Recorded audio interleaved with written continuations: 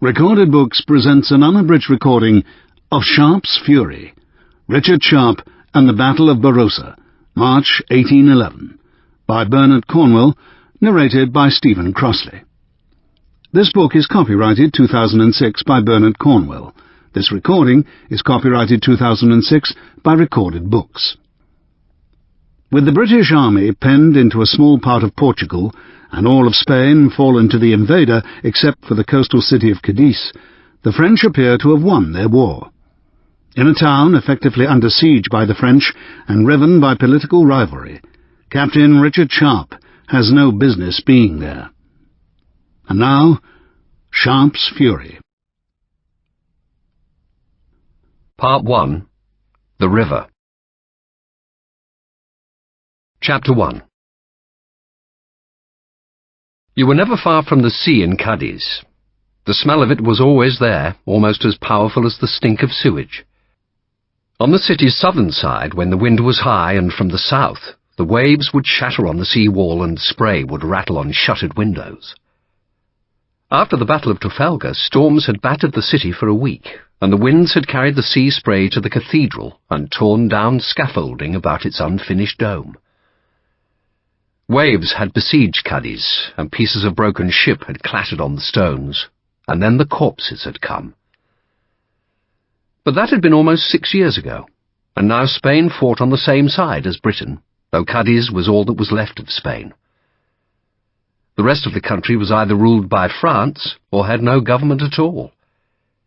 Guerilleros haunted the hills, poverty ruled the streets, and Spain was sullen. February 1811. Night time. Another storm beat at the city, and monstrous waves shattered white against the sea wall. In the dark, the watching man could see the explosions of foam, and they reminded him of the powder smoke blasted from cannons. There was the same uncertainty about the violence.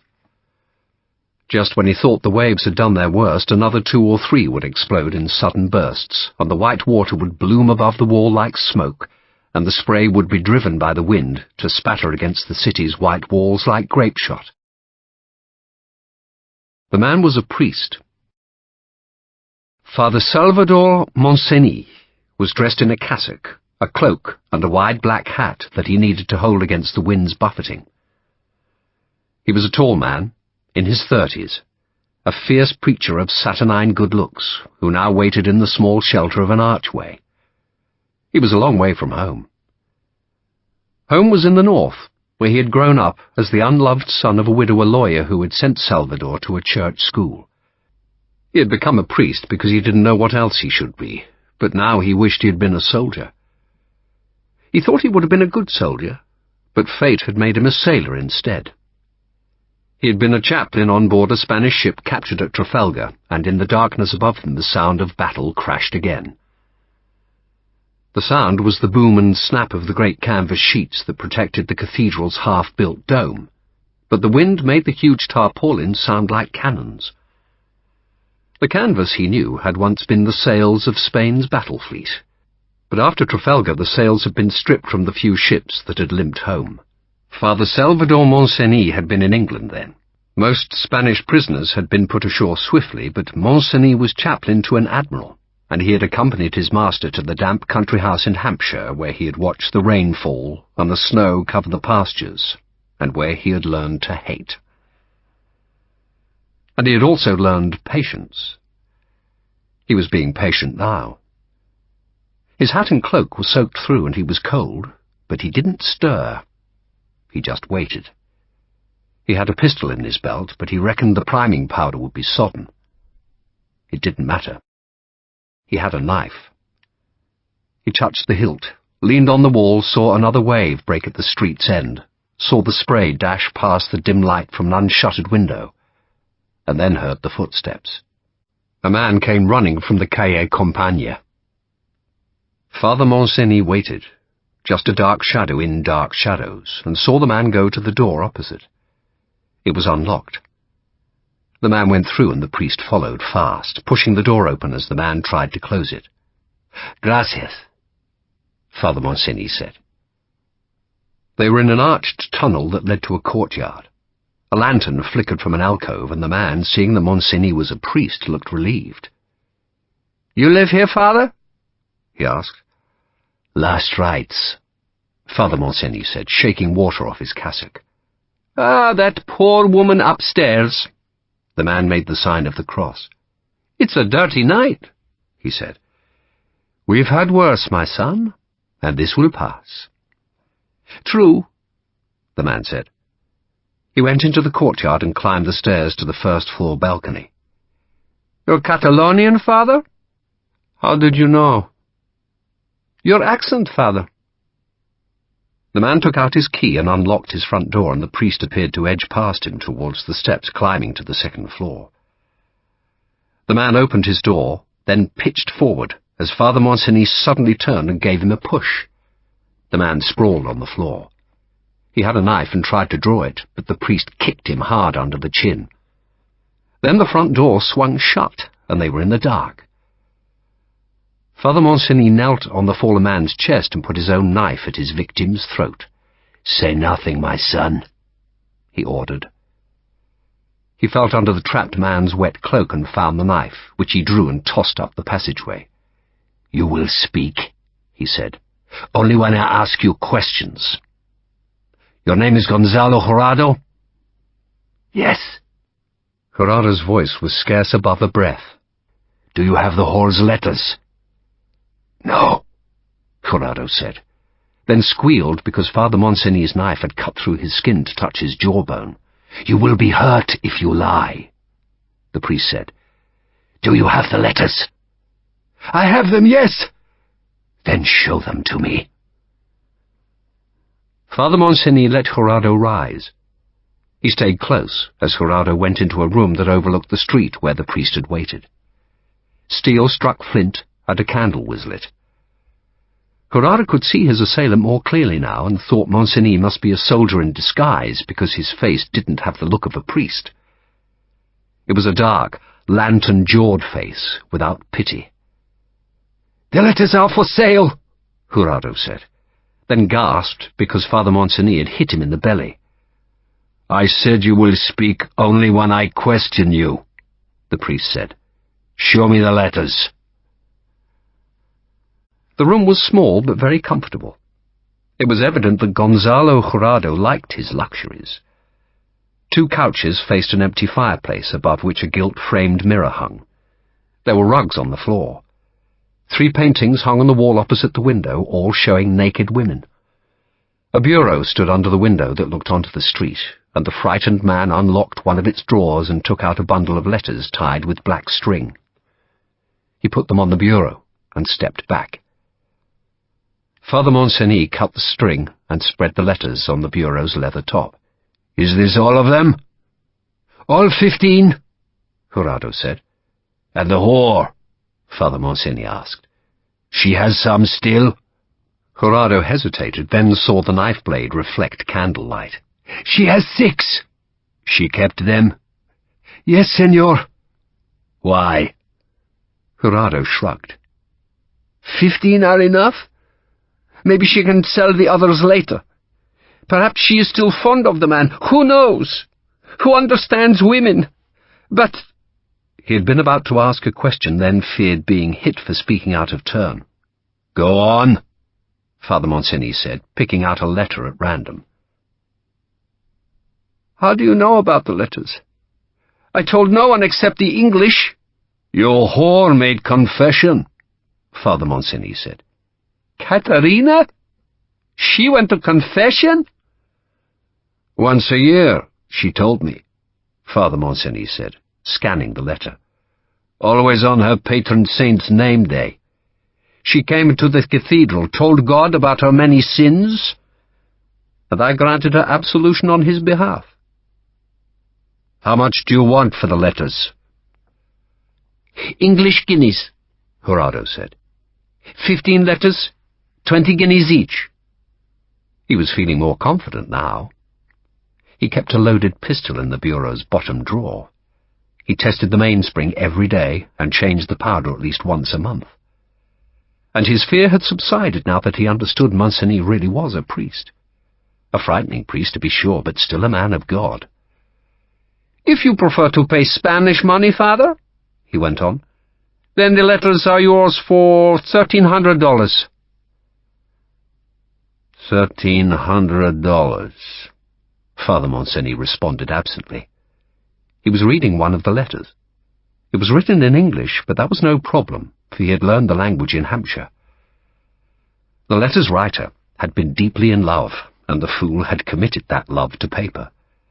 The fool had made promises, and the girl to whom he had made the promises had turned out to be a whore, and Gerardo was her pimp, and now the pimp wanted to blackmail the letter-writer. "I have a reply." The pimp dared to speak without invitation. "From the English?" "Yes, Father. It's in here." Gerardo gestured at the bureau's bottom drawer. Father Monsigny nodded his permission, and Gerardo opened the drawer, then yelped because a fist had struck him so hard that he reeled backwards. He hit the door behind him, which gave way so that he fell on his back in the bedroom. Father Monsigny took the pistol from the bureau drawer, opened the frizzen, blew out the powder, and tossed the now useless weapon onto one of the silk-covered couches. "You said you had received the reply," he asked, as though there had been no violence. Gerardo was shaking now. "They said they would pay." "You have arranged the exchange?" "Not yet." Gerardo hesitated. "Are you with the English?" "No, thank God. I am with the Most Holy Roman Church." "So how do you communicate with the English?" "I am to leave a message at the Cinco Torres." "Addressed to whom?" "To a Senor Plumber." The Cinco Torres was a coffee-house on the Calle Ancha. "So in your next message," Father Monsigny said, "you will tell this plumber where to meet you? Where the exchange will take place?" "Yes, Father." "You have been very helpful, my son," Father Monsigny said, then held out a hand as if to pull Gerardo to his feet. Gerardo, grateful for the help, allowed himself to be pulled up, and only at the last second saw that he was being hauled onto the priest's knife, which slashed into his throat. Father Monsigny grimaced as he wrenched the blade sideways. It was harder than he had thought, but he gave a grunt as he slashed the sharpened steel through gullet and artery and muscle. The pimp collapsed, making a noise like water draining. Monsigny held Gerardo down as he died. It was messy, but the blood wouldn't show on his black cloak. Some blood drained through the floorboards where it would drip into the saddler's shop that occupied most of the building's ground floor. It took over a minute for the pimp to die, and all the while the blood dripped through the boards. But at last Gerardo was dead, and Father Monsigny made the sign of the cross over the pimp's face, and said a brief prayer for the departed soul. He sheathed his knife, wiped his hands on the dead man's cloak, and went back to the bureau. He found a great stack of money in one of the drawers, and he pushed the folded notes into the top of his left boot, and then he bundled up the letters. He wrapped them in a cover he took from a cushion, and then, to ensure they stayed dry, he put them next to his skin beneath his shirt. He poured a glass of sherry from a decanter, and as he sipped it, he thought about the girl to whom the letters had been written.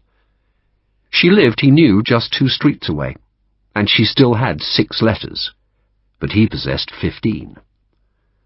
More than enough, he decided. Besides, the girl was almost certainly not at home, but servicing a client in one of Cadiz's more palatial bedrooms. He blew out the candle and went back into the night, where the waves broke white at the city's edge, and the great sails boomed like guns in the wet dark. Father Salvador Monsigny, killer, priest, and patriot, had just ensured the salvation of Spain. It had all begun so well. In the moonlit darkness, the River Guadiana lay beneath the South Essex's light company like a misted streak of molten silver, pouring slow and massive between black hills. Fort Joseph, named for Napoleon's brother, who was the French puppet on the throne of Spain, was on the hill closest to the company, while Fort Josephine, named after the Emperor's discarded wife, lay at the top of a long slope on the far bank.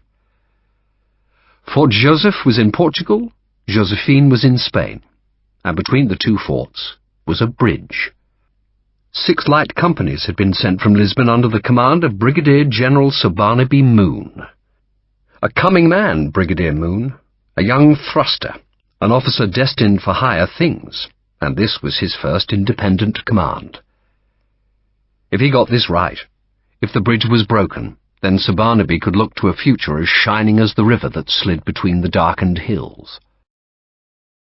And it had all begun so well.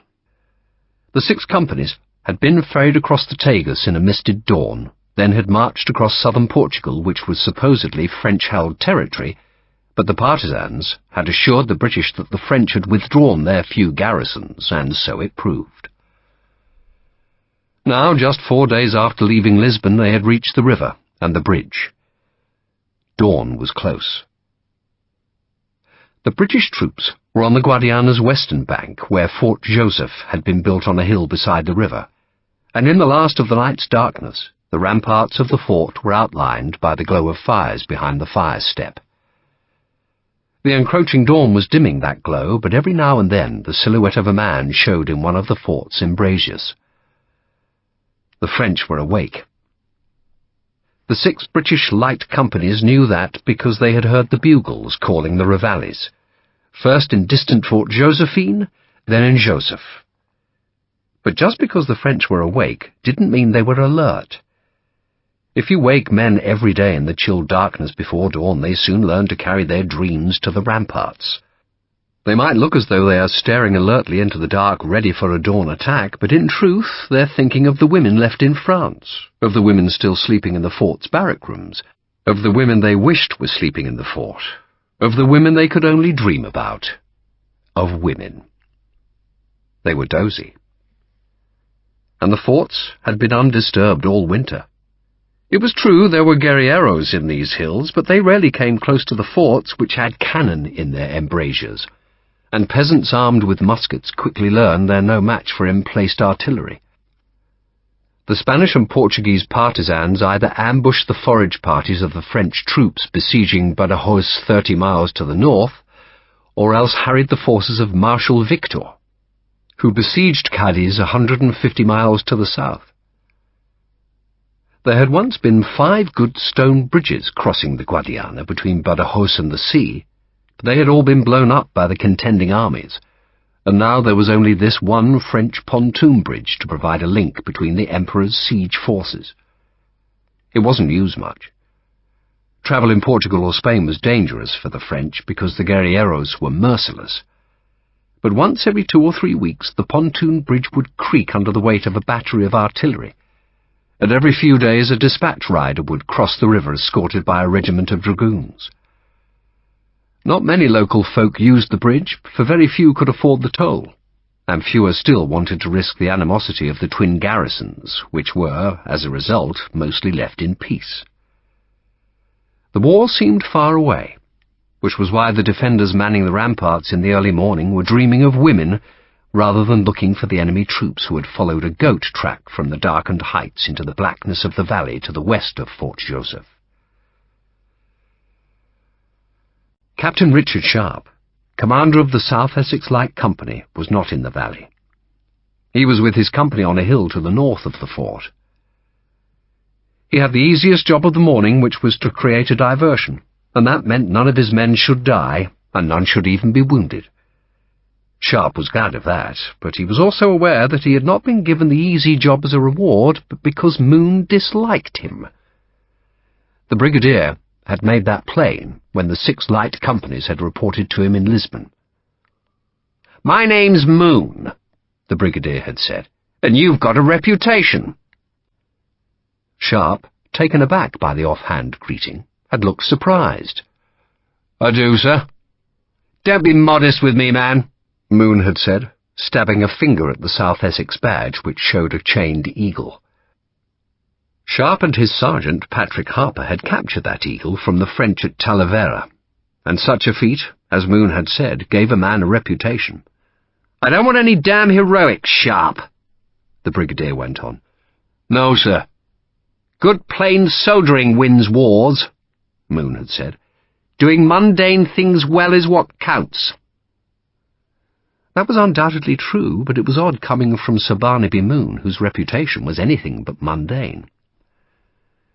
He was young, only just a year over 30, and he'd been in Portugal for little more than a year, yet he'd already made a name for himself. He'd led his battalion at Busaku, where, on the ridge where the French had climbed and died, he had rescued 2 of his skirmishers by galloping through his men's ranks and killing the skirmishers' captors with his sword. "No damned frog will take my fusiliers," he had announced, leading the 2 men back, and his soldiers had cheered him, and he'd taken off his cocked hat and bowed to them from the saddle. He was also said to be a gambler and a ruthless hunter of women, and because he was as wealthy as he was handsome, he was reckoned a most successful hunter.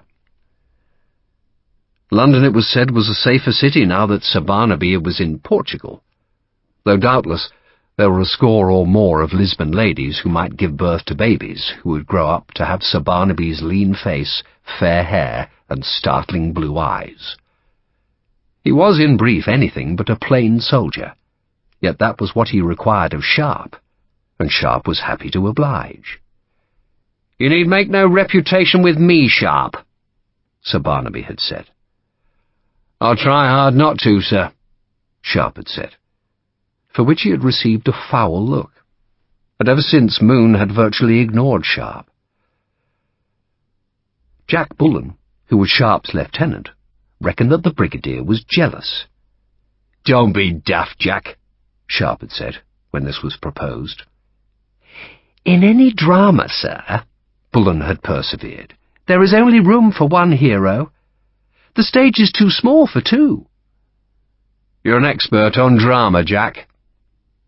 "I'm an expert on everything except for the things you know about," Bullen had said, making Sharpe laugh.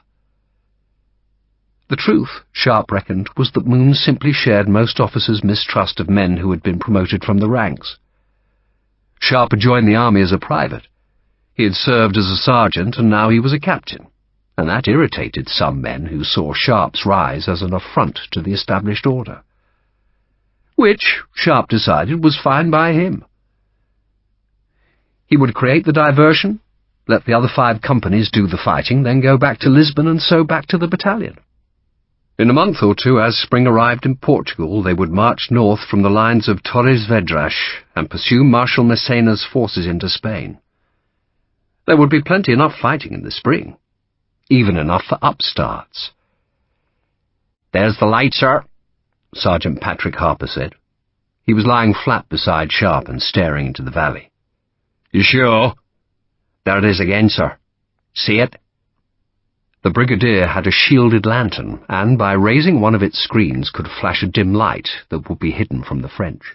It glowed again, made faint by the dawn, and Sharpe called to his men, "Now, lads!" All they had to do was show themselves, not in ranks and files, but scattered across the hilltops so that they looked like partisans. The object was to make the French peer northwards and so ignore the attack creeping from the west. "That's all we do?" Harper asked. "We just piss around up here?" "More or less," Sharpe said. "Stand up, lads. Let the crapos see you." The light company was on the skyline, plainly visible, and there was just enough light to see that the French in Fort Joseph had registered their presence. Undoubtedly the garrison's officers would be training their telescopes on the hill, but Sharpe's men were in greatcoats, so their uniforms, with their distinctive crossbelts, were not visible, and he'd told them to take off their shakos so they didn't look like soldiers.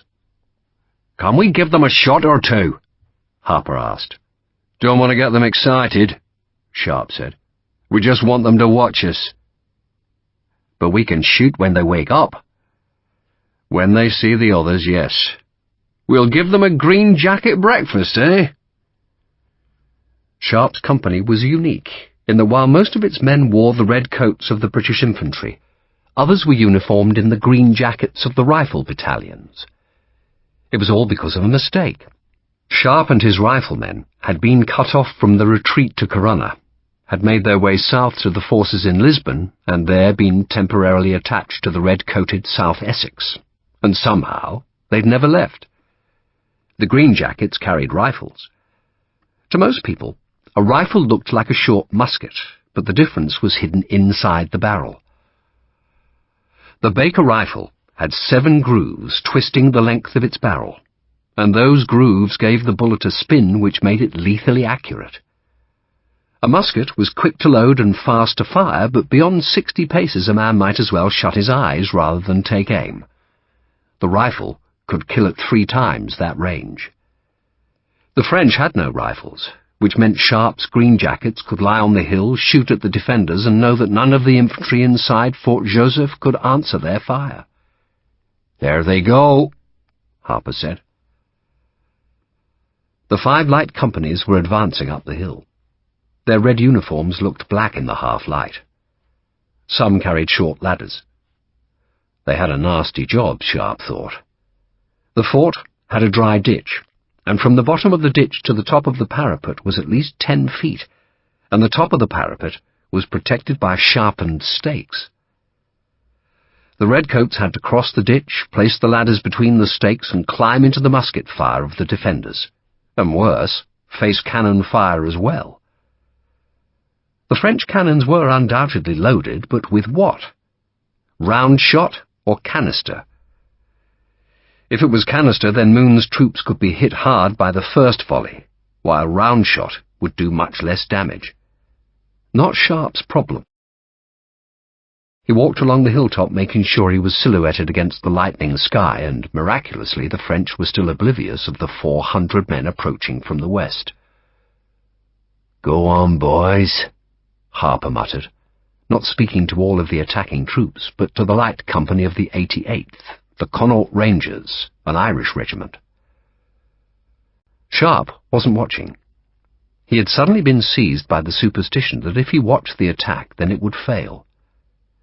Instead, he stared down at the river, counting the bridge's pontoons, which were dark shadows in the mist that writhed just above the water.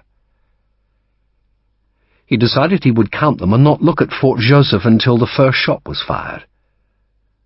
31, he reckoned, which meant there was 1 pontoon every 10 feet, for the river was just over 100 yards wide. The pontoons were big, clumsy, square-ended barges across which a timber roadway had been laid.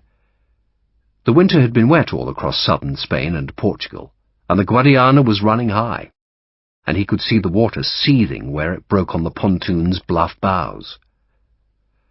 Each boat had anchor chains running into the river, and spring lines tensioned between the neighbouring barges across which the heavy bulks ran to support the chesses, the planks that made the roadway. It probably weighed over 100 tons, Sharpe reckoned, and this job wouldn't be over until that long bridge was destroyed. "They're dozy bastards," Harper said in wonderment, presumably speaking of Fort Joseph's defenders, but still Sharpe wouldn't look. He was staring at Fort Josephine across the river, where he could see men clustered about a cannon. They stepped away and the gun fired, belching a dirty smoke above the river's thinning mist. It had fired a round of canister. The tin can, crammed with bullets, tore itself apart as it left the cannon's muzzle, and the half-inch balls whipped the air about Sharpe's hilltop. The boom of the cannon rolled and echoed up the river valley. "Anyone hit?" Sharpe called. No one answered. The cannon's fire only made the defenders of the nearer fort stare at the hill more intently. They were aiming one of their own cannon now, trying to elevate it so that the canister would scrape the skyline. "Keep your heads down," Sharpe said. Then there was a dull rattle of musketry, and he dared to look back at the attack. It was almost over. There were redcoats in the ditch, more on ladders, and even as Sharpe watched, he saw the redcoats surge over the parapet and carry bayonets at the blue-uniformed Frenchmen. There was no need of his rifles. "Get out of sight of that damned gun!" he shouted, and his men hurried off the crest. A second cannon fired from the fort across the river, and a musket ball plucked at the hem of Sharpe's greatcoat, and another drove up a flurry of dew from the grass by his side. But then he was off the hilltop, and hidden from the distant gunners. No gun fired from Fort Joseph. The garrison had been taken utterly by surprise, and there were redcoats in the centre of the fort now, and a panicked stream of Frenchmen was running from the eastern gate to cross the bridge to the safety of Fort Josephine on the river's Spanish bank. The musket fire was slowing. Maybe a dozen Frenchmen had been captured, the rest were fleeing, and there seemed to be scores of them running towards the bridge. The redcoats, screaming their war cries in the dawn, carried bayonets that encouraged the panicked flight. The French tricolour was hauled down before the last of the attacking troops had even crossed the ditch and wall. It had all been that quick. "Our job's done," Sharpe said. "Down to the fort." "That was easy," Lieutenant Jack Bullen said happily. "Not over yet, Jack." "The bridge, you mean?" "Got to be destroyed." "The hard bit's done anyway." "That's true," Sharpe said. He liked young Jack Bullen, a bluff Essex boy who was uncomplaining and hard-working. The men liked Bullen too. He treated them fairly, with the confidence that came from privilege, but it was a privilege that was always tempered by cheerfulness. A good officer, Sharpe reckoned. They filed down the hill across the rocky valley, over a small stream that fell cold from the hills, and so up the next hill to the fort, where the ladders were still propped against the parapet. Every now and then a petulant gun fired from Fort Josephine, but the balls were wasted against the earth-filled wicker baskets that topped the parapet. "Ah! You're here, Sharpe!" Brigadier Moon greeted him. He was suddenly affable, his dislike of Sharpe washed away by the elation of victory. "Congratulations, sir." "What? Oh, thank you. That's generous of you."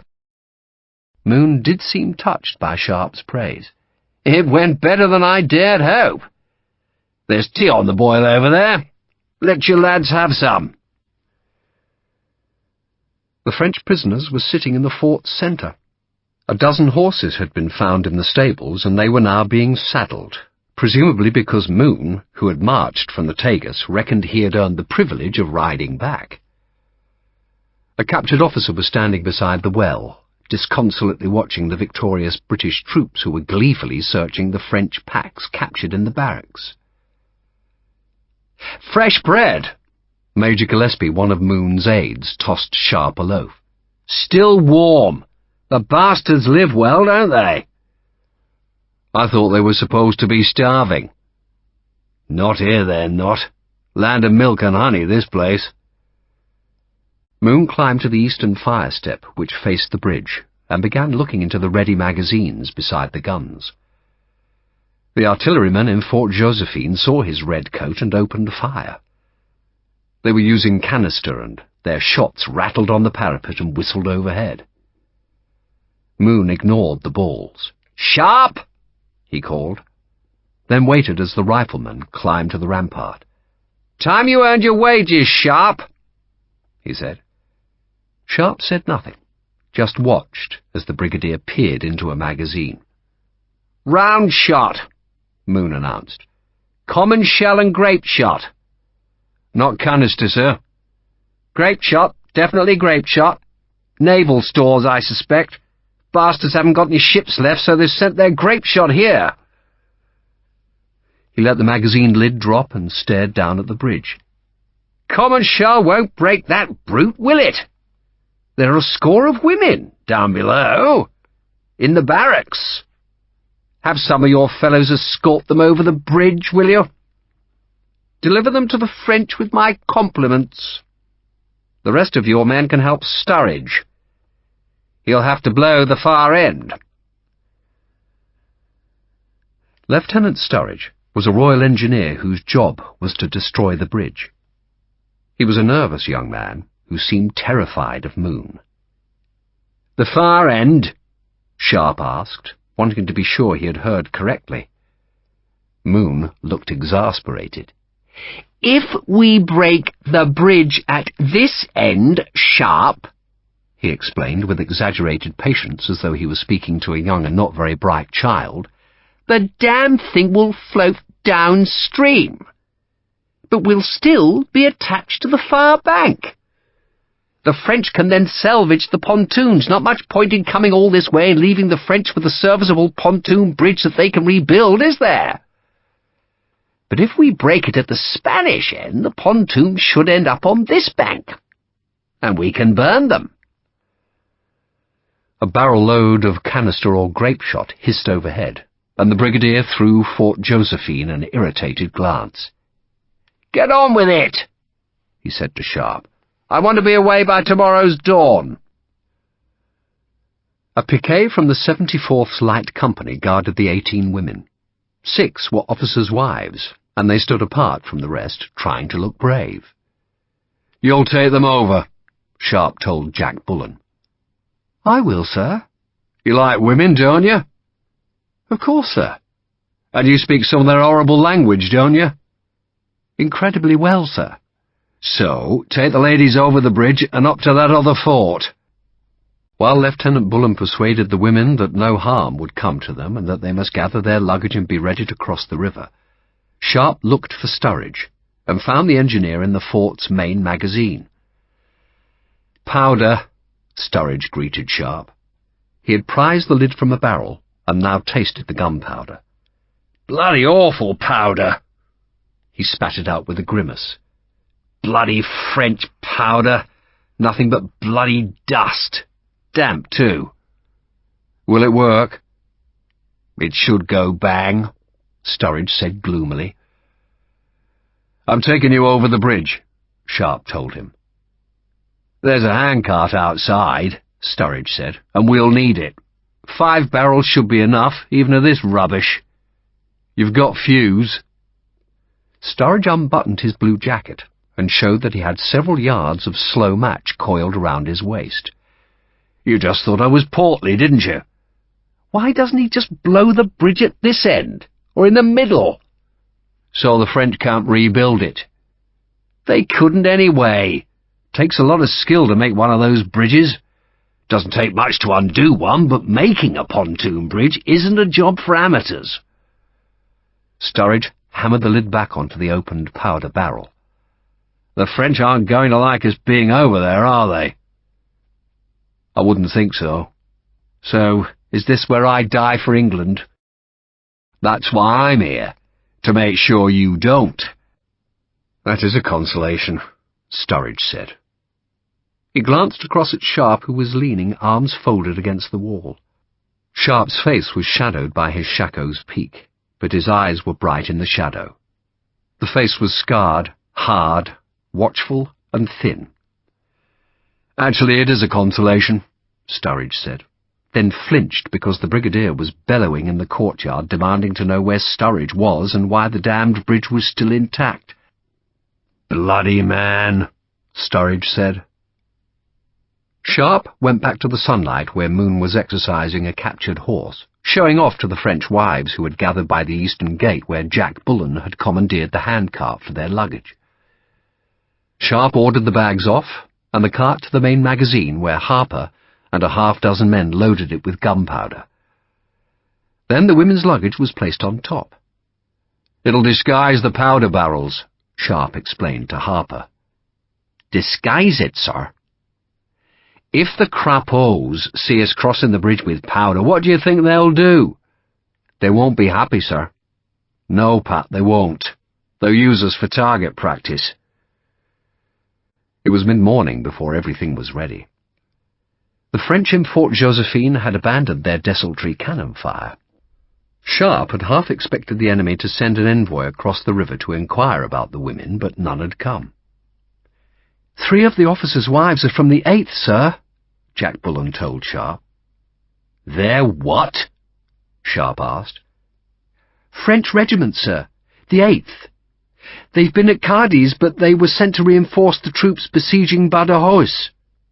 They're across the river, sir, but some of the officers and their wives slept here last night. Better quarters, see?" Bullen paused, evidently expecting some reaction from Sharpe. "Don't you see, sir? There's a whole French battalion over there. The 8th. Not just the garrison, but a fighting battalion." "Oh, dear God," This last was because two women had detached themselves from the rest and were haranguing him in Spanish. Bullen calmed them with a smile.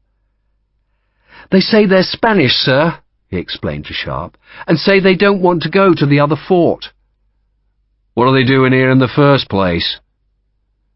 The women talked to Sharpe, both at the same time, both urgently, and he thought he understood that they were claiming to have been captured by the French and forced to live with a pair of soldiers. That might be true, he thought. "So, where do you want to go?" he asked them in bad Spanish. They both spoke again, pointing across the river and southwards, claiming that was where they had come from. Sharpe hushed them. "They can go wherever they bloody like, Jack." The fort's gate was thrown open, and Bullen led the way through, holding his arms wide to show the French across the river that he meant no harm. The women followed. The track down to the river was rough and stony, and the women went slowly until they reached the wooden roadway laid across the pontoons. Sharpe and his men brought up the rear. Harper, his 7-barreled gun slung next to his rifle, nodded across the river. "There's a reception party, sir," he said, referring to 3 mounted French officers who had just appeared outside Fort Josephine. They were waiting there, watching the approaching women and soldiers. A dozen of Sharpe's men were manhandling the cart. Lieutenant Sturridge, the engineer, was with them, and he kept flinching because the cart had a skewed axle and constantly lurched to the left. It went more smoothly once they were on the bridge, though the women were nervous of crossing because the whole roadway of planked chesses was vibrating from the pressure of the winter-swollen river as it forced its way between the barge-like pontoons. Dead branches and flotsam were jammed on the upstream side, increasing the pressure and making the water break white about the bluff bows. Each of the big pontoons was held against the current by a pair of thick anchor chains, and Sharpe hoped that 5 barrels of damp powder would prove sufficient to shatter the massive construction. "Are you thinking what I'm thinking?" Harper asked. "Porto." "All those poor bastards," Harper said, remembering the awful moment when the pontoon bridge across the Douro had snapped. The roadway had been crowded with folk fleeing the invading French, and hundreds of them had drowned. Sharpe still saw the children in his dreams. The 3 French officers were riding down to the bridge's far end now. They waited there, and Sharpe hurried past the women. "Jack," he called to Bullen, "I need you to translate." Sharpe and Bullen led the way to the Spanish bank. The women followed hesitantly. The 3 French officers waited, and, as Sharpe drew near, one of them took off his cocked hat in salute. "My name is Lacroix," he introduced himself. He spoke in English. Lacroix was a young man, exquisitely uniformed, with a lean, handsome face and very white teeth. "Captain Lacroix of the 8th, he added. "Captain Sharpe." Lacroix's eyes widened slightly, perhaps because Sharpe didn't look like a captain. His uniform was torn and dirty, and though he wore a sword, as officers did, the blade was a heavy cavalry trooper's weapon, which was a huge and unwieldy blade better suited for butchering. He carried a rifle too, and officers didn't usually carry long arms. Then there was his face, tanned and scarred, a face you might meet in some fetid alley, not in a salon. It was a frightening face, and Lacroix, who was no coward, almost recoiled from the hostility in Sharpe's eyes. "Colonel Van Dahl," he said, putting the stress on the name's second syllable, "sends his compliments, monsieur, and requests that you permit us to recover our wounded."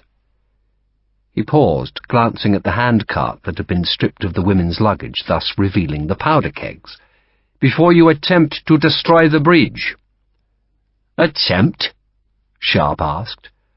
Lacroix ignored the scorn. "Or do you intend to leave our wounded for the amusements of the Portuguese?" Sharpe was tempted to say that any French wounded deserved whatever they got from the Portuguese, but he resisted the urge. The request he reckoned was fair enough, and so he drew Jack Bullen away far enough so that the French officers couldn't overhear him. "Go and see the brigadier," he told the lieutenant, "and tell him these buggers want to fetch their wounded over the river before we destroy the bridge." Bullen set off back across the bridge, while 2 of the French officers started back towards Fort Josephine, followed by all the women except the 2 Spaniards, who, barefoot and ragged, hurried south down the river's bank. Lacroix watched them go. "Those 2 didn't want to stay with us?" He sounded surprised. "They said you captured them." "We probably did." He took out a leather case of long, thin cigars and offered one to Sharpe. Sharpe shook his head, then waited as Lacroix laboriously struck a light with his tinderbox. "You did well this morning," the Frenchman said once the cigar was alight. "Your garrison was asleep," Sharpe said. Lacroix shrugged. "Garrison troops, no good. Old and sick and tired men." He spat out a shred of tobacco. "But I think you have done all the damage you will do today. You will not break the bridge." "We won't." "Cannon," Lacroix said laconically, gesturing at Fort Josephine. "And my colonel is determined to preserve the bridge, and what my colonel wants, he gets." "Colonel Vandal." "Vandal," Lacroix corrected Sharpe's pronunciation. "Colonel Vandal of the 8th of the Line. You have heard of him?" "Never." "You should educate yourself, Captain," Lacroix said with a smile. "Read the accounts of Austerlitz, and be astonished by Colonel Vandal's bravery." "Austerlitz?" Sharpe asked. "What was that?" Lacroix just shrugged. The women's luggage was dropped at the bridge's end, and Sharpe sent the men back, then followed them until he reached Lieutenant Sturridge, who was kicking at the planks on the foredeck of the 4th pontoon from the bank. The timber was rotten, and he had managed to make a hole there. The stench of stagnant water came from the hole. "If we widen it," Sturridge said, "then we should be able to blow this one to hell and beyond." "Sir!" Harper called, and Sharpe turned eastwards and saw French infantry coming from Fort Josephine. They were fixing bayonets and forming ranks just outside the fort, but he had no doubt they were coming to the bridge. It was a big company, at least 100 men. French battalions were divided into 6 companies, unlike the British who had 10, and this company looked formidable with fixed bayonets. Bloody hell, Sharpe thought, but if the frogs wanted to make a fight of it, then they'd better hurry, because Sturridge, helped by 6 of Sharpe's men, was prizing off the pontoon's foredeck, and Harper was carrying the first powder barrel towards the widening hole. There was a thunderous sound from the Portuguese side of the bridge, and Sharpe saw the brigadier, accompanied by 2 officers, galloping onto the roadway. More redcoats were coming from the fort, doubling down the stony track, evidently to reinforce Sharpe's men. The brigadier's commandeered stallion was nervous of the vibrating roadway, but Moon was a superb horseman and kept the beast under control. He curbed the horse close to Sharpe. "What the devil's going on?" "They said they wanted to fetch their wounded, sir." "So what are those bloody men doing?" Moon looked at the French infantry. "I reckon they want to stop us blowing the bridge, sir." "Damn them to hell," Moon said, throwing Sharpe an angry look as if it was Sharpe's fault. "Either they're talking to us or they're fighting us. They can't do both at the same time. There are some bloody rules in war." He spurred on. Major Gillespie, the brigadier's aide, followed him after giving Sharpe a sympathetic glance. The 3rd horseman was Jack Bullen. "Come on, Bullen!" Moon shouted. "You can interpret for me. My frog ain't up to scratch." Harper was filling the bows of the 4th pontoon with the barrels, and Sturridge had taken off his jacket and was unwinding the slow match coiled about his waist. There was nothing there for Sharpe to do, so he went to where the brigadier was snarling at Lacroix. The immediate cause of the brigadier's anger was that the French infantry company had advanced halfway down the hill and were now arrayed in line facing the bridge. They were no more than 100 paces away, and were accompanied by 3 mounted officers. "You can't talk to us about recovering your wounded and make threatening movements at the same time," Moon snapped. "I believe, monsieur, those men merely come to collect the wounded," Lacroix said soothingly.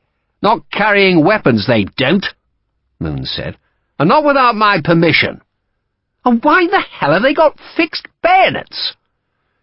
"A misunderstanding, I'm sure," Lacroix said emolliently. "Perhaps you would do us the honour of discussing the matter with my colonel." He gestured towards the horseman waiting behind the French infantry.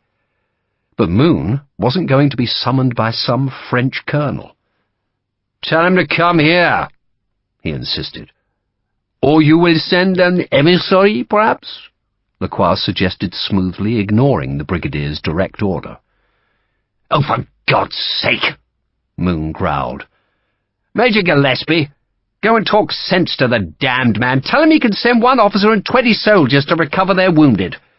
They're not to bring any weapons, but the officer may carry sidearms. Lieutenant," the brigadier looked at Bullen, "go and translate." Gillespie and Bullen rode uphill with Lacroix. Meanwhile, the light company of the 88th had arrived on the French side of the bridge that was now crowded with soldiers. Sharpe was worried. His own company was on the roadway, guarding Sturridge, and now the 88th's light company had joined them, and they all made a prime target for the French company, which was in a line of 3 ranks. Then there were the French gunners watching from the ramparts of Fort Josephine, who doubtless had their barrels loaded with grapeshot. Moon had ordered the 88th down to the bridge, but now seemed to realize that they were an embarrassment rather than a reinforcement. "Take your men back to the other side," he called to their captain, then turned around because a single Frenchman was now riding towards the bridge. Gillespie and Bullen, meanwhile, were with the other French officers behind the enemy company. The French officer curbed his horse 20 paces away, and Sharpe assumed this was the renowned Colonel Vandal, the 8th's commanding officer, for he had 2 heavy gold epaulets on his blue coat, and his cocked hat was crowned with a white pom-pom, which seemed a frivolous decoration for a man who looked so baleful. He had a savagely unfriendly face, with a narrow black moustache. He appeared to be about Sharpe's age, in his middle 30s, and had a force that came from an arrogant confidence. He spoke good English, in a clipped, harsh voice. "You will withdraw to the far bank," he said without any preamble. "And who the devil are you?" Moon demanded. "Colonel Henri Vandal," the Frenchman said. "And you will withdraw to the far bank and leave the bridge undamaged." He took a watch from his coat pocket, clicked open the lid, and showed the face to the brigadier. "I shall give you 1 minute before I open fire." "This is no way to behave," Moon said loftily. "If you wish to fight, Colonel, then you will have the courtesy to return my envoys first." "Your envoys?" Vandal seemed amused by the word. "I saw no flag of truce." "Your fellow didn't carry one either," Moon protested. "And Captain Lacroix reports that you brought your gunpowder with our women." "I could not stop you, of course, without killing women." "You risked the women's lives. I did not, so I assume you have abandoned the rules of civilized warfare. I shall, however, return your officers when you withdraw from the undamaged bridge. You have 1 minute, monsieur." And with those words, Vandal turned his horse and spurred it back up the track. "Are you holding my men prisoner?" Moon shouted. "I am," Vandal called back carelessly. "There are rules of warfare," Moon shouted at the retreating colonel. "Rules?" Vandal turned his horse, and his handsome, arrogant face showed disdain. "You think there are rules in war? You think it is like your English game of cricket?" "Your fellow asked us to send an emissary," Moon said hotly. "We did. There are rules governing such matters. Even you French should know that. We French, Vandal said, amused. I shall tell you the rules, monsieur. I have orders to cross the bridge with a battery of artillery. If there is no bridge, I cannot cross the river. So my rule is that I shall preserve the bridge. In short, monsieur, there is only one rule in warfare, and that is to win. Other than that, monsieur, we French have no rules. He turned his horse and spurred uphill. You have 1 minute, he called back carelessly. Good God incarnate, Moon said, staring after the Frenchman. The brigadier was plainly puzzled, even astonished by Vandal's ruthlessness. There are rules, he protested into thin air. Blow the bridge, sir, Sharpe asked stolidly. Moon was still gazing after Vandal. They invited us to talk. The bloody man invited us to talk. They can't do this. There are rules. You want us to blow the bridge, sir? Sharpe asked again. Moon appeared not to hear. He has to return Gillespie and your lieutenant, he said. God damn it! There are rules. He's not going to return them, sir, Sharpe said. Moon frowned from the saddle. He appeared puzzled, as if he didn't know how he was to deal with Vandal's treachery. He can't keep them prisoner, he protested. He's going to keep them, sir, unless you tell me to leave the bridge intact. Moon hesitated, but then recalled that his future career, with all its dazzling rewards, depended on the bridge's destruction. Blow the bridge, he said harshly. Back! Sharpe turned and shouted at his men. Get back! Mr. Sturridge, light the fuse! Bloody hell! The brigadier suddenly realized he was on the wrong side of a bridge that was crowded with men, and that in about half a minute the French planned to open fire, and so he turned his horse and spurred it back along the roadway. The riflemen and redcoats were running, and Sharpe followed them, walking backwards, keeping his eye on the French, the rifle in his hands. He reckoned he was safe enough. The French company was a long musket shot away, and so far they'd made no attempt to close the range. But then Sharpe saw Vandal turn and wave to the fort. Bloody hell! Sharpe echoed the brigadier, and then the world shook to the sound of 6 guns emptying their barrels of grape-shot.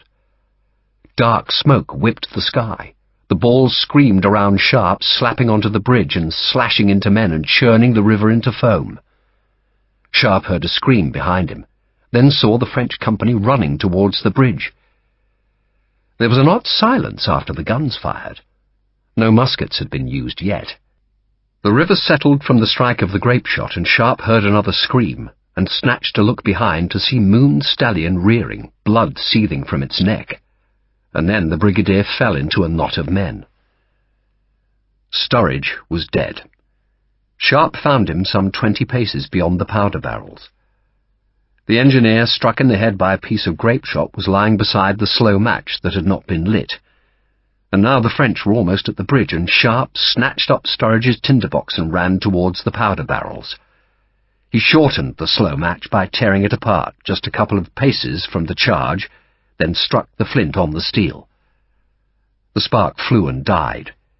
He struck again, and this time a scrap of dried linen caught the spark, and he blew on it gently, and the tinder flared up, and he put the flame to the fuse and saw the powder begin to spark and fizz. The first Frenchmen were obstructed by the women's abandoned luggage, but they kicked it aside and ran onto the bridge, where they knelt and aimed their muskets. Sharpe watched the fuse. It was burning so damn slowly. He heard rifles fire, their sound crisper than muskets, and a Frenchman slowly toppled with a look of indignation on his face and a bright stab of blood on his white crossbelt. Then the French pulled their triggers, and the balls flew close around him. The damned fuse was slower than slow. The French were just yards away. Then Sharpe heard more rifles firing, heard a French officer screaming at his men, and Sharpe tore the fuse again, much closer to the powder barrels, and he used the burning end to light the new stub. That new stub was just inches from the barrel, and he blew on it to make sure it burned fiercely, then turned and ran towards the western bank.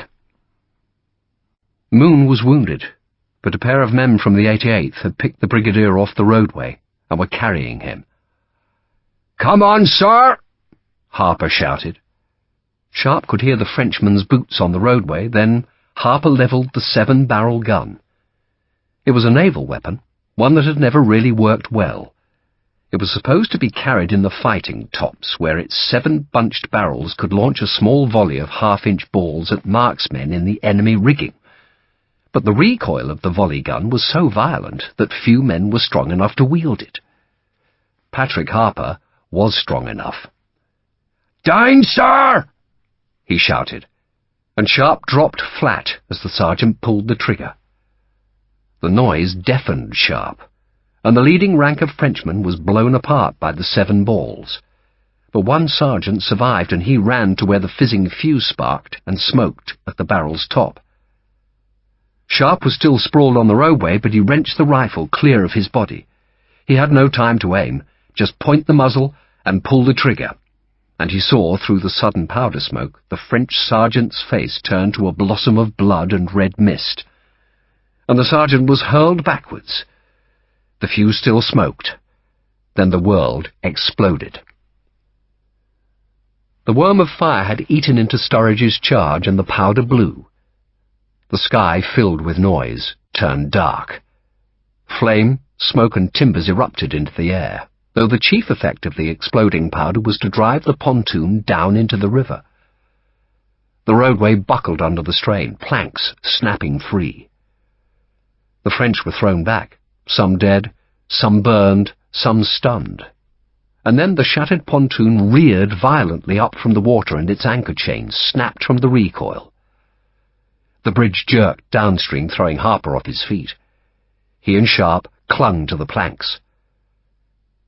The bridge was juddering now, the river foaming and pushing at the broken gaps as scraps of burning timber flamed on the roadway. Sharpe had been half-dazed by the explosion and now found it hard to stand, but he staggered towards the British-held shore, and then the pontoon anchor chains began to snap, one after the other, and the more that parted, the more pressure was put on the remaining chains. The French cannon fired again, and the air was filled with screaming grape-shot, and one of the men carrying Brigadier Moon jerked forward with blood staining the back of his red coat. The man vomited blood, and the Brigadier bellowed in agony as he was dropped. The bridge began to shake like a bough in the wind, and Sharpe had to fall to his knees and hold onto a plank to stop being thrown into the water. Musket balls were coming from the French company, but the range was too long for accuracy. The Brigadier's wounded horse was in the river, blood swirling as it struggled against the inevitable drowning. A shell struck the bridge's far end. Sharpe decided the French gunners were trying to hold the British fugitives on the breaking bridge where they could be flayed by grape-shot.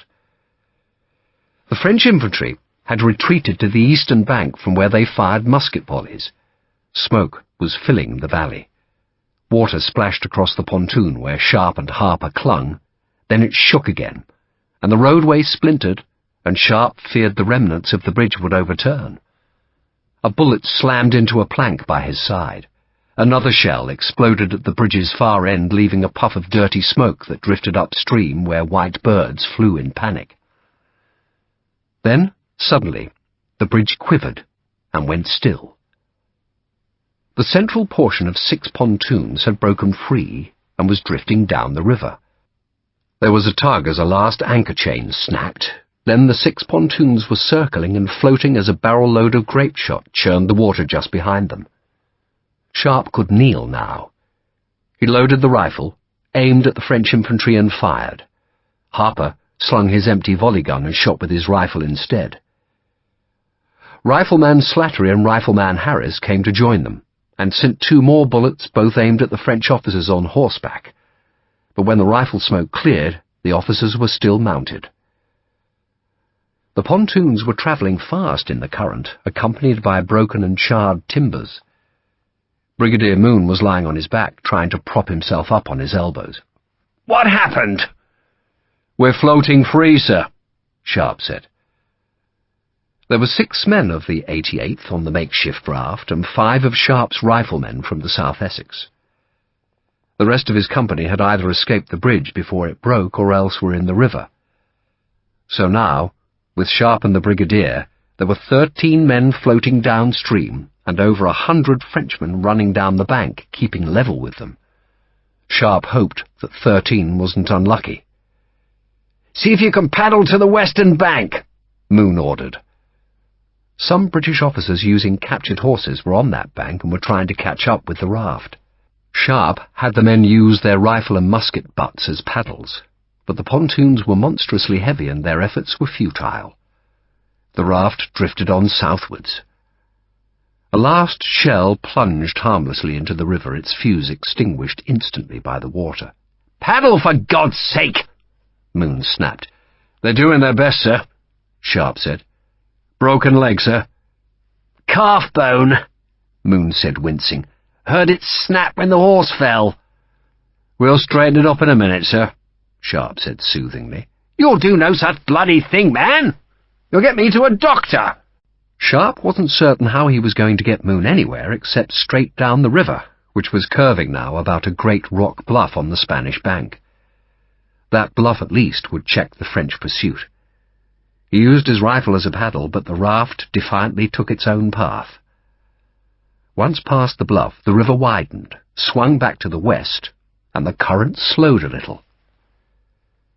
The French pursuers were left behind, and the British were finding the going hard on the Portuguese bank. The French cannon was still firing, but they could no longer see the raft, so they had to be shooting at the British forces on that western bank. Sharpe tried to steer with a length of scorched, broken plank, not because he thought it would do any good, but to prevent Moon complaining.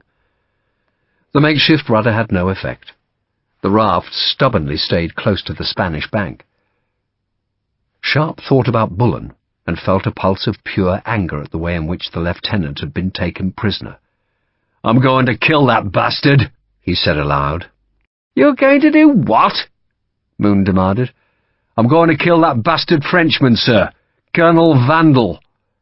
You're going to get me to the other bank, Sharpe, that's what you're going to do, and you're going to do it quickly." At which point, with a shudder and a lurch, the pontoons ran aground. The crypt lay beneath the cathedral. It was a labyrinth hacked from the rock on which Cadiz defied the sea, and in deeper holes beneath the crypt's flagged floor, the dead bishops of Cadiz waited for the resurrection.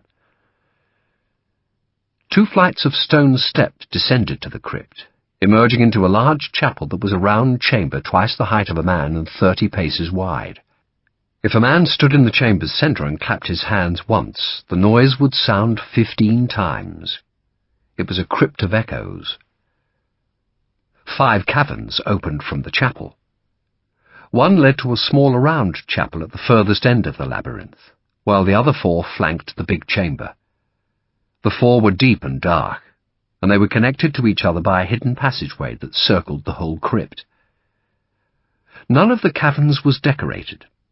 The cathedral above might glitter with candlelight and shine with marble and have painted saints and monstrances of silver and candlesticks of gold, but the crypt was plain stone.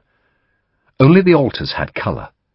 In the smaller chapel, a virgin gazed sadly down the long passage to where, across the wider chamber, her son hung on a silver cross in never-ending pain. It was deep night. The cathedral was empty. The last priest had folded his scapular and gone home. The women who haunted the altars had been ushered out, the floor had been swept and the doors locked. Candles still burned, and the red light of the eternal presence glowed under the scaffolding which ringed the crossing where the transept met the nave. The cathedral was unfinished. The sanctuary with its high altar had yet to be built. The dome was half made, and the bell towers not even started. Father Monsigny had a key to one of the eastern doors. The key scraped in the lock, and the hinges squealed when he pushed the door open. He came with 6 men. 2 of them stayed close to the unlocked cathedral door. They stood in shadow, hidden, both with loaded muskets and orders to use them only if things became desperate. "This is a night for knives," Monsigny told the men. "In the cathedral?" one of the men asked nervously. "I will give you absolution for any sins," Monsigny said. "And the men who must die here are heretics. They are Protestants, English. God will be gladdened by their deaths." He took the remaining 4 men to the crypt, and once in the main chamber he placed candles on the floor and lit them. The light flickered on the shallow domed ceiling. He put 2 men in one of the chambers to the east, while he, with the remaining pair, waited in the darkness of the chamber opposite. "No noise now," he warned them. "We wait."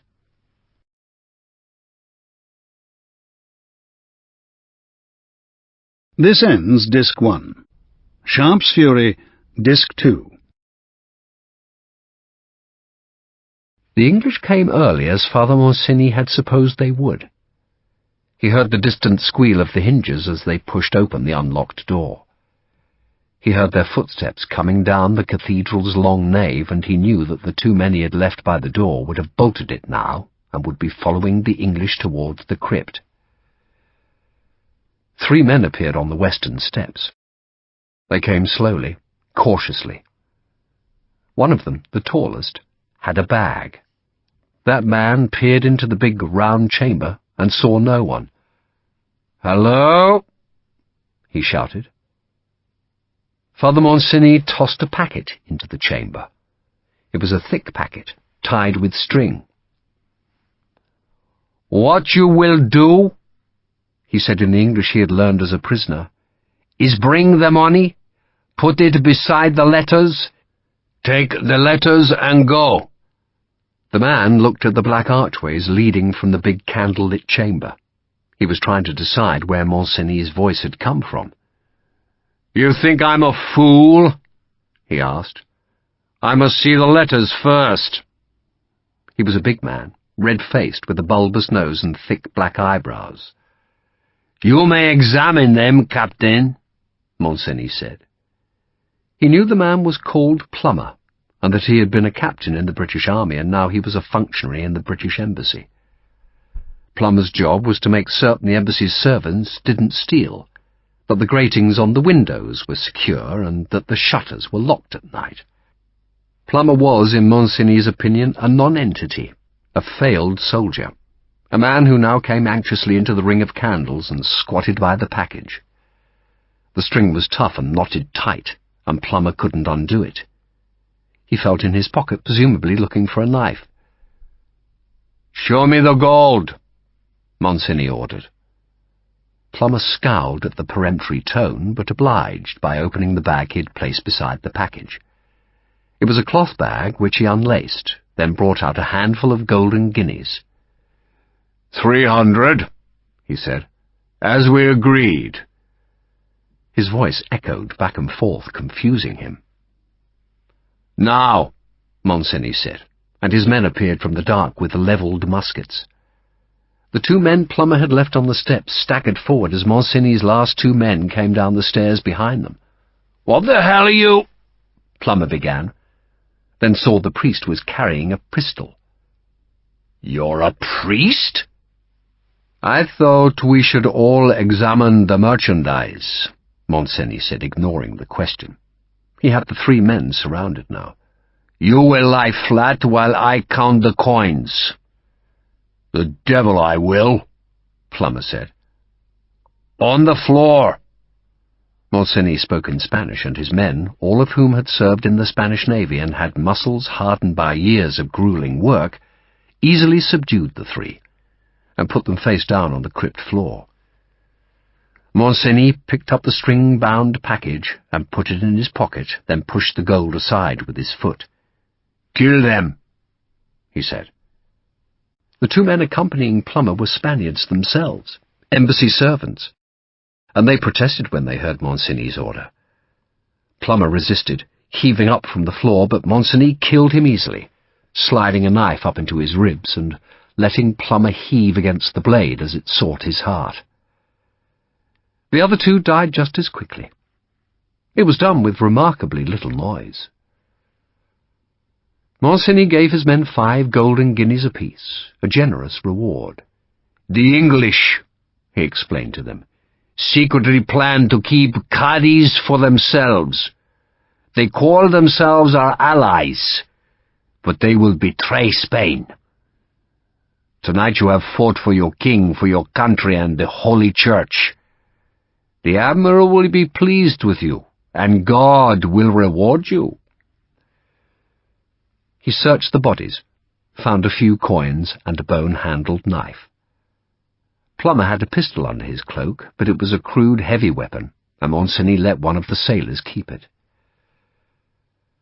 The 3 corpses were dragged up the steps, down the nave, and then carried to the nearby sea wall. There Father Monsigny said a prayer for their souls, and his men heaved the dead over the stony edge. The bodies smacked down into the rocks where the Atlantic sucked and broke white. Father Monsigny locked the cathedral and went home. Next day, the blood was found in the crypt and on the stairs and in the nave, and at first no one could explain it, until some of the women who prayed in the cathedral every day declared that it must be the blood of St. Servando, one of Cadiz's patron saints, whose body had once lain in the city, but had been taken to Seville, which was now occupied by the French. The blood, the women insisted, was proof that the saint had miraculously spurned the French-held city and returned home, and the discovery of 3 bodies being buffeted by the waves on the rocks below the sea wall would not dissuade them. It was a miracle, they said, and the rumour of the miracle spread. Captain Plummer was recognized, and his body was carried to the embassy. There was a makeshift chapel inside, and a hurried funeral service was read, and the captain was then buried in the sands of the isthmus that connected Cadiz to the Isla de Leon. Next day, Monsigny wrote to the British ambassador claiming that Plummer had tried to keep the gold and take the letters, and his regrettable death had thus been inevitable, but that the British could still have the letters back, only now they would cost a great deal more. He didn't sign the letter, but enclosed 1 blood-stained guinea. It was an investment, he thought, that would bring back a fortune, and the fortune would pay for Father Monsigny's dreams. A dream of Spain, glorious again and free of foreigners. The English would pay for their own defeat.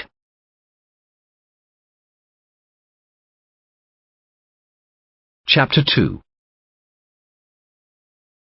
"Now what?" Brigadier Moon demanded. "We're stuck, sir." "Good God incarnate, man, can't you do anything right?" Sharpe said nothing. Instead, he and Harper stripped off their cartridge boxes and jumped overboard to find themselves in 4 feet of water. They heaved on the pontoon, but it was like trying to push the Rock of Gibraltar. It was immovable, and they were stranded 50 or 60 feet from the eastern bank on which the French pursued them, and over 150 yards from the British-held bank. Sharpe ordered the other soldiers to get in the river and push, but it did no good. The big pontoons had grounded hard on the shingle bank and evidently intended to stay there. "If we can cut one of the buggers free, sir," Harper suggested. It was a good suggestion. If one of the pontoons could be loosed from the others, then they would have a boat light enough to be forced off the shingle. But the big barges were connected by ropes and by stout timber beams that had carried the plank roadway. "It'll take us half a day to do it," Sharpe said, "and I don't think the crapauds will be happy." "What the devil are you doing, Sharpe?"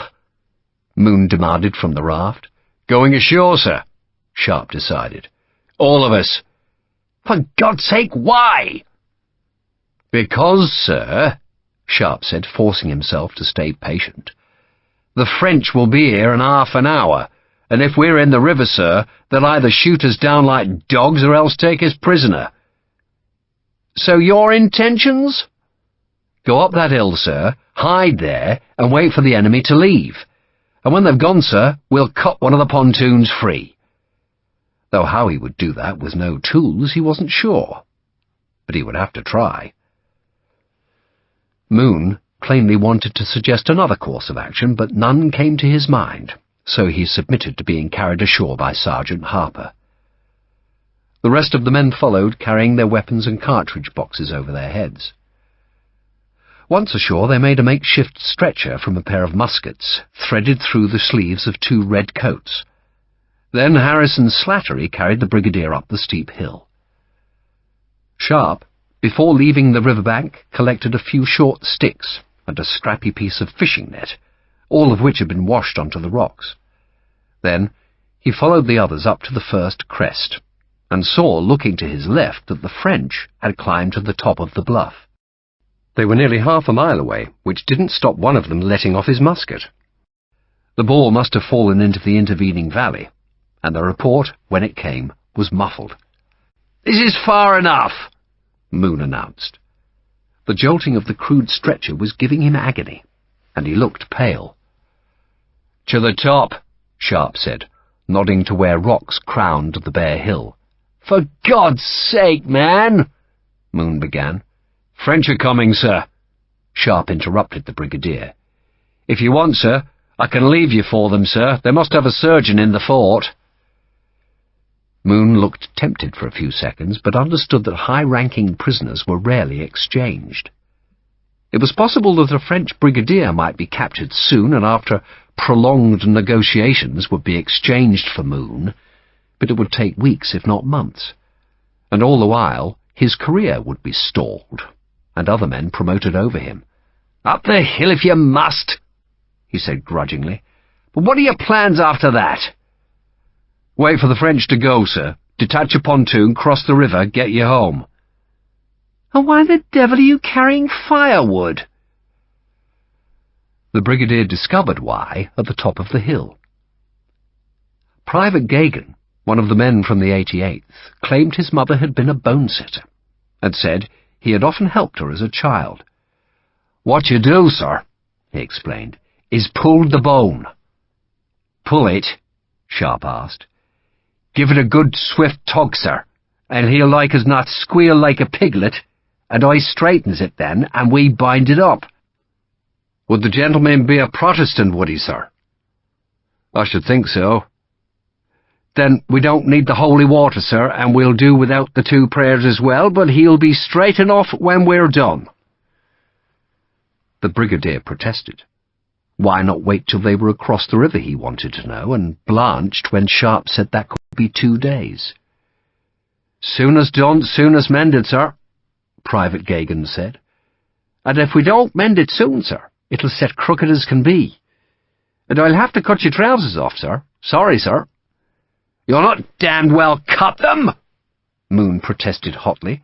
"They're Willoughby's best. There isn't a finer tailor in London."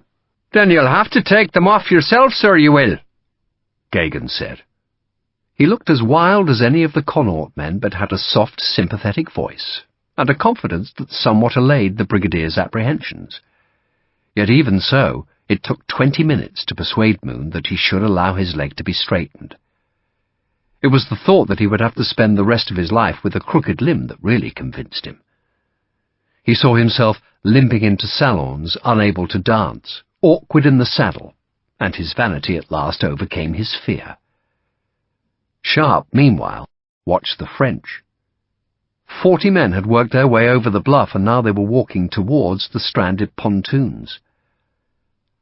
"Buggers are going to salvage them," Harper said. "Take the riflemen halfway down the hill," Sharpe said, "and stop 'em." Harper left, taking Slattery, Harris, Hagman and Perkins with him. They were the only men from Sharpe's company stranded on the pontoons, but it was a consolation that they were all good riflemen. There was no better soldier than Sergeant Patrick Harper, the huge Ulsterman who hated the British rule of his homeland but still fought like a hero.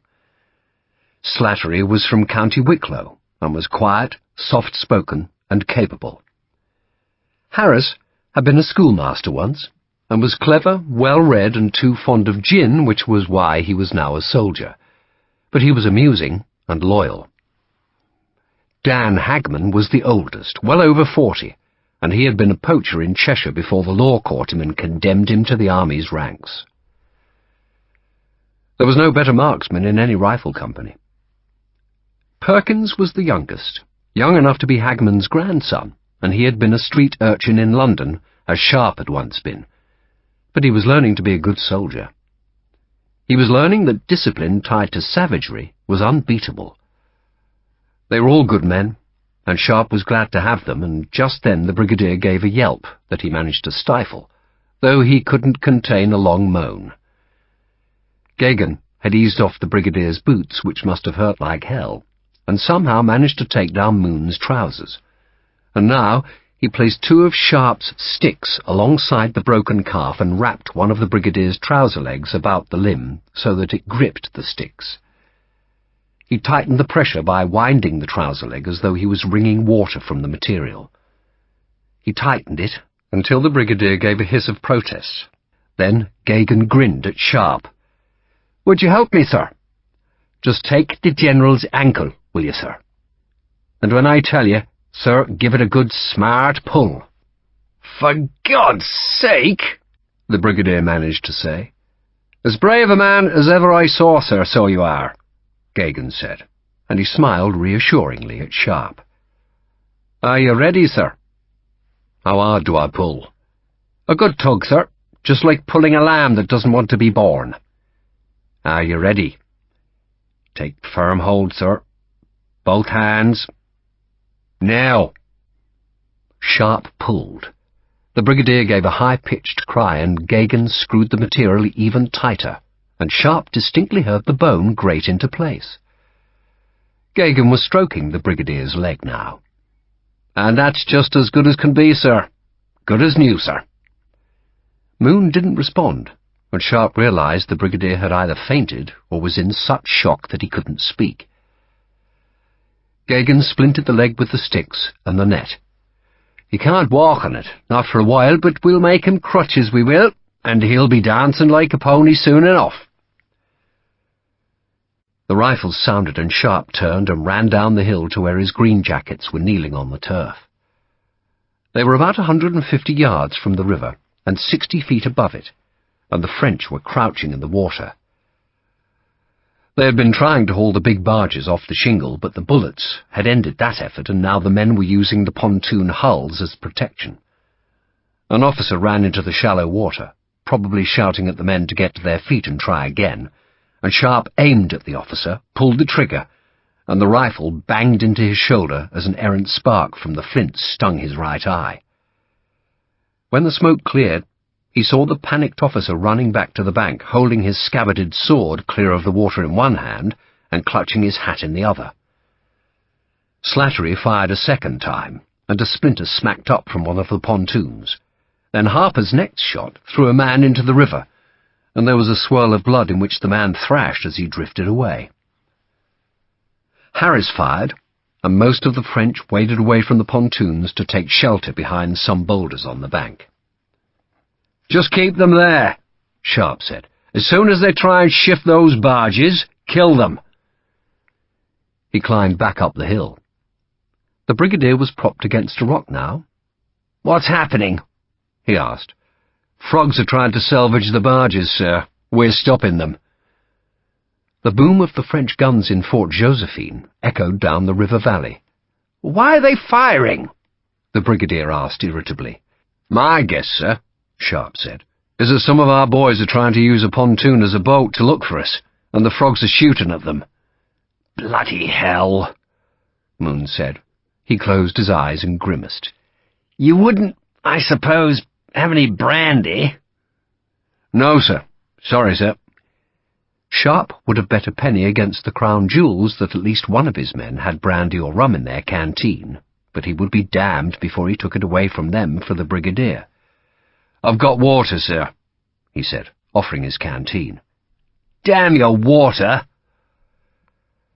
Sharpe reckoned He could trust his riflemen to behave sensibly until they managed to recross the river, but the 6 fugitives from the 88th were another matter.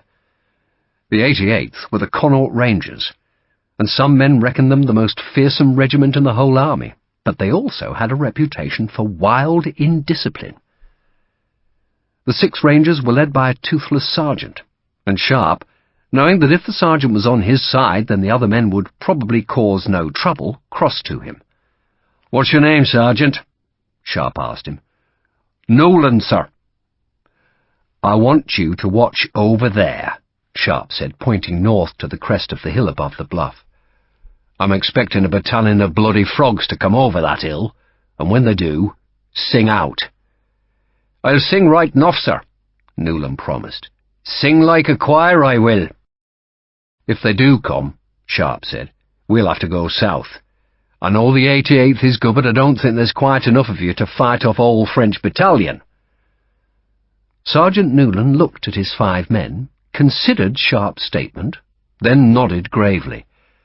"Not quite enough of us, sir, you're right." "And what are you thinking of doing, sir, if you don't mind me asking?" "What I'm hoping," Sharpe said, "is that the frogs will get tired of us and bugger off, then we can try and float one of those pontoons and get across the river. Tell your men that, Sergeant. I want to get them home, and the best way home is to be patient." The sudden rattle of rifle fire drew Sharpe back to Harper's position. The French were making another attempt to free the pontoons, and this time they had made a rope by linking their musket slings together, and 3 men were bravely fastening the line to one of the Samson posts. One man had been hit and was limping back to the shore. Sharpe began reloading his rifle, but before he had rammed the leather-wrapped ball down the barrel, the remaining Frenchmen sprinted back to their shelter, taking the line with them. Sharpe saw the rope come dripping from the river as men hauled on it. The line straightened and tightened, and he guessed that nearly all the French were tugging on it, but he could do nothing about it, for they were hidden by the big boulder. The line quivered, and Sharpe thought he saw the pontoon shift slightly, or perhaps that was his imagination. And then the rope snapped, and Sharpe's riflemen jeered loudly. Sharpe looked upriver. When the bridge had broken, there had been 7 or 8 pontoons left on the British side, and he was sure someone had thought to use one as a rescue craft. But no such boat appeared, and by now he suspected the French cannons had either holed those pontoons, or else driven the work parties away from the shore. That suggested rescue was a remote hope, leaving him with the need to salvage one of the 6 stranded barges. "Does this remind you of anything?" Harper asked him. "I was trying not to think about it," Sharpe said. "What were those other rivers called?" "The Douro and the Tagus." "And there were no bloody boats on those either, sir," Harper said cheerfully. "We found boats in the end," Sharpe said. 2 years ago, his company had been trapped on the wrong side of the Douro. Then, a year later, he and Harper had been stranded on the Tagus. But both times they had found their way back to the army. And he would again now, but he wished the damned French would leave. Instead, the troops hidden beneath him sent a messenger back to Fort Josephine. The man scrambled up the hill, and all the riflemen turned to aim at him, hauling back the flints on their weapons. But the man kept looking back, dodging and ducking, and his fear was palpable and somehow funny, so that none of them pulled their triggers. "He was too far away," Harper said. Hagman might have dropped the man, but in truth all the riflemen had felt sorry for the Frenchman who had shown bravery in risking the rifle fire. "He's gone to fetch help," Sharpe said. Nothing happened then for a long time. Sharpe lay on his back watching a hawk slide in the high sky. Sometimes a Frenchman would peer round the rocks below, see the riflemen were still there, and duck back. After an hour or so, a man waved at them, then stepped cautiously out from the boulder and mimed unbuttoning his breeches. "Bugger wants a pea, sir," Harris said. "Let him," Sharpe said. And they raised the rifles so the barrels pointed at the sky, and a succession of Frenchmen went to stand by the river, and all politely waved their thanks when they were done. Harper waved back. Sharpe went from man to man and found they had nothing but 3 pieces of biscuit between them. He made one of Sergeant Newland's men soften the biscuit with water and divide it equally, but it was a miserable dinner. "We can't go without food, Sharpe," Moon complained. The brigadier had watched the division of the biscuits with a glittering eye, and Sharpe had been certain he was planning to claim a larger share for himself, so Sharpe had loudly announced that every man got exactly the same portion. Moon was now in a filthier mood than usual. "How do you propose feeding us?" he demanded. "We may have to go hungry till morning, sir." "Good God incarnate," Moon muttered. "Sir!" Sergeant Newland called, and Sharpe turned to see that 2 companies of the French had appeared by the bluff. They were in skirmish order to make themselves a more difficult target for the rifles. "Pat," Sharpe called down the slope, "we're pulling back. Up you come." They went south, carrying the brigadier again, struggling over the steep slopes to keep the river in sight. The French pursued for an hour, then seemed content merely to have driven the fugitives away from the stranded pontoons. "Now what?" Moon demanded. "We'll wait here, sir," Sharpe said. They were on a hilltop, sheltered by rocks and with a fine view in every direction. The river ran empty to the west, while off to the east Sharpe could see a road winding through the hills. "How long do we wait?" Moon asked snidely. "Till nightfall, sir. Then I'll go and see if the pontoons are still there." "Of course they won't be," Moon said, implying that Sharpe was a fool to believe otherwise. "But I suppose you'd better look." Sharpe need not have bothered, because in the dusk he saw the smoke rising above the river, and when dark fell there was a glow across the side of the hill. He went north, taking Sergeant Newland and 2 men of the 88th, and they saw that the French had failed to free the pontoons, so instead had ensured they were useless. The barges were burning. "That is a pity," Sharpe said. "The brigadier will not be happy, sir," Sergeant Newland said cheerfully. "No, he won't," Sharpe agreed. Newland spoke to his men in Gaelic, presumably sharing his thoughts of the brigadier's unhappiness. "Don't they speak English?" Sharpe asked. "Fergal doesn't," Newland said, nodding at one of the men. "And Padraig will if you shout at him, sir, but if you don't shout, he won't have a word of it." "Tell them I'm glad you're with us," Sharpe said. "You are?" Newland sounded surprised. "We were next to you on the ridge at Boucicaut," Sharpe said. Newland grinned in the dark. "That was a fight, eh? They kept coming, and we kept killing them." "And now, Sergeant," Sharpe went on, "it seems that you and I are stuck with each other for a few days."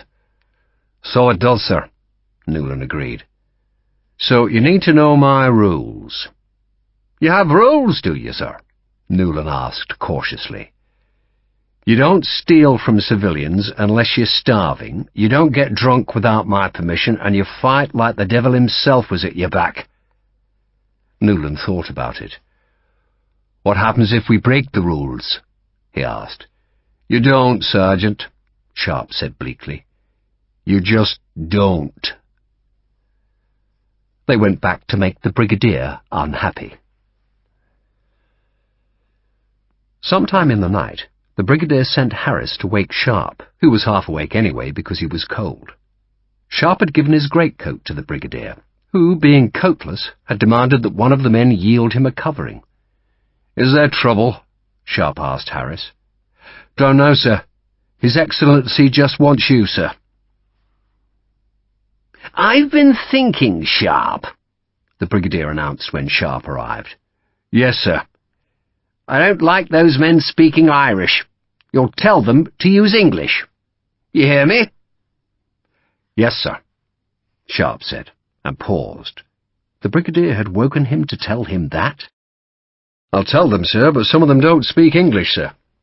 "Then they can bloody well learn," the brigadier snapped. He was sleepless through pain and now wanted to spread his misery. "You can't trust them, Sharpe. They brew mischief." Sharpe paused, wondering how to put sense into Moon's head, but before he could speak, Rifleman Harris intervened. "You'll forgive me, sir," Harris said respectfully. "Are you talking to me, Rifleman?" the Brigadier asked in astonishment. "Begging your pardon, sir. I am. If I might, sir, with respect." "Go on, man." "It's just, sir, as Mr. Sharpe says, sir, that they don't speak English, being benighted papists, sir, and they were only discussing whether it might be possible to build a boat or a raft, sir. And they do that best in their own language, sir, because they have the words, if you follow me, sir." The Brigadier, thoroughly buttered up by Harris, thought about it. "You speak their wretched language?" he asked. "I do, sir," Harris said. "And French, sir, and Portuguese and Spanish, sir, and some Latin." "Good God incarnate," the Brigadier said, after staring at Harris for a few heartbeats. "But you are English." "Oh, yes, sir, and proud of it." "Quite right. Then I can depend upon you to tell me if the Teagues brew trouble." "The Teagues, sir?" "Oh, the Irish. Yes, sir, of course, sir. A pleasure, sir," Harris said enthusiastically. Just before dawn there came the sound of explosions from upriver. Sharpe stared north but could see nothing. At first light he could see thick smoke above the river valley, but he had no way of knowing what had caused that smoke, so he sent Newlan and 2 of his men to discover what had happened. "Stay on the hilltops," he told the 88th Sergeant, "and keep a lookout for Crapaud patrols." "That was a damn fool decision," the Brigadier said when the 3 Rangers had gone. "It was, sir. You'll not see those men again, will you?" "I think we will, sir," Sharpe said mildly. "Damn it, man, I know the Teagues. My first commission was with the 18th. I managed to escape to the Fusiliers when I became a captain." Meaning, Sharpe thought, that the Brigadier had purchased out of the Irish 18th to the more congenial Fusiliers of his home county. "I think you'll see Sergeant Newlan soon, sir," Sharpe said stubbornly. "And while we're waiting, I'm going south. I'll be looking for food, sir." Sharpe took Harris, and the 2 of them walked the high ground above the river. "How much Gaelic do you speak, Harris?" Sharpe asked. "About 3 words, sir," Harris said, "and none of them repeatable in high company." Sharpe laughed. "So, what do we do, sir?" Harris went on. "Cross the bloody river," Sharpe said. "How, sir?" "Don't know." "And if we can't?" "Keep going south, I suppose," Sharpe said.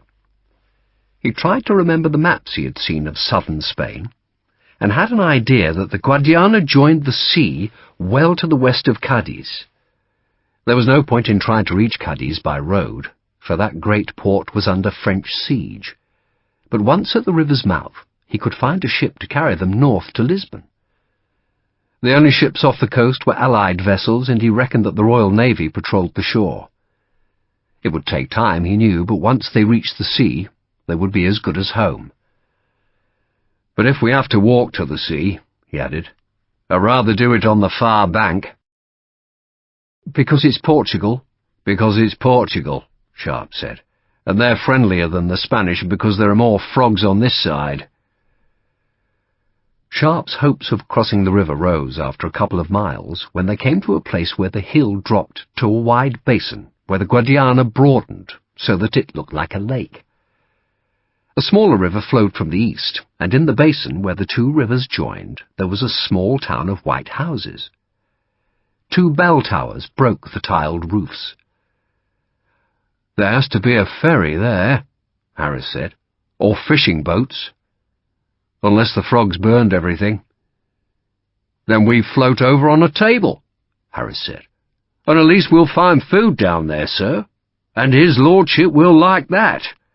"You mean Brigadier Moon will like that," Sharpe said in mild reproof. "And he'll like that place too, won't he?" Harris said, pointing to a large house with stables that stood just to the north of the small town. The house was of 2 stories, was painted white, and had a dozen windows on each floor, while at its eastern end was an ancient castle tower, now in ruins. Smoke drifted from the house's chimneys. Sharpe took out his telescope and examined the house. The windows were shuttered, and the only signs of life were some men repairing a terrace wall in one of the many vineyards that covered the nearby slopes, and another man bending over a furrow in a kitchen garden that lay beside the Guadiana. He edged the glass sideways and saw what looked like a boathouse on the river bank. Sharpe gave the telescope to Harris. "I'd rather go to the town," he said. "Why's that, sir?" Harris asked, staring at the house through Sharpe's glass. "Because that house hasn't been plundered, has it? Kitchen garden all nice and tidy, what does that suggest? The owner has shaken hands with the French? Like as not." Harris thought about that. "If they're friends with the Crapos, sir, then perhaps there's a boat in that shed by the river." "Perhaps," Sharpe said dubiously. A door in the courtyard by the old castle ruin opened, and he saw someone emerge into the sunlight. He nudged Harris, pointed, and the rifleman swung the telescope. "Just a frau hanging out the washing," Harris said. "We can get our shirts laundered," Sharpe said. "Come on, let's fetch the brigadier." They walked back across the high hills to find Moon in a triumphant mood because Sergeant Newland and his men had failed to return. "I told you, Sharpe," Moon said. "You can't trust him. That sergeant looked decidedly shifty." "How's your leg, sir?" "Bloody painful. Can't be helped, eh? So, you said there's a decent-sized town?" "Large village anyway, sir. 2 churches. Let's hope they have a doctor who knows his business. He can look at this damned leg, and the sooner the better. Let's get on the march, Sharpe. We're wasting time." But just then, Sergeant Newland reappeared to the north, and the brigadier had no choice but to wait as the 3 men from the 88th rejoined. Newland, his long face more lugubrious than ever, brought grim news. "They blew up the fort, sir," he told Sharpe. "Talk to me, man, talk to me," Moon insisted. "I command here." "Sorry, Your Honour," Newland said, snatching off his battered shako. "Our lot, sir, blew up the fort, sir, and they've gone." "Fort Joseph, you mean?" Moon asked. "Is that what it's called, sir? The one on the other side of the river, sir. They blew it up proper, they did. Guns tipped over the parapet and nothing left on the hill but smitherings." "Nothing but what?" Newland cast a helpless look at Sharpe. "Scraps, sir," the sergeant tried again. "Bits and pieces, sir." "And you say your fellows are gone? How the hell do you know they've gone?" "Because the Crapos are over there, sir, so they are. Using a boat. Going back and forth they are, sir. Back and forth, and we watched them." "Good God incarnate," Moon said in disgust. "You did well, Newland," Sharpe said. "Thank you, sir." "And we're buggered," the brigadier said irritably, "because our forces have buggered off and left us here." "In that case, sir," Sharpe suggested, "the sooner we get to the town and find some food, the better." Harper, because he was the strongest man, carried the front end of the brigadier's stretcher while the tallest of the Connaught Rangers took the rear. It took 3 hours to go the short distance, and it was late morning by the time they reached the long hill above the big house and the small town. "That's where we'll go," Moon announced the moment he saw the house. "I think there might be a Francesados, sir," Sharpe said. "Talk English, man, talk English." "I think they're sympathetic to the French, sir." "How can you possibly tell?" "Because the house hasn't been plundered, sir." "You can't surmise that," the brigadier said, though without much conviction. Sharpe's words had given him pause, but still the house drew him like a magnet. It promised comfort and the company of gentlefolk. "There's only one way to find out, though, isn't there?" he proclaimed, "and that's to go there. So let's be moving." "I think we should go to the town, sir," Sharpe persisted, "and I think you should keep quiet, Sharpe, and obey my orders." So Sharpe kept quiet as they went down the hill, through the upper vineyards and then beneath the pale leaves of an olive grove. They manoeuvred the brigadier's stretcher over a low stone wall and approached the house through wide gardens of cypress, orange trees, and fallow flower beds. There was a large pond full of brown leaves and stagnant water, and then an avenue of statues. The statues were all of saints writhing in their death agonies. Sebastian clutched at the stub of an arrow piercing his ribs. Agnes stared serenely heavenwards despite the sword in her throat, while next to her, Andrew hung upside down on his cross. There were men being burned, women being disembowelled, and all of them preserved in white marble streaked with lichen and bird droppings. The ragged soldiers stared wide-eyed, and the Catholics among them made the sign of the cross, while Sharpe looked for any sign of life in the house. The windows remained shuttered, but smoke still drifted from a chimney, and then the big door that opened onto a balustraded terrace was thrown open, and a man dressed in black stepped into the sunlight and waited as though he had been expecting them. "We had best observe the proprieties," Moon said. "Sir?" Sharpe asked. "For God's sake, Sharpe, gentry live here. They don't want their drawing-room filled with common soldiers, do they? You and I can go in, but the men have to find the servants' quarters."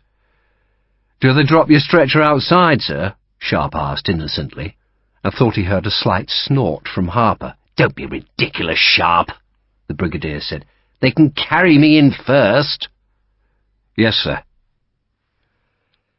Sharpe left the men on the terrace as he accompanied the brigadier into a vast room filled with dark furniture and hung with gloomy pictures, most showing scenes of martyrdom. More saints burned here or else gazed in rapture as soldiers skewered them, while over the mantel was a life-size painting of the crucifixion.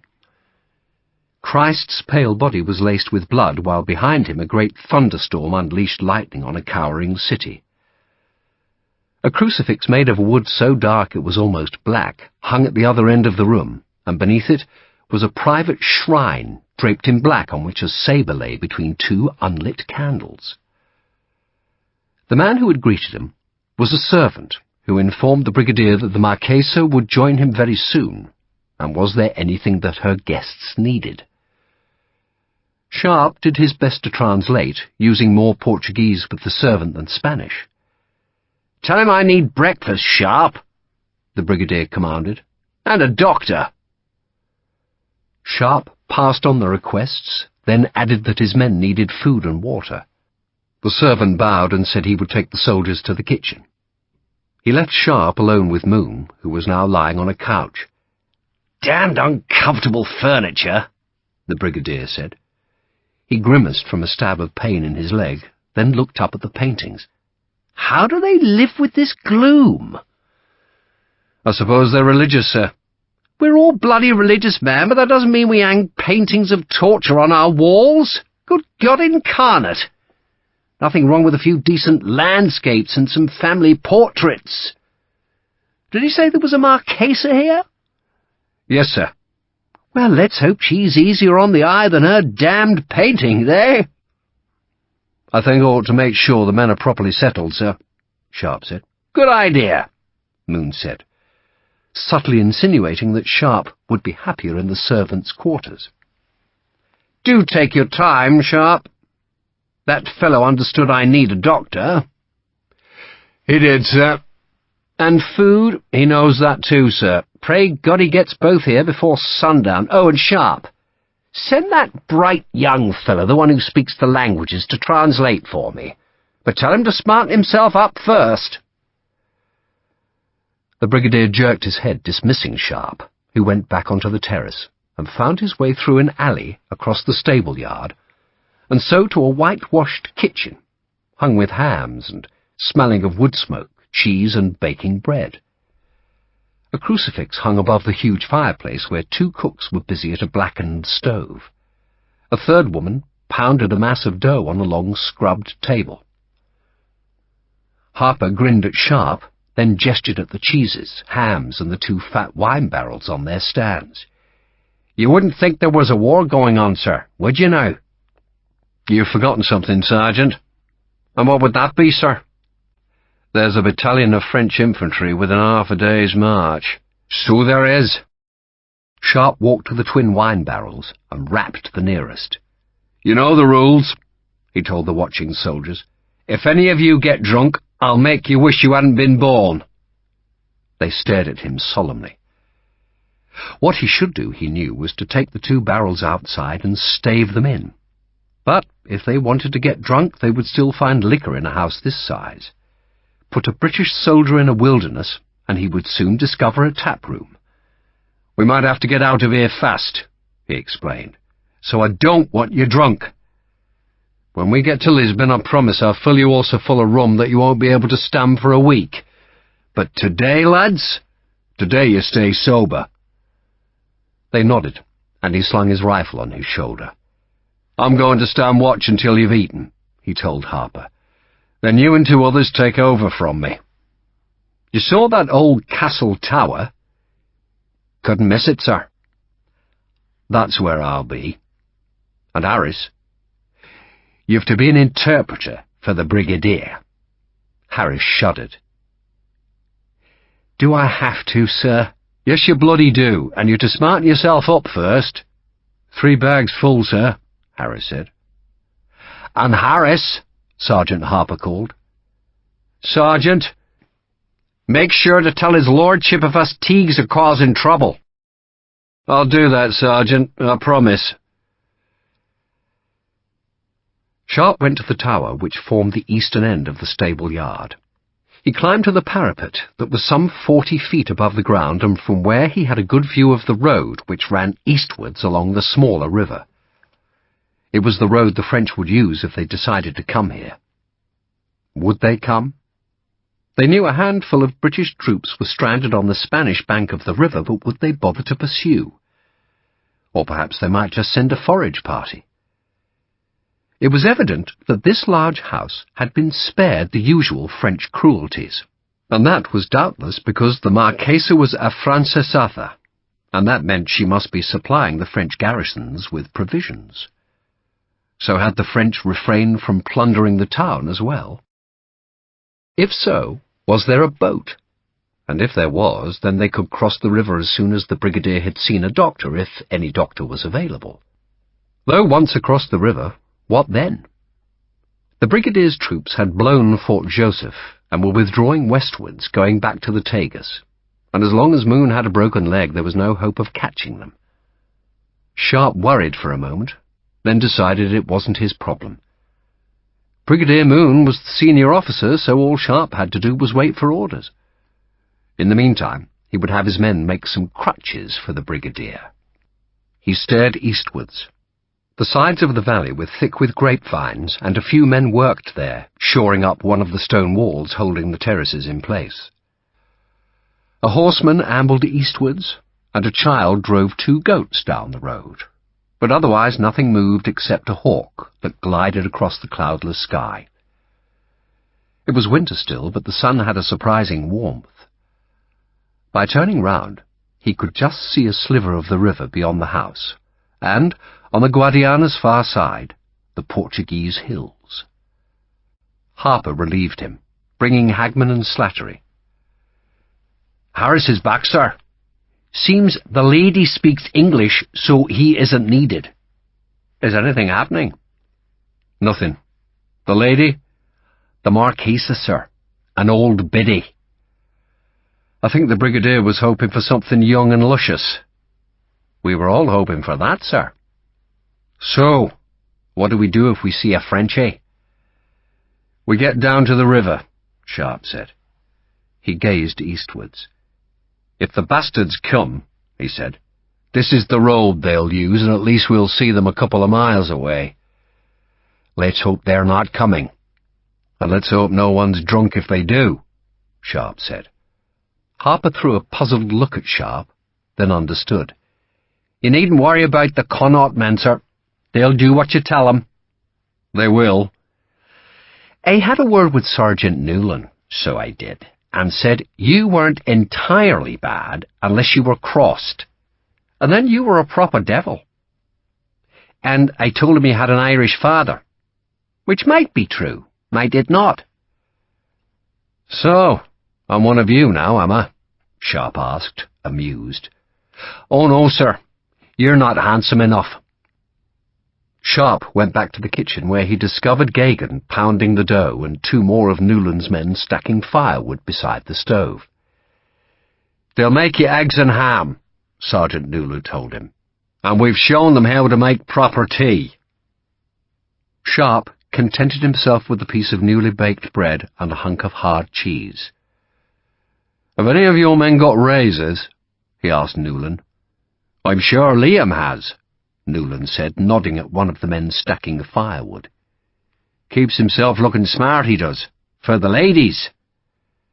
Then I want every man shaved, Sharpe said, and no one's to leave the stable yard.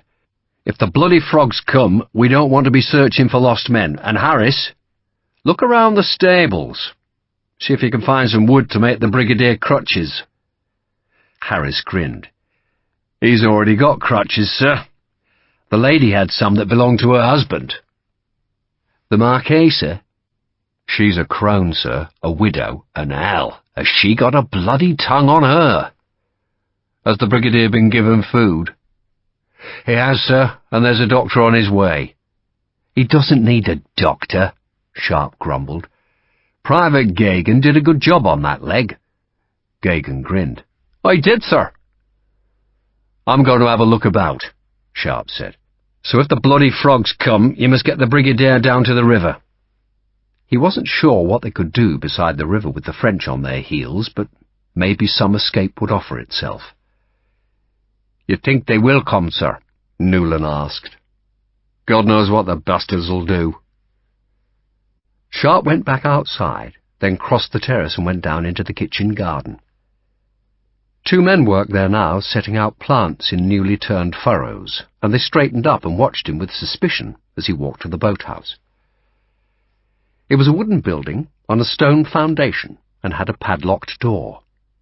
It was an old ball padlock the size of a cooking apple, and Sharpe didn't even bother trying to pick it, but just put its shackle against the door, then rapped the lock's base with the brass butt of his rifle.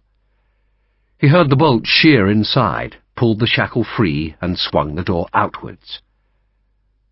And there was the boat. The perfect boat. It looked like an admiral's barge with 6 rowing benches and a wide stern thwart, and a dozen long oars laid neatly up its centre line. It floated between 2 walkways, and there was hardly a drop of water in its bilges, suggesting that the boat was watertight. The gunwale's transom and stem thwart had been painted white once, but the paint was peeling now, and there was dust everywhere, and cobwebs between the thwarts. A scrabble in the dark beneath the walkways betrayed rats. He heard the footsteps behind, and turned to see one of the gardeners had come to the boathouse. The man was holding a fowling piece that he trained on Sharpe, and then spoke in a harsh voice. He jerked his head and twitched the gun, ordering Sharpe away from the boat. Sharpe shrugged.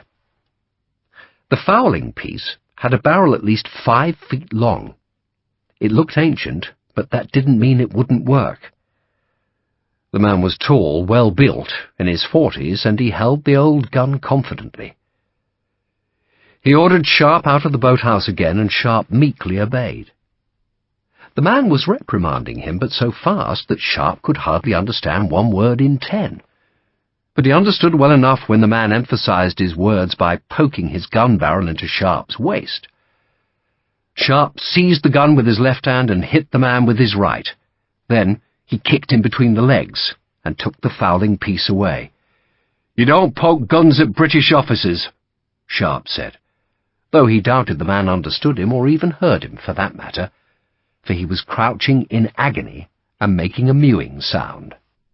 Sharpe blew the last remnants of powder from the gun's pan so it couldn't fire, then he banged the muzzle against a stone until the shot and powder came tumbling out. He scuffed the powder into the earth, and then, just to make sure the weapon couldn't fire, he wrenched the dog head away from the lock and threw it into the river. "You're lucky to be alive," he told the man. He tossed the fowling piece onto the man's belly and resisted the urge to kick him again. He hadn't realized how angry he was. The second gardener backed away, bowing. Sharpe found the brigadier propped up on the couch with the towel wrapped about his neck. A young manservant was shaving him. "There you are, Sharpe," Moon greeted him. "You'll be pleased to know I've discovered the secret of a good shave." "You have, sir?" "Add some lime juice to the shaving water. Very clever, don't you think?" Sharpe wasn't sure what to say to that. "We've posted sentries, sir. The men are cleaning themselves up and I've found a boat." "What use is the boat now?" Moon asked. "Cross the river, sir. We can make a horse swim behind, sir, if we've got the cash to buy one, and if you ride, sir, we've a chance to catch up with our lads." Sharpe doubted there was any chance of catching the 6 light companies which retreated from Fort Joseph, but he had to give the brigadier hope. Moon paused as the manservant rinsed his face, then patted it dry with a hot towel. "We're not going anywhere, Sharpe," the brigadier said, "until a doctor has seen this leg. The Marquesa says the fellow in the town is perfectly adequate for broken bones. She's a damned bitter old hag, but she's being helpful enough, and I assume her physician is better than some Teague soldier, don't you think?" "I think, sir, that the sooner we're away from here, the better." "Not before a proper doctor has seen this leg," the brigadier said firmly. "The fellow's been summoned and should be here soon. We can go after that. Have the men ready." Sharpe sent Newlin and his men down to the boathouse. "Guard the damn boat," he told them. Then he joined Harper, Hagman and Slattery, who kept watch from the tower's top. Harper told Sharpe that nothing moved on the road leading eastwards. "We're ready to go, Pat," Sharpe said. "I've got a boat. We're just waiting for the brigadier now." "You found a boat? Easy as that?" "Easy as that." "So what do we do with it?" Sharpe thought for a second. "I doubt we can catch the others," he said. "So probably the best thing is to go down river. Find a British ship on the coast. We'll be in Lisbon in 5 days and back with the battalion in 6. "Now, that would be nice," Harper said fervently. Sharpe smiled. "Joanna?" he asked. Joanna was a Portuguese girl whom Harper had rescued in Coimbra, and who now shared the sergeant's quarters. "I'm fond of the girl," Harper admitted airily, "and she's a good lass. She can cook, mend, works hard." "Is that all she does?" Sharpe asked. "She's a good girl," Harper insisted. "You should marry her then," Sharpe said. "There's no call for that, sir," Harper said, sounding alarmed. "I'll ask Colonel Lawford when we're back," Sharpe said. Officially, only 6 wives were allowed with the men of each company, but the colonel could give permission to add another to the strength. Harper looked at Sharpe for a long time, trying to work out whether he was being serious or not, but Sharpe's face gave away nothing.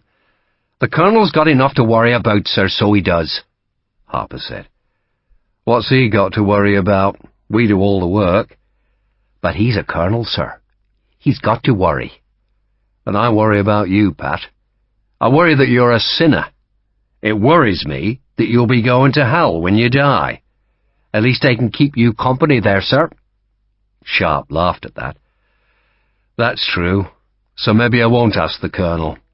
"You escaped, Sergeant," Slattery said, amused. "But it all depends on Moon, doesn't it?" Sharpe said.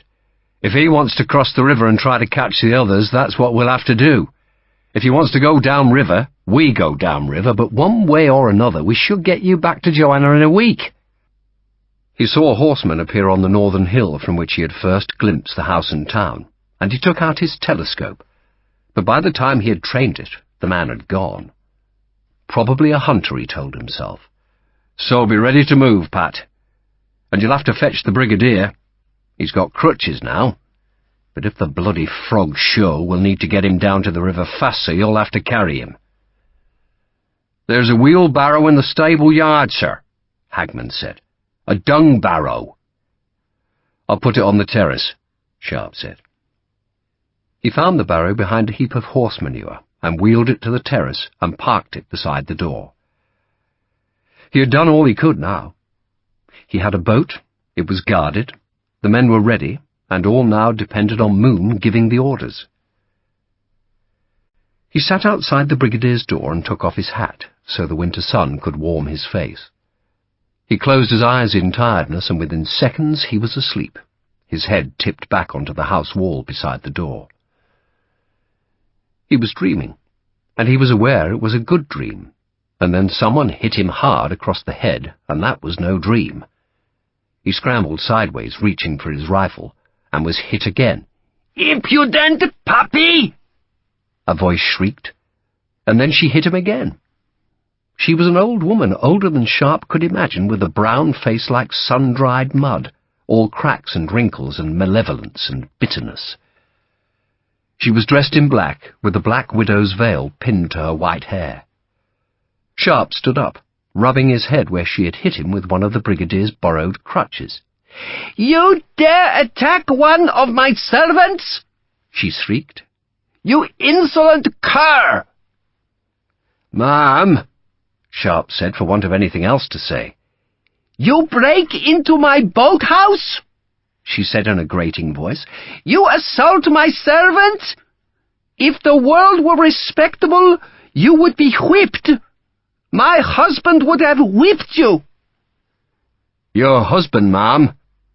"He was the Marquis de Cardenas, and he had the misfortune to be ambassador to the court of St. James for 11 sad years. We lived in London, a horrid city, a vile city. Why did you attack my gardener?" "Because he attacked me, ma'am." "He says not." "If the world were a respectable place, ma'am, then an officer's word would be preferred to a servant's." "You impudent puppy! I feed you, I shelter you, and you reward me with barbarism and lies. Now you wish to steal my son's boat?" "Borrow it, ma'am." "You can't," she snapped. "It belongs to my son." "He's here, ma'am." "He is not, nor should you be. What you will do is march away from here once the doctor has seen your brigadier.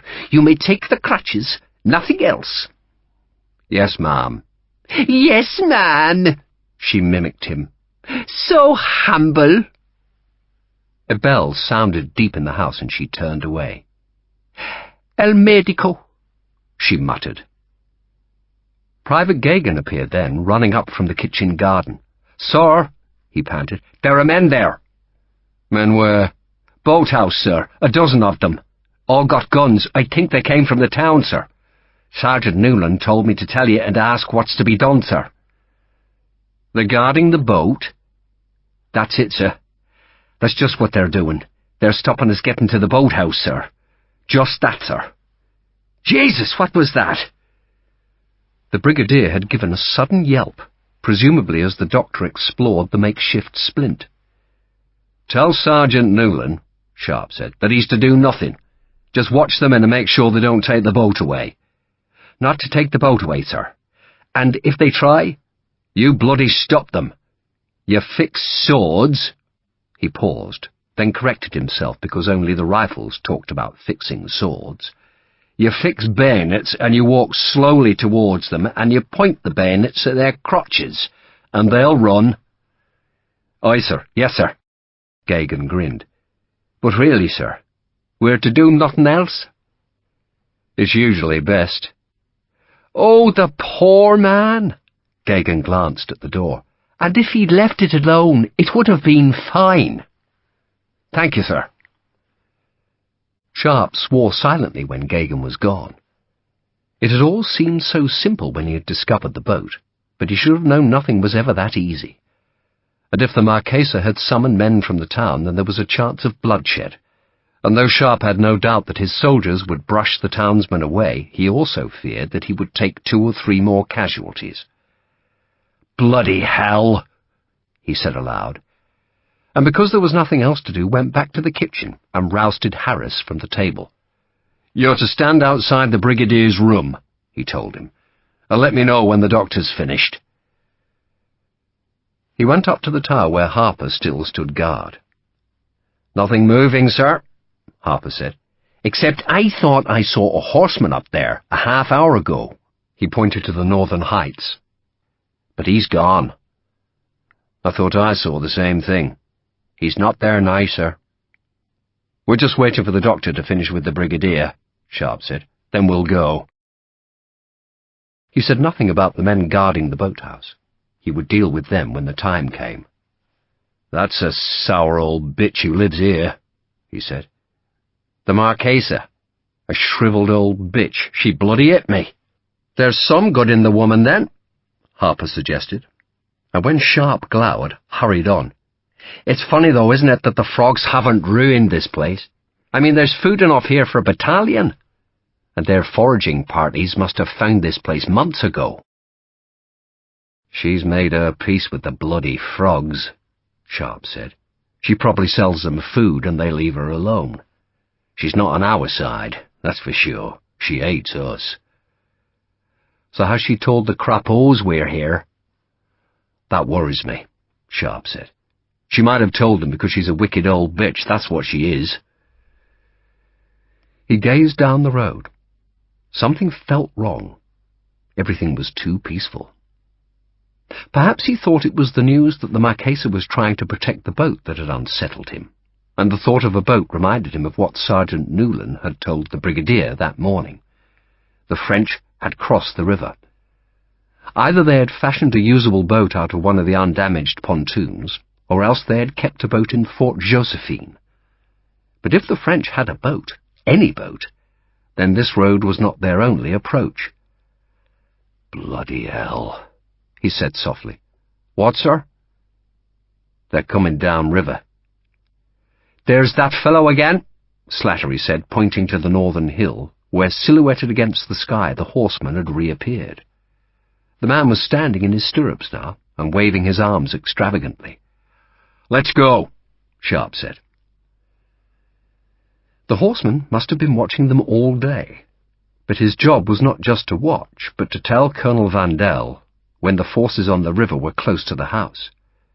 Then the rest of the 8th would advance. Trapped, Sharpe thought. Some Frenchmen were coming by boat, others by road, and he was between them, and then he was running down the crumbling staircase and shouting for the rest of his men, who were lolling outside the kitchen to get down to the river. "We'll fetch the brigadier," he told Harper. The Marquesa was in the brigadier's room, watching as the doctor wrapped a bandage about a new splint that replaced Sharpe's makeshift contraption. She saw the alarm on Sharpe's face and gave a cackle. "So, the French are coming," she taunted him. "The French are coming." "We're going, sir," Sharpe said, ignoring her. "He can't finish this."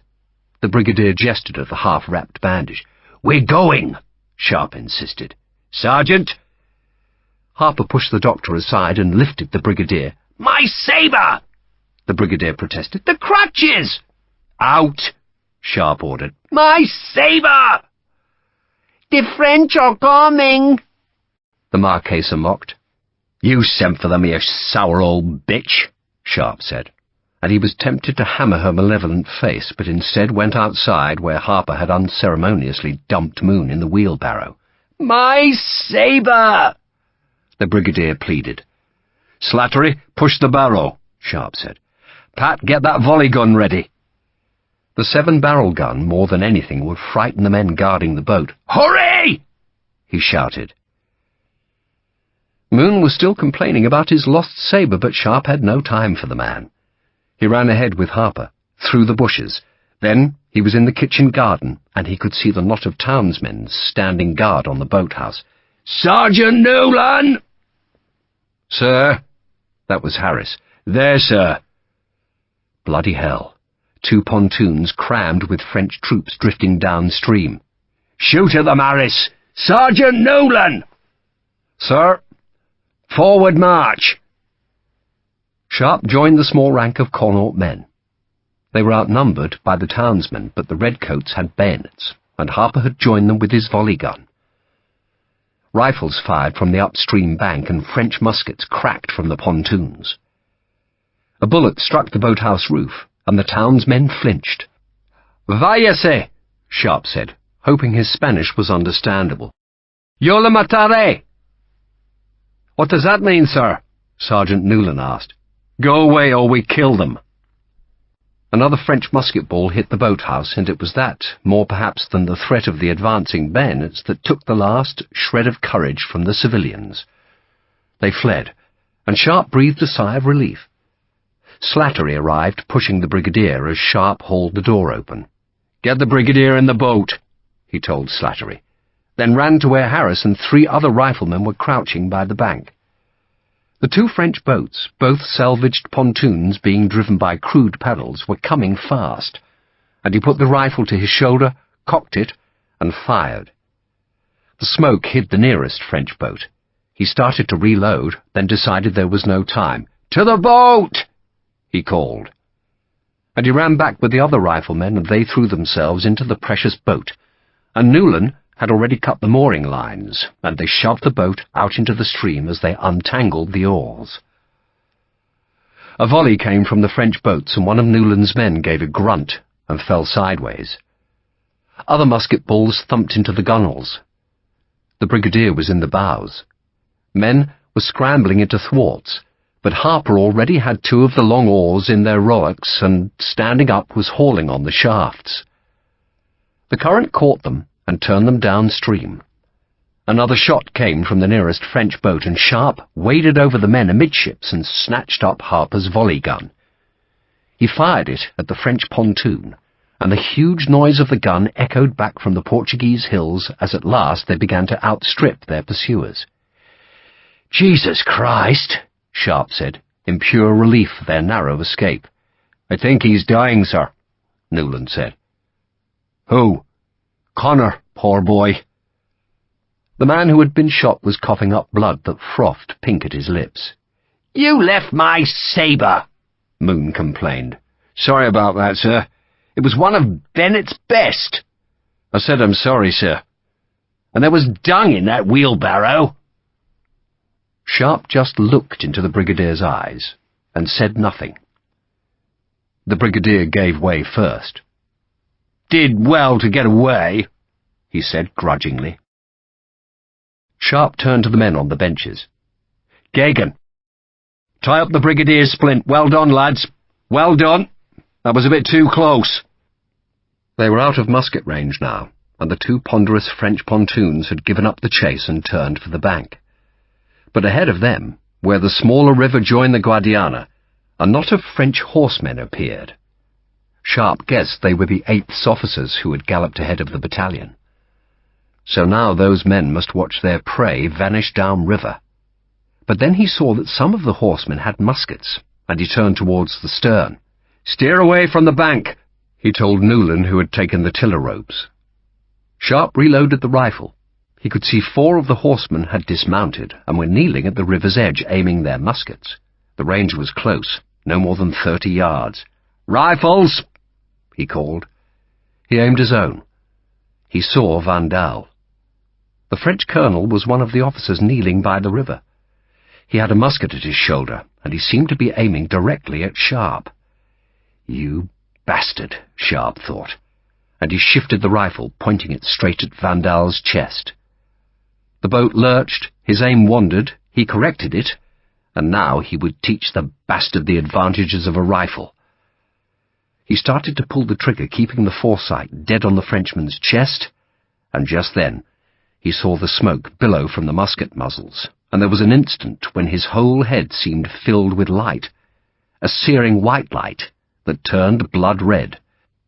There was pain like a lightning strike in his brain, and then, like blood congealing on a corpse, the light went black, and he could see and feel nothing at all.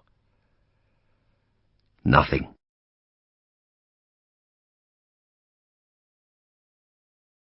This ends Disc 2.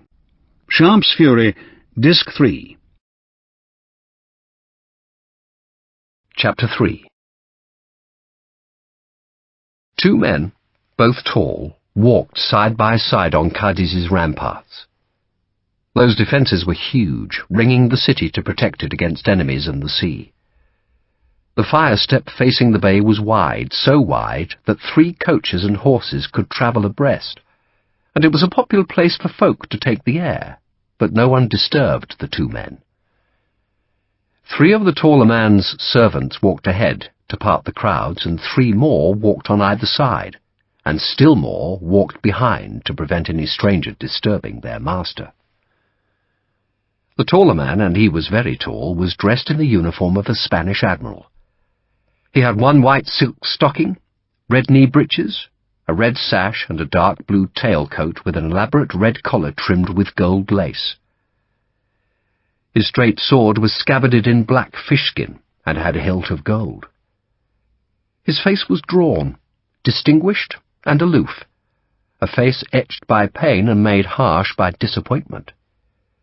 The admiral's left calf and foot were missing, so his lower leg was made of ebony, as was the gold-topped cane he used to help him walk. His companion was Father Salvador Montseny. The priest was in a cassock and had a silver crucifix hanging on his breast. The admiral had been his companion in imprisonment in England after Trafalgar, and sometimes, if they didn't wish to be understood by nearby folk, they spoke English together. Not today. "So, the girl confessed to you?" the admiral asked, amused. "She makes confession once a year," Montseny said, "on her Saint's Day, January 13th. She is called Veronica?" "Caterina Veronica Blasquez," Montseny said, "and God brought her to me. There were 7 other priests hearing confession in the cathedral that day, but she was guided to me." "So you killed her pimp, then you killed the Englishman and his servants. I trust God will forgive you for that, Father." Montseny had no doubts about God's opinions. "What God wants, my lord, is a holy and powerful Spain. He wants our flag spread across South America. He wants a Catholic king in Madrid, and he wants his glory to be reflected in our people. I do God's work." "Do you enjoy it?" "Yes." "Good," the admiral said, then paused beside a cannon that faced the bay. "I need more money," he said. "You will have it, my lord." "Money," the admiral said in a tone of disgust. He was the Marquis de Cardenas, and he had been born to money, and he had made more money, but there was never enough money. He tapped the cannon with the tip of his cane. "I need money for bribes," he said sourly, "because there is no courage in these men. They are lawyers, Father, lawyers and politicians. They are scum." The scum of whom the admiral spoke were the deputies to the Cortes, the Spanish Parliament, which now met in Cadiz, where its chief business was to construct a new constitution for Spain. Some men, the liberales, wanted a Spain governed by the Cortes, a Spain in which citizens would have a say in their own destiny, and such men spoke of liberty and democracy, and the admiral hated them. He wanted a Spain like the old Spain, a Spain led by king and church, a Spain devoted to God and to glory. He wanted a Spain free of foreigners, a Spain without Frenchmen and without Britons, and to get it, he would have to bribe members of the Cortes, and he would have to make an offer to the French Emperor. "Leave Spain," the offer would say, "and we shall help you conquer the British in Portugal." It was an offer the admiral knew that the French would accept because Napoleon was desperate. He wanted an end to the war in Spain. To the world's eyes it looked as if the French had won. They had occupied Madrid and had taken Seville, so that now the Spanish government, such as it was, clung to the land's edge at Cadiz. Yet to hold Spain meant keeping hundreds of thousands of Frenchmen in fortresses, and whenever those men left their walls they were harried by partisans. If Bonaparte could make peace with an amenable Spanish government, then those garrisons would be free to fight elsewhere. "How much money do you need?" Montseny asked. "With $10,000, the admiral said, "I can buy the Cortes." He watched a British frigate sail past the end of the long mole which protected Cadiz's harbour from the open Atlantic. He saw the great ensign ripple at the frigate's stern and felt a pulse of pure loathing. He had watched Nelson's ship sail towards him off Cape Trafalgar. He had breathed the powder smoke and listened to the screams of men dying aboard his ship. He had been felled by a piece of grape shot that had shattered his left leg. But the Admiral had stayed on the quarterdeck, shouting at his men to fight, to kill, to resist. Then he had watched as a crowd of yelling British sailors, ugly as apes, swarmed across his deck. And he had wept when Spain's ensign was lowered and the British flag hoisted. He had surrendered his sword and then been a prisoner in England, and now he was the limping admiral of a broken country that had no battle fleet. He hated the British. "But the English," he said, still watching the frigate, "will never pay $10,000 for the letters." "I think they will pay a great deal," Father Monsigny said, "if we frighten them." "How?" "I shall publish one letter. I shall change it, of course. And the implicit threat will be that we shall publish them all." Father Monsigny paused, giving the Admiral time to object to his proposal, but the Admiral stayed silent. "I need a writer to make the changes," Monsigny went on. "A writer?" the Admiral asked in a sour tone. "Why can't you make the changes yourself?" "I can," Monsigny said. "But once the letters are changed, the English will proclaim them forgeries. We cannot present the originals to anyone because the originals will prove the English correct, so we must make new copies in English in an English hand which we shall claim as the originals. I need a man who can write perfect English. My English is good, but not good enough." He fingered his crucifix, thinking. The new letters need only persuade the Cortes, and most deputies will want to believe them, but the changes must still be convincing. The grammar, the spelling must all be accurate. So I need a writer who can achieve that. The Admiral made a dismissive gesture. "I know a man, a horrid creature. He writes well, though, and has a passion for English books. He'll do. But how do you publish the letters?" "El Correo de Cádiz," Father Monsigny said, naming the one newspaper that opposed the Liberales.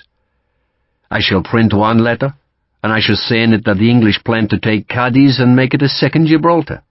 The English will deny it, of course, but we will have a new letter, with a forged signature."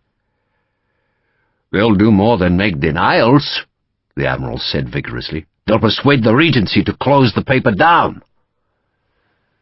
The Regency was the council which ruled what was left of Spain, and ruled it with the help of British gold, which was why they were eager to keep the British friendly. A new constitution, though, could mean a new Regency, one which the Admiral could lead.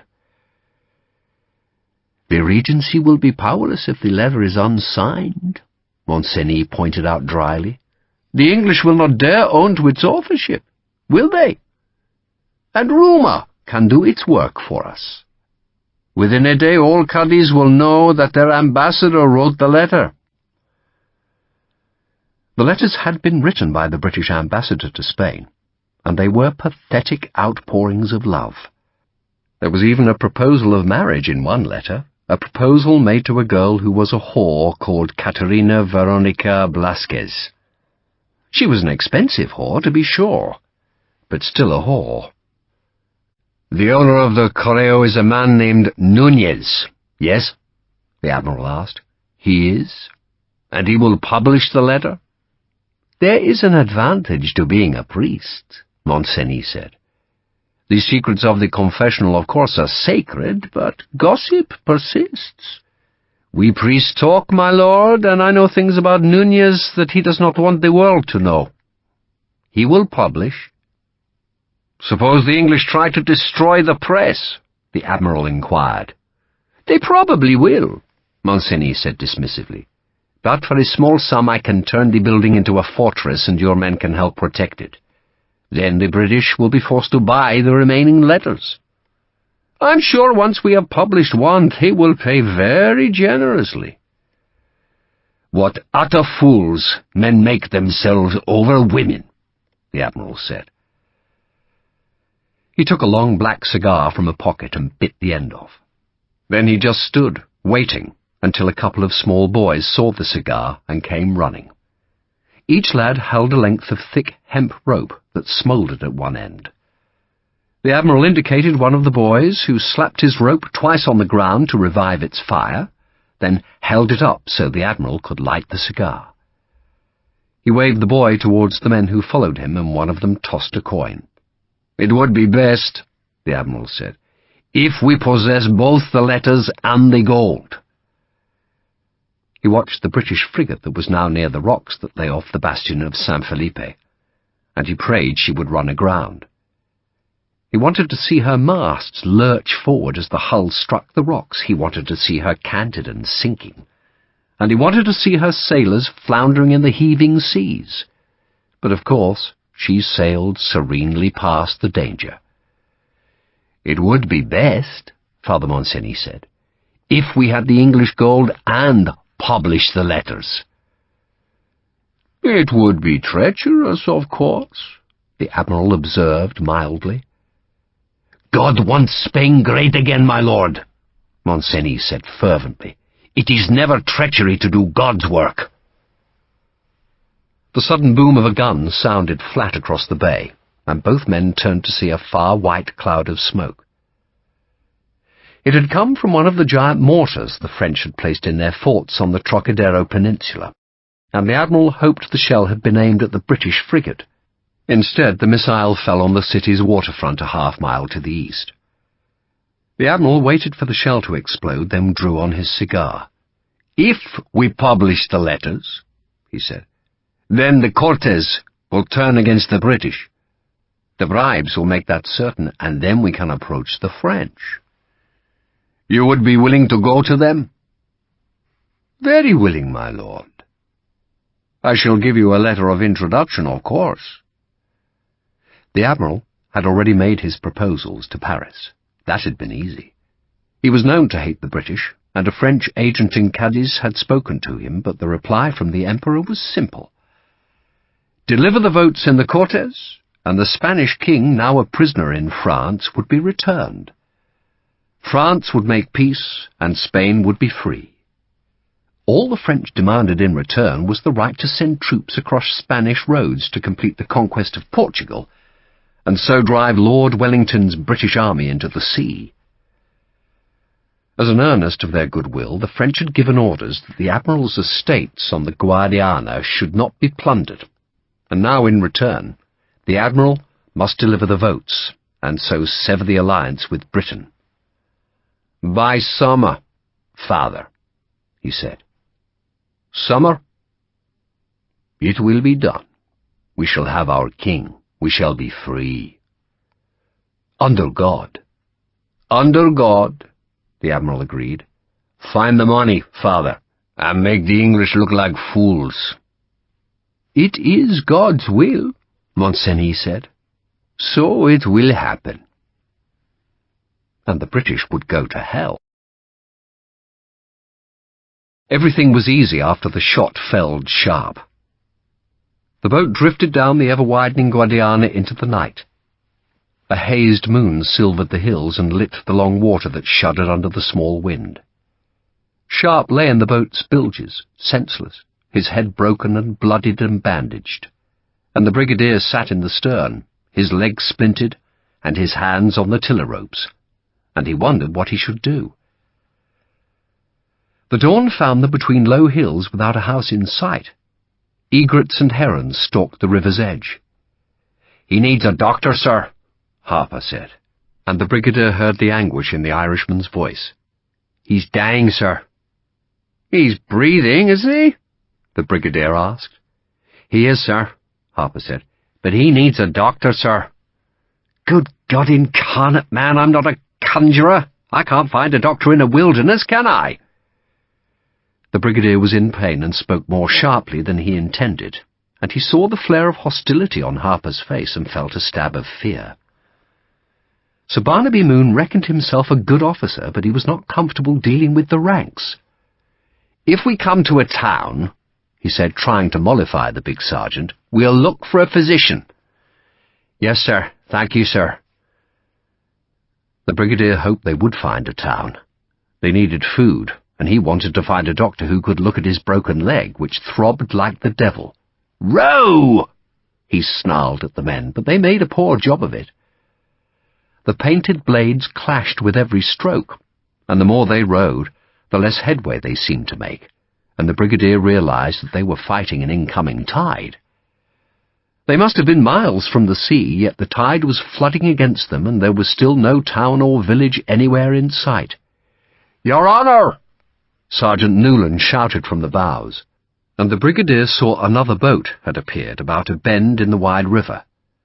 She was a rowing boat, about the size of his own commandeered launch, and she was crammed with men who knew how to use their oars, and she had other men with muskets. And the brigadier hauled on the tiller to point the boat towards the Portuguese bank. "Row!" he shouted, then cursed as the oars tangled again.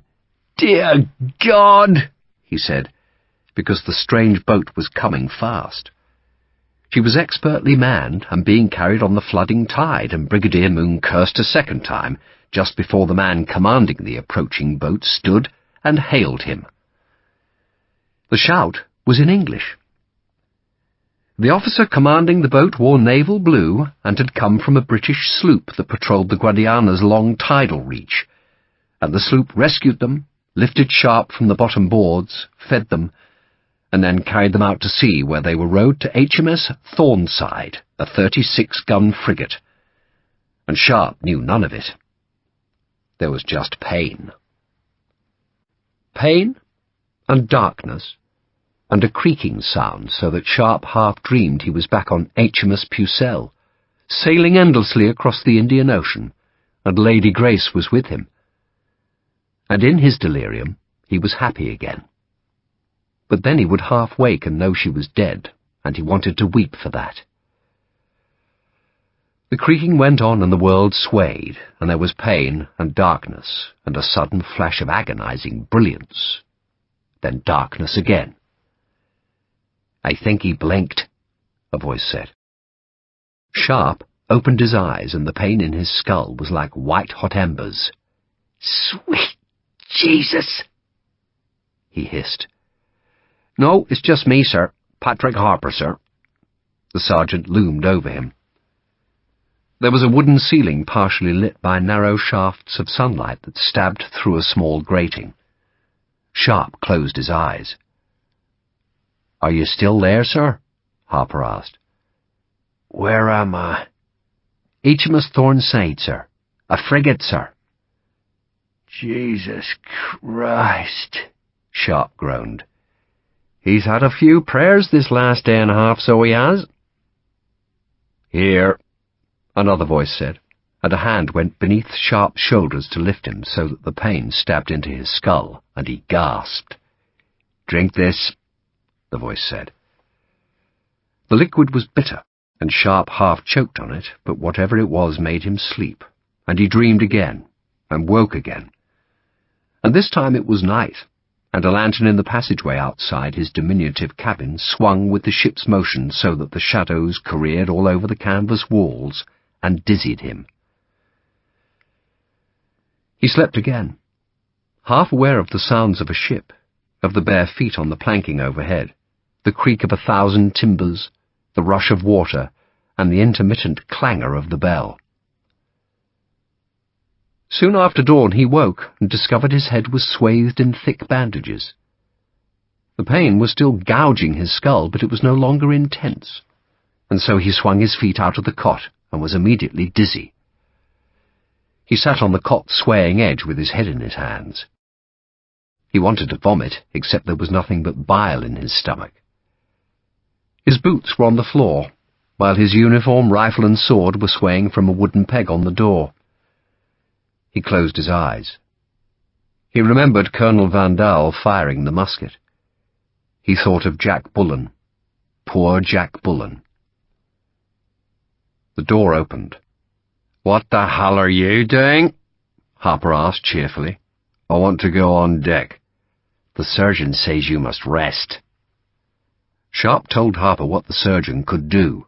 "Help me dress," he said. He didn't bother with boots or sword, just pulled on his French cavalry overalls and his ragged green coat, then held on to Harper's strong arm as they walked out of the cabin. The sergeant then hauled Sharpe up a steep companionway to the frigate's deck, where he clung to the hammock netting. A brisk wind was blowing, and it felt good. Sharpe saw that the frigate was sliding past a low, dull coast coated with watchtowers. "I get you a chair, sir," Harper said. "Don't need a chair," Sharpe said. "Where are the men?" "We're all snug up front, sir." "You're improperly dressed, Sharpe," a voice interrupted, and Sharpe turned his head to see Brigadier Moon enthroned near the frigate's wheel. He was sitting in a chair with his splintered leg propped on a cannon. "You haven't got boots on," the Brigadier observed. "Much better to go barefoot on deck," a cheerful voice said. "What are you doing on your bare feet anyway? I gave orders that you were to stay below." A plump, cheerful man in civilian clothes smiled at Sharpe.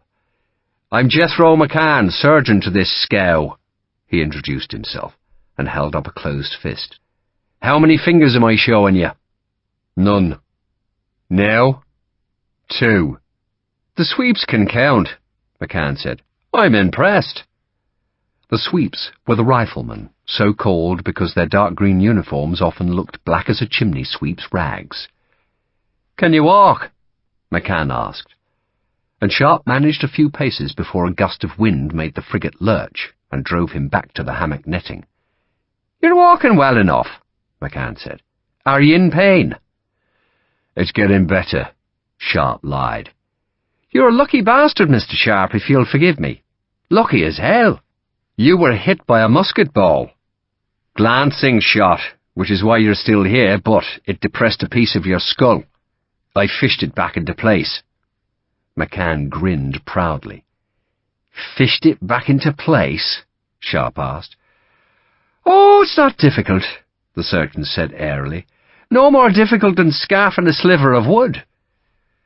In truth, it had been appallingly difficult. It had taken the doctor an hour and a half's work under inadequate lantern light as he teased at the wedge of bone with probe and forceps. His fingers had kept slipping in blood and slime, and he had thought he would never manage to free the bone without tearing the brain tissue. But at last he had succeeded in gripping the splintered edge and pulling the sliver back into place. "And here you are," McCann went on, "sprightly as a 2-year-old. And the good news is that you've got a brain." He saw Sharpe's puzzlement and nodded vigorously. "You do? Honest? I saw it with my own eyes, thus disproving the Navy's stubborn contention that soldiers have nothing whatsoever inside their skulls. I shall write a paper for the review. I'll be famous. Brain discovered in a soldier."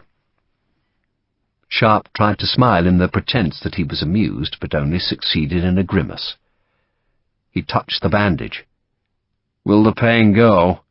"We know almost nothing about head wounds," McCann said, "except that they bleed a lot, but in my professional opinion, Mr. Sharpe, you'll either drop down dead or be right as rain." "That is a comfort," Sharpe said. He perched on a cannon and stared at the distant land beneath the far clouds. "How long till we reach Lisbon?" "Lisbon? We're sailing to Cadiz." "Cadiz? That's our station," McCann said, "but you'll find a boat going to Lisbon quick enough. Ah, Captain Pullifer's on deck. Straighten up." The captain was a thin, narrow-faced and grim-looking man, a scarecrow figure who Sharpe noticed was barefoot. Indeed, if it hadn't been for his coat with its salt-encrusted gilt, Sharpe might have mistaken Pullifer for an ordinary seaman. The captain spoke briefly with the brigadier, then strode down the deck and introduced himself to Sharpe. "Glad you're on your feet," he said morosely. He had a broad Devon accent. "So am I, sir. We'll have you in Cadiz soon enough, and a proper doctor can look at your skull. McCann, if you want to steal my coffee, you'll find it on the cabin table." "Aye, aye, sir," the doctor said. McCann was evidently amused by his captain's insult, which suggested to Sharpe that Pullifer was not the grim beast he appeared to be. "Can you walk, Sharpe?" Captain Pullifer asked gruffly. "I seem to be all right, sir," Sharpe said, and Pullifer jerked his head, indicating that the rifleman should go with him to the stern rail. Moon watched Sharpe pass by. "Had supper with your brigadier last night," Pullifer said when he was alone with Sharpe beneath the great mizzen sail. He paused, but Sharpe said nothing. "And I spoke with your sergeant this morning," Pullifer went on. "It's strange, isn't it, how stories differ?" "Differ, sir?" Pullifer, who had been staring at the Thornside's wake, turned to look at Sharpe. "Moon says it was all your fault." "He says what?" Sharpe was not certain he had heard right. His head was filled with a pulsing pain. He tried closing his eyes, but it didn't help, so he opened them again. "He says you were ordered to blow a bridge, but you hid the powder under women's luggage, which is against the rules of war. And then you dilly-dallied and the frogs took advantage, and he finishes up with a dead horse, a broken leg, and no sabre. And the sabre was Bennett's best, he tells me." Sharpe said nothing, just stared at a white bird skimming the broken sea. "You broke the rules of war," Pullifer said sourly. "But as far as I know, the only rule in bloody war is to win. You broke the bridge, didn't you?" "Yes, sir." "But you lost one of Bennett's best sabres." Pullifer sounded amused. "So your brigadier borrowed pen and paper off me this morning to write a report for Lord Wellington. It's going to be poisonous about you." "Do you wonder why I'm telling you?" "I'm glad you're telling me," Sharpe said, "because you're like me, Sharpe. You came up the hawse hole. I started as a pressed man. I was 15 and had spent 8 years catching mackerel off Dawlish. That was 30 years ago. I couldn't read, couldn't write, and didn't know a sexton from an arsehole, but now I'm a captain." "Up the hawse hole," Sharpe said, relishing the Navy's slang for a man promoted from the ranks into the officers' mess. "But they never let you forget, do they?" "It's not so bad in the Navy," Pullifer said grudgingly. "They value seamanship more than gentle birth. But 30 years at sea teaches you a thing or two about men, and I have a notion that your sergeant was telling the truth." "He bloody was," Sharpe said hotly. "So I'm warning you. That's all. If I were you, I'd write my own report and muddy the water a little." Pullifer glanced up at the sails, found nothing to criticize, and shrugged. "We'll catch a few mortar rounds going into Cadiz, but they haven't hit us yet." In the afternoon the west wind turned soft, so that the Thornside slowed and wallowed in the long Atlantic swells. Cadiz came slowly into sight, a city of gleaming white towers that seemed to float on the ocean. By dusk the wind had died to a whisper that did nothing except fret the frigate's sails, and Pullifer was content to wait till morning to make his approach. A big merchantman was much closer to land, and she was ghosting into harbour on the last dying breaths of wind. Pullifer gazed at her through a big telescope. "She's the Santa Catalina," he announced. "We saw her in the Azores a year ago." He collapsed the glass. "I hope she's getting more wind than we are, otherwise she'll never make the southern part of the harbour." "Does it matter?" Sharpe asked. "The bloody frogs will use her for target practice." It seemed the captain was right, for just after dark Sharpe heard the muffled sound of heavy guns like thunder far away. They were the French mortars, firing from the mainland, and Sharpe watched their monstrous flashes from the Thornside's forecastle.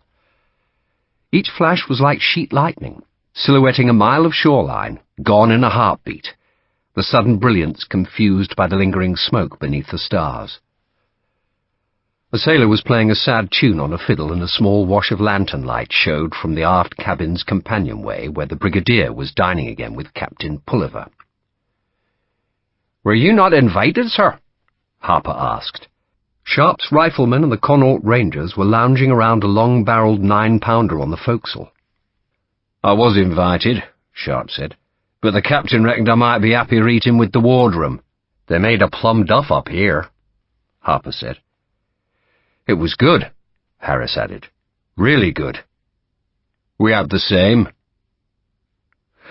I sometimes think I should have joined the Navy, Harper said. You do? Sharpe was surprised. Plum duff and rum. Not many women. That's true. How's your head, sir? Daniel Hagman asked. Still there, Dan. Is it hurting? It hurts, Sharpe admitted. Vinegar and brown paper, sir, Hagman said earnestly. It always works. I had an uncle that was knocked on the head, Harper said. The Ulsterman had an endless supply of relatives who had suffered various misfortunes. He was butted by a nanny goat, so he was, and you could have filled Loch Crocatrillin with his blood. Jesus, it was everywhere. My auntie thought he was dead. Sharpe, like the riflemen and rangers, waited. So, was he? He asked after a while. Good God, no. He was milking the cows again that night, but the poor goat was never the same. So, what are we doing, Cadiz, sir? Sharpe shrugged. We'll get a boat to Lisbon. There must be dozens of boats going to Lisbon. He turned as two reports rumbled across the water, but there was nothing to see. The far flashes had already faded, and the mortar shells gave no light when they landed. Intermittent lamplight glimmered across the city's white walls, but otherwise the shoreline was dark. Black water lapped against the frigate's flanks, and the sails shivered in the small wind. By dawn the wind had freshened, and the Thornside stood southwest towards the entrance to the Bay of Cadiz. The city was closer now, and Sharpe could see the massive grey ramparts above which the houses glowed white, their walls studded with squat watchtowers and church belfries through which smoke drifted. Lights flashed from the towers, and at first Sharpe was puzzled by the glints. Then he realized that they were the sun reflecting from the telescopes which watched Thornside's approach. A pilot boat cut across the frigate's course, her captain waving his arms to show he had a pilot who was available to come aboard the frigate. But Pullifer had run this treacherous approach often enough to need no guide. Gulls wheeled about the frigate's masts and sails as she slid past the heave and wash of broken water that marked the Diamante Rock, and then the bay opened before her bows. The Thornside turned due south, heading into the bay and watched by a crowd on the city ramparts. It was evident now that the smoke above the city was not just from cooking fires, but mostly from a merchantman that burned in the harbour. It was the Santa Catalina, her hull crammed with tobacco and sugar. A French mortar shell had plunged between her foremast and mainmast, and pierced a hatch cover, exploding a few feet below the deck. The crew had rigged a pump and poured water onto the fire, and it seemed they had mastered the blaze. But somewhere an ember had lodged deep among the bales, and it grew sullenly. The hidden fire spread secretly, its smoke disguised by the steam from the pump's water, and then, just aft of the mainmast, the deck burst into new flames. The rest of Cadiz harbour, placid under a gentle wind, seemed unconcerned with the burning ship. A whole fleet of British warships was moored to the south, and Pullifer offered a salute fired to the admiral.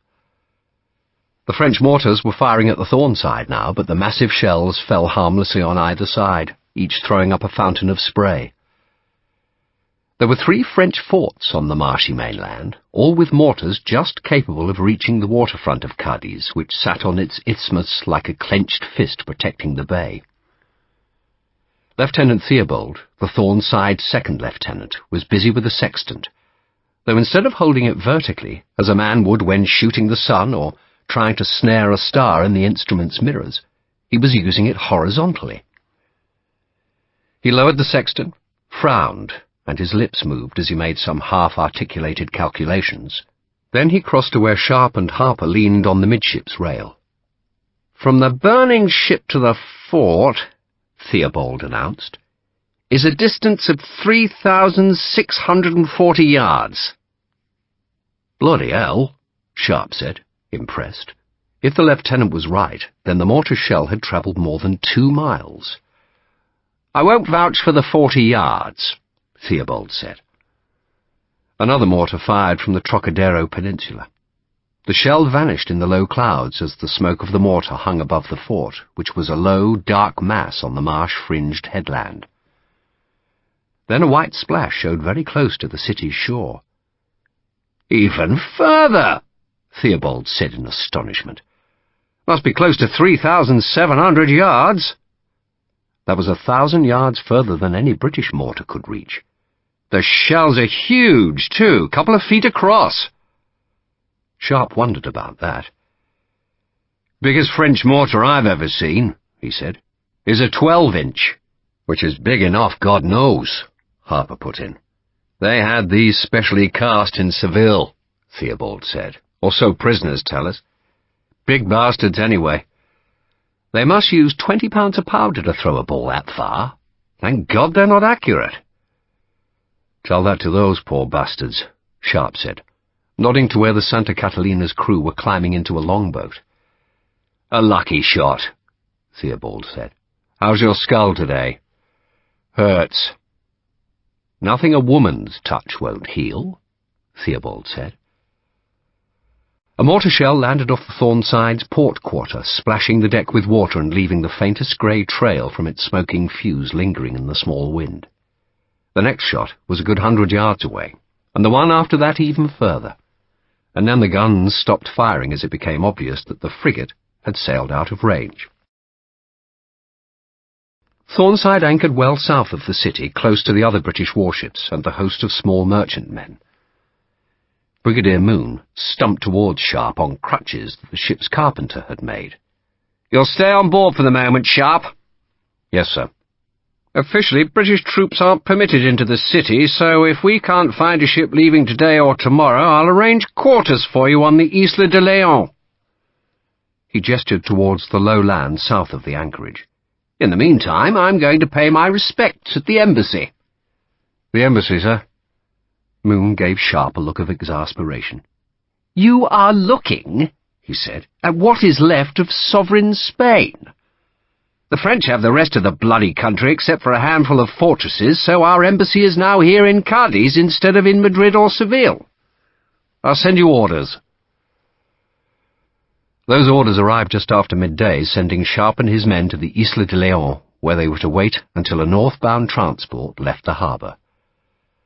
The longboat carrying them ashore threaded the anchored fleet, most of which were merchantmen. "Rumour says they're taking an army south," the midshipman commanding the longboat told Sharpe. "South?" "They want to land somewhere down the coast," the midshipman said.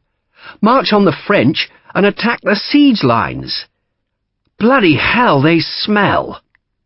He pointed to 4 great prison hulks that stank like open sewers. The hulks had once been warships, but now they were mastless, and their open gun ports were protected by iron bars through which men watched the small boat pass. "Prison hulk, sir," the midshipman said. "Full of frogs."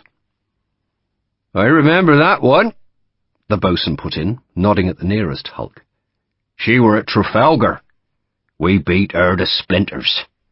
There was blood pouring down her side. Never seen the like." "The Dons are on the wrong side of that one," the midshipman said. "They're on our side now," Sharpe said. "We hope they are, sir. We do hope that. Here you are, sir, safe and sound, and I hope your eggshell mends." The Isla de Leon was home to 5,000 British and Portuguese soldiers who helped defend Cadiz from the French besiegers. Desultory cannon fire sounded from the siege lines that were some miles eastwards. The small town of San Fernando was on the island, and Sharpe reported there to a harassed major, who seemed bemused that a handful of vagrants from the 88th and the South Essex had landed in his lap. "Your fellows can find space in the tent lines," the major said, "but you'll be billeted in San Fernando, of course, with the other officers." "Dear God, what's free?" He looked through the billeting lists. "It's only for a night or so," Sharpe said. "Depends on the wind, doesn't it? So long as it blows northwest, you aren't going anywhere near Lisbon. Here we are. You can share a house with Major Duncan. He's an artilleryman, so he's not particular. He's not there now. He's off hunting with Sir Thomas." Sir Thomas Graham, commands here. Mad about cricket and hunting. Of course there aren't any bloody foxes, so they chase after stray dogs instead. They do it between the lines, and the French are good enough not to interfere. You'll want space for your servant, I assume. Sharpe had never had a servant, but decided this was the moment to indulge himself. Harris? Sir, you're my servant now. What joy, sir. San Fernando's a decent little place in winter, the Major said. Too many bloody mosquitoes in the summer, but nice enough at this time of year. Plenty of taverns, a couple with good bordellos. There are worse places to spend the war. The wind didn't change that night, nor the next. Sharpe gave his and Sergeant Newland's men a make and mend day. They cleaned and repaired uniforms and weapons, and for every moment of the day Sharpe prayed that the wind would go south or east. He found a regimental surgeon, who reckoned that inspecting Sharpe's wound would do more harm than good. "If that naval fellow fished the bone back into place," the man said, "then he did all that modern medicine can possibly do. Keep the bandage tight, Captain, keep it wet. Say your prayers and take rum for the pain." Major Duncan, whose quarters Sharpe now shared, proved to be an affable Scot. He said there were at least a half-dozen ships waiting to make passage to Lisbon. "So you'll be home in 4 or 5 days, he went on, "just as soon as the wind goes round." Duncan had invited Sharpe to the nearest tavern, insisting the food was adequate and ignoring Sharpe's plea that he had no cash. "The Dons eat damn late," Duncan said, "so we're forced to drink until the cook wakes up. It's a hard life." He ordered a jug of red wine, and no sooner had it appeared than a slender young officer in cavalry uniform appeared at the tavern door. "Willie!" Duncan greeted the cavalryman with evident pleasure. "Are you drinking with us?" "I am searching for Captain Richard Sharpe, and I assume that you, sir, are he." He smiled at Sharpe and held out a hand. "Willie Russell, aide to Sir Thomas." "Lord William Russell," Duncan said. "But Willie suffices," Lord William put in hastily. "You are Captain Sharpe, in which case, sir, you are summoned. I have a horse for you, and we must ride like the very wind." "Summoned?" "To the embassy, Captain, to meet His Majesty's Minister Plenipotentiary and Envoy Extraordinary to the Court of Spain. Good Lord, that is rotgut." He had tried some of Duncan's wine. "Did someone piss in it? Are you ready, Sharpe?" "I'm wanted at the embassy?" Sharpe asked, confused. "You are, and you're late. This is the 3rd tavern I've tried, and I had to have a drink in each one, didn't I? Noblesse oblige and all that." He drew Sharpe out of the tavern. "I must say I'm honoured to meet you." Lord William spoke generously, then saw Sharpe's disbelief. "No, truly. I was at Talavera. I got cut up there, but you took an eagle. That was one in the eye for Boney, wasn't it? Here we are, your horse." "Do I really have to go?" Sharpe asked. Lord William Russell looked thoughtful for a second. "I think you do," he said seriously, "because it's not every day that envoys extraordinary and ministers plenipotentiary send a summons for a captain. And he's not a bad fellow for an ambassador. You can ride." "Badly. How's your skull?" "Hurts." "It would, wouldn't it? I fell off a horse once and bashed my head against a tree stump, and I couldn't think for a month. Not sure I'm cured yet, to be honest. Up you get." Sharpe settled himself in the saddle and followed Lord William Russell out of the town and onto the sandy isthmus. "How far is it?" he asked. "Just over 6 miles. It's a nice ride. At low tide we use the beach, but tonight we'll have to jog along the road instead. You'll meet Sir Thomas at the embassy. He's a splendid fellow. You'll like him. Everyone does." "The moon?" "I'm afraid he's there too. Man's a brute, isn't he? Mind you, he's been very civil to me. Probably because my father's a duke." "A duke?" "Of Bedford," Lord William said, grinning. But don't worry, I'm not the heir, not even the one after the heir. I'm the one who has to die for king and country. Moon doesn't like you, does he? So I hear. He's been blaming you for all his ills. Says you lost his sabre. One of Bennett's, eh? Never heard of Bennett's, Sharpe said. Cutler in St. James's. Fearfully good and awfully pricey. They say you can shave yourself with one of Bennett's sabres. Not that I've tried. Is that why they sent for me? To complain? Good Lord, no. It was the ambassador who sent for you. He wants to get you drunk, I expect. The isthmus narrowed. Off to Sharpe's left was the wide Atlantic, while to the right lay the Bay of Cadiz. The edge of the bay looked white in the dusk, and the whiteness was interrupted by hundreds of shining pyramids. Salt, Lord William explained. Big industry here, lots of salt. Sharpe suddenly felt ashamed of his ragged uniform. I thought British soldiers weren't allowed in the city.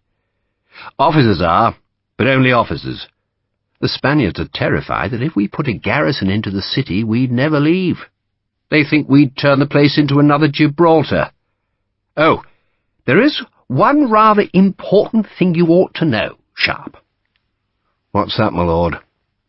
Call me Willie, for God's sake, everyone else does.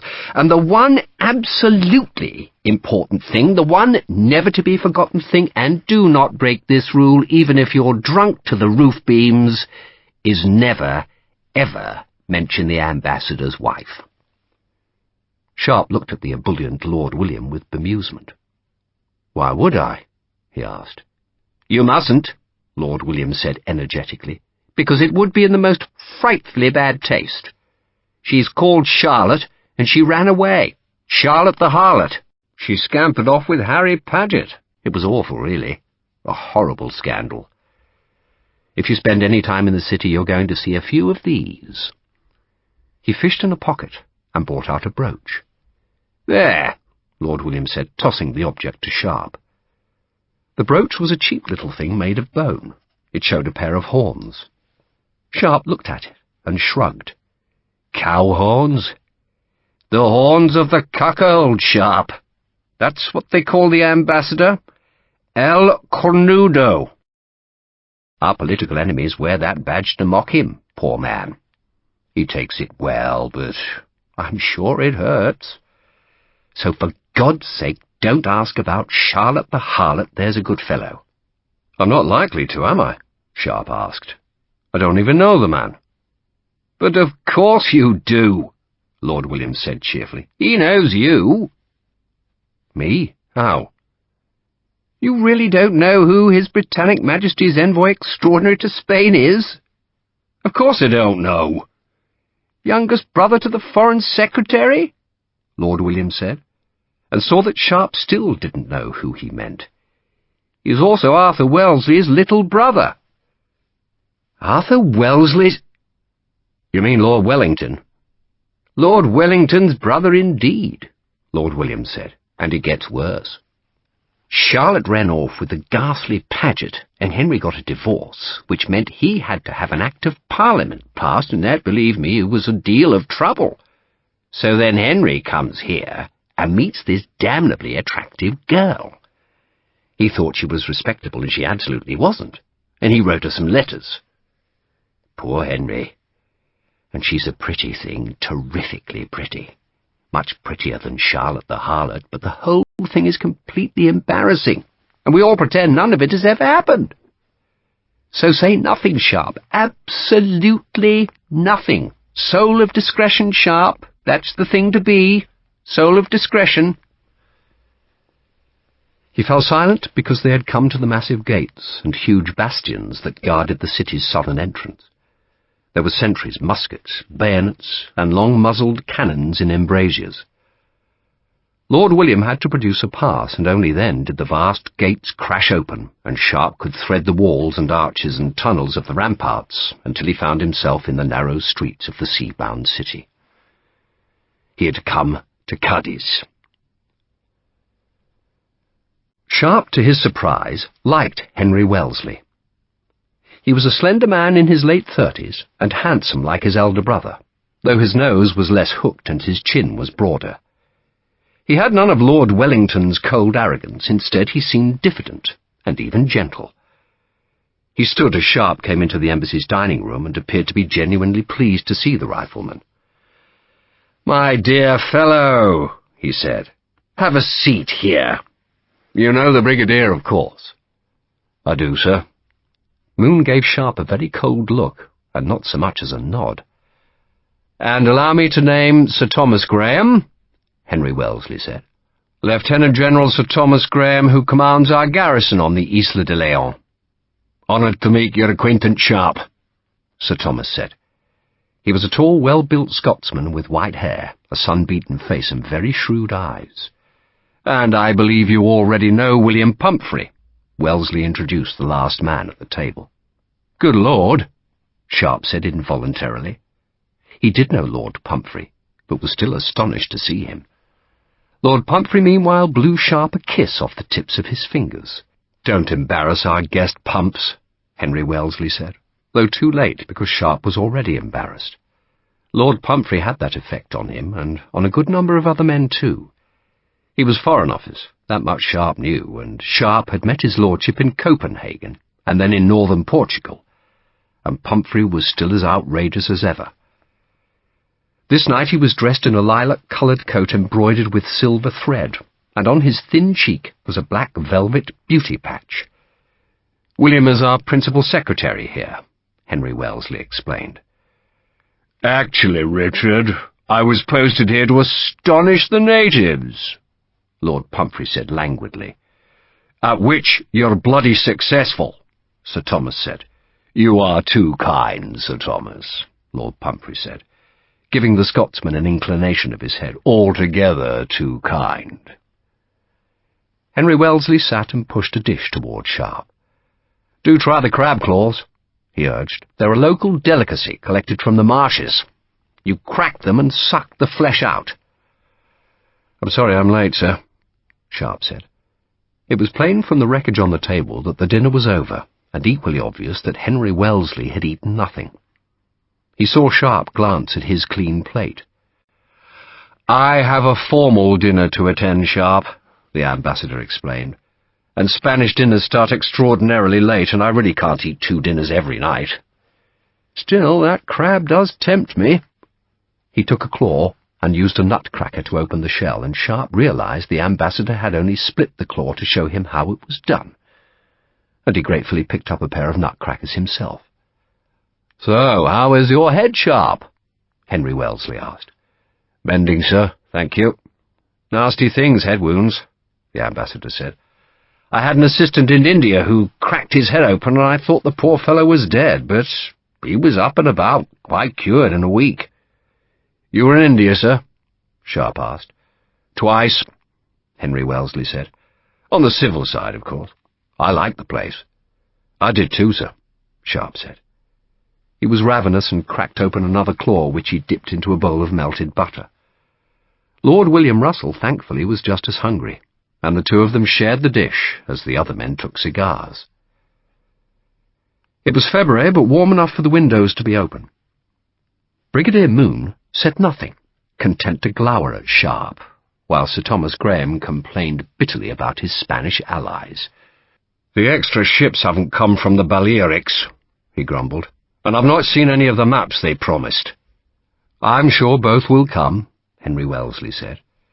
"And the ships we've already got are threatened by fire rafts. The French are building 5 of the things." "I'm certain you and Admiral Keats will be delighted to deal with the fire rafts," Henry Wellesley said firmly, then changed the topic by looking at Sharpe. "Brigadier Moon tells me you got rid of the bridge over the Guadiana." "We did, sir. That's a relief. All in all, Sir Barnaby," Wellesley looked at the Brigadier, "a most successful operation." Moon shifted in his chair, then winced as pain stabbed at his leg. "It could have gone better, Your Excellency." "How so?" "You need to be a soldier to understand," Moon said abruptly. Sir Thomas frowned in disapproval of the Brigadier's rudeness, but Moon wouldn't yield an inch. "At best," he went on, "it was only a flawed success. A very flawed success. I served in the 40th Foot, Henry Wellesley said. It was not perhaps my finest hour, but I'm not ignorant of soldiering. So tell me why it was flawed, Sir Barnaby. Things could have gone better, Moon said, as though that closed the matter. The ambassador took a cut cigar from a servant, then bent to light it from the proffered taper. And there I was, he said, inviting you to tell us of your triumph. You're as reticent as my brother, Sir Barnaby. I'm flattered to be compared with Lord Wellington, Your Excellency, Moon said stiffly. Mind you, Arthur did once tell me of an exploit of his, Henry Wellesley said, and it's not one from which he emerges with very much credit. The ambassador blew a plume of smoke towards the crystal chandelier. Sir Thomas and Lord Pumphrey were sitting very still, as if they knew something was brewing in the room, while Sharpe, sensing the strained atmosphere, left the crab claws alone. He was unhorsed at Assaye, the ambassador went on. I think that's the name of the place, whatever. He was pitched into the enemy ranks, and everyone else had galloped on. But Arthur told me he knew he was going to die. He was surrounded by the enemy, all of them fierce as thieves, and then from nowhere a British sergeant appears. From nowhere, he says. Henry Wellesley waved the cigar as though he were a magician who had suddenly made it appear. And what followed, Arthur says, was the finest piece of soldiering he ever witnessed. He reckons that sergeant put down 5 men. At least 5 men, he told me. The fellow slaughtered them, all on his own. 5 men, Lord Pumphrey said in unfeigned admiration. At least 5, the ambassador said. Recollection of battle, Moon said, can be very confusing. Oh, you think Arthur embellished the tale? Henry Wellesley asked with exaggerated politeness. 1 man against 5, Moon suggested. I'd be very surprised, Your Excellency. Then let us ask the sergeant who fought against them, Henry Wellesley said, springing his trap. How many men do you remember, Sharpe? Moon looked as if he had been stung by a wasp, while Sharpe, embarrassed again, just shrugged. Well, Sharpe, Sir Thomas Graham prompted him. There were a few, sir, Sharpe said uncomfortably. But of course the general was fighting beside me, sir. Arthur told me he was dazed, Henry Wellesley said. He told me he was quite incapable of defending himself. Fighting away, sir, he was, Sharpe said. In truth, Sharpe had pushed a dizzied Sir Arthur Wellesley under one of the Indian cannons and had sheltered him there. Was it truly 5 men? He couldn't remember. And help came very fast, sir, he went on hurriedly. Very fast. But as you say, Sir Barnaby, Henry Wellesley's voice was silky now, recollections of battle can be very confusing. I would take it as a favour if you would permit me to see the report on your great triumph at Fort Joseph. Of course, Your Excellency, Moon said. And Sharpe understood then what had happened. His Majesty's Minister Plenipotentiary and Envoy Extraordinary had intervened on Sharpe's behalf, letting Moon know that Lord Wellington was beholden to Sharpe, and that it would be sensible if the Brigadier were to change his report accordingly. That was a favour, and it was a generous one. But Sharpe knew that favours were given so that other favours could be returned. A clock on the mantelpiece struck 10, and Henry Wellesley sighed. I must put on fancy dress for our allies, he said. There was a scraping of chairs as the guests stood. Do finish the port and cigars, the ambassador said as he moved towards the door, where he paused. Mr. Sharpe, might I have a word? Sharpe followed Henry Wellesley down the passage and into a small room lit by candles. A coal fire burned in the hearth, books lined the walls, and a leather-topped desk stood under the window that the ambassador pushed open. The Spanish servants insist on keeping me warm, he said. I tell them I prefer cold air, but they don't believe me. Did I embarrass you back there? No, sir. It was for Brigadier Moon's benefit. He told me you had let him down, which I somehow doubt. He is a man who is unable to share credit, I think." The ambassador opened a cupboard and took out a dark bottle. "Port Sharpe. It's tailor's best, and you won't get finer this side of paradise. May I pour you a glass?" "Thank you, sir. And there are cigars in the silver box. You should have one. My doctor says they're good for the wind." Henry Wellesley poured a single glass of port, which he handed to Sharpe. Then he walked to an elegant round table that served as a chessboard. He stared at the pieces, which were in mid-game. "I think I'm in trouble," he said. "Do you play?" "No, sir. I play with Duff. He was consul here, and he's rather good." The ambassador touched a black castle with a tentative finger, then abandoned the game to sit behind his desk, from where he gave the rifleman a shrewd inspection. "I doubt my brother ever thanked you adequately for saving his life." He waited for an answer, but Sharpe was silent. "Obviously not. That sounds like Arthur." "He gave me a very fine telescope, sir," Sharpe said. "Doubtless one that had been given to him," Henry Wellesley suggested. "And that he didn't want?" "I'm sure that's not true, sir," Sharpe said. Wellesley smiled. "My brother has many virtues, but the ability to express sentiment is not among them. If it's any consolation, Sharpe, he has frequently expressed his admiration of your qualities." "Thank you, sir," Sharpe said awkwardly. The ambassador sighed, suggesting that the pleasantest part of the conversation was now done. He hesitated, as if looking for words, then opened a drawer and found a small object that he tossed across the desk's leather top. It was one of the horned brooches. "Know what that is, Sharpe?" "I'm afraid I do, sir." "I rather thought Willie Russell would tell you. And how about this?" He pushed a newspaper across the desk. Sharpe picked it up, saw it was called El Correo de Cádiz, but the light was too dark and the print too small to attempt to read the ill-printed sheet. He put the paper down. "Have you seen that?" the ambassador asked. "No, sir. It appeared on the streets today, and it purports to print a letter I'm supposed to have sent to a lady. In the letter I tell her that the British plan to annex Cádiz and make it into a second Gibraltar. It doesn't name me, but in a city as small as Cádiz it hardly needs to. And I need hardly tell you that His Majesty's government has no designs on Cádiz either." "So the letter's a forgery, sir?" Sharpe asked. Henry Wellesley paused. "Not entirely," he said cautiously. He wasn't looking at Sharpe now, but had twisted in his chair to stare into the dark garden. He drew on his cigar. "I imagine Willie Russell told you of my circumstances?" "Yes, sir." "So I shall not describe them further, except to say that some months ago I met a lady here and was persuaded that she was of gentle birth.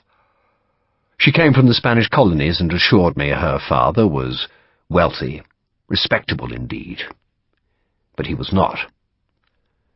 And before I discovered that truth I was foolish enough to express my sentiments in letters." He paused, still staring through the open window, waiting for Sharpe to speak, but Sharpe was silent. "The letters were stolen from her," the ambassador went on, "and it was not her fault." He turned and gazed at Sharpe defiantly, as if he half expected Sharpe to disbelieve him. "And the thief, sir, tried to blackmail you?" "Exactly," Henry Wellesley said. "The wretch made an arrangement to sell the letters to me, but my envoy was murdered. He and his 2 companions. The money, of course, vanished, and the letters are now in the hands of our political enemies." Wellesley spoke bitterly and gave the newspaper a blow with his hand. "You must understand, Sharpe, that there are men in Cádiz who believe quite sincerely that Spain's future would be a great deal brighter if they were to make peace with Napoleon. They believe that Britain is the more formidable enemy. They think we are intent on destroying Spain's colonies and on taking her Atlantic trade. They don't believe that my brother can expel the French from Portugal, let alone from Spain, and they are working diligently to fashion a political future that does not include a British alliance. My job is to persuade them otherwise, and those letters are going to make the task much harder. It may even make it impossible." Again he paused as if inviting some comment from Sharpe, but the rifleman sat very still and silent. "Lord Pumphrey tells me you are an able man," the ambassador said quietly. "He's very kind, sir," Sharpe said woodenly. "And he says you have a piquant past." "Not sure what that is, sir." Henry Wellesley half smiled.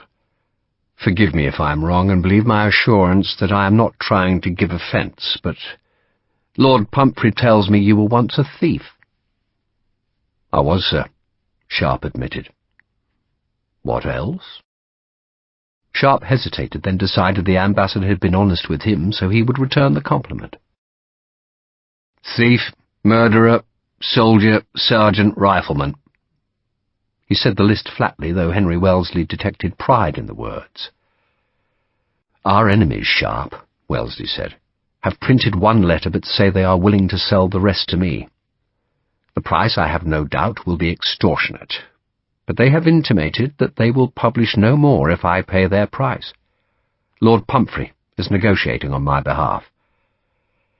If an agreement is reached, then I would be most grateful if you would serve as his escort and his protector when the letters are exchanged for the money." Sharpe thought about it. "You say that your previous fellow was murdered, sir?" "He was called Plummer. The thieves claimed he tried to take the letters without surrendering the gold, and I have to say that sounds plausible.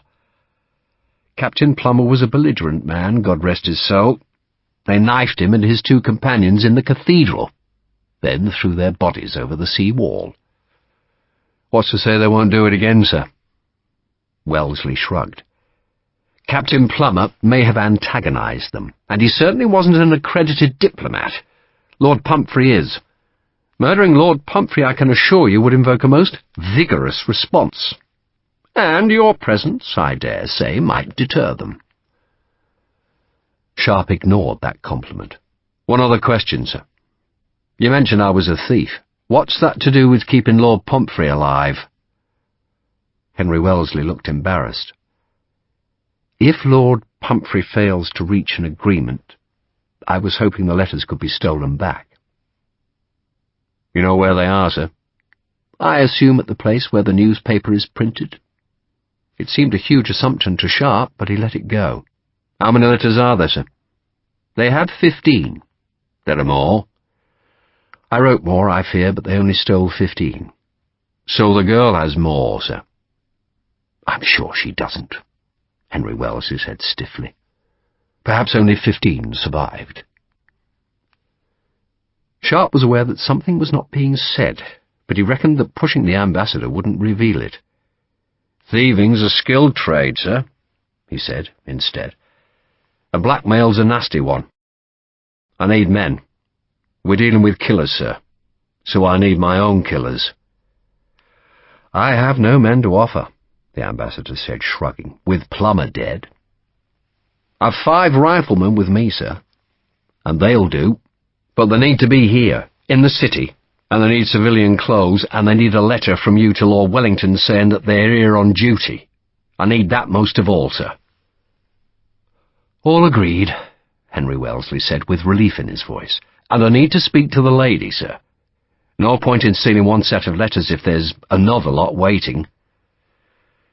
"I'm afraid I don't know where she is," the ambassador said. "If I knew, then I would, of course, tell you. She appears to have hidden herself. I still need her name, sir." "Katerina," Henry Wellesley said wistfully. "Katerina Blasquez." He rubbed his face with a hand. "I feel very foolish telling you all this." "We've all made fools of ourselves over women, sir," Sharpe said. "We wouldn't be alive if we hadn't." Wellesley smiled ruefully at that. "But if Lord Pumphrey negotiates successfully," he said, "then it will all be over. A lesson learned. And if he doesn't, sir, then you want me to steal the letters. I hope it doesn't come to that, Wellesley said. He stood and spun his cigar into the night, where it hit the dark lawn with a shower of sparks. I really must get dressed. Full court uniform, sword and all. But one last thing, Sharpe. Sir? Sharpe asked. He knew he should call the ambassador Your Excellency, but he kept forgetting, and Wellesley didn't seem to mind. We live, breathe, and have our very being in this city by permission of the Spanish. That is as it should be. So whatever you do, Sharpe, do it carefully. And please don't mention this to anyone but Lord Pumphrey. He alone is privy to negotiations. That was not true. There was another man who might help, who would help, though Henry Wellesley doubted that he would succeed, which left him dependent on this scarred and bandaged rogue. I won't mention it, sir, Sharpe said. Then good night, Sharpe. Good night, sir. Lord Pumphrey, smelling faintly of violets, was waiting in the hall. Well, Richard? It seems I've got a job here. I'm so pleased. Shall we talk? Lord Pumphrey led Sharpe down the candlelit corridor.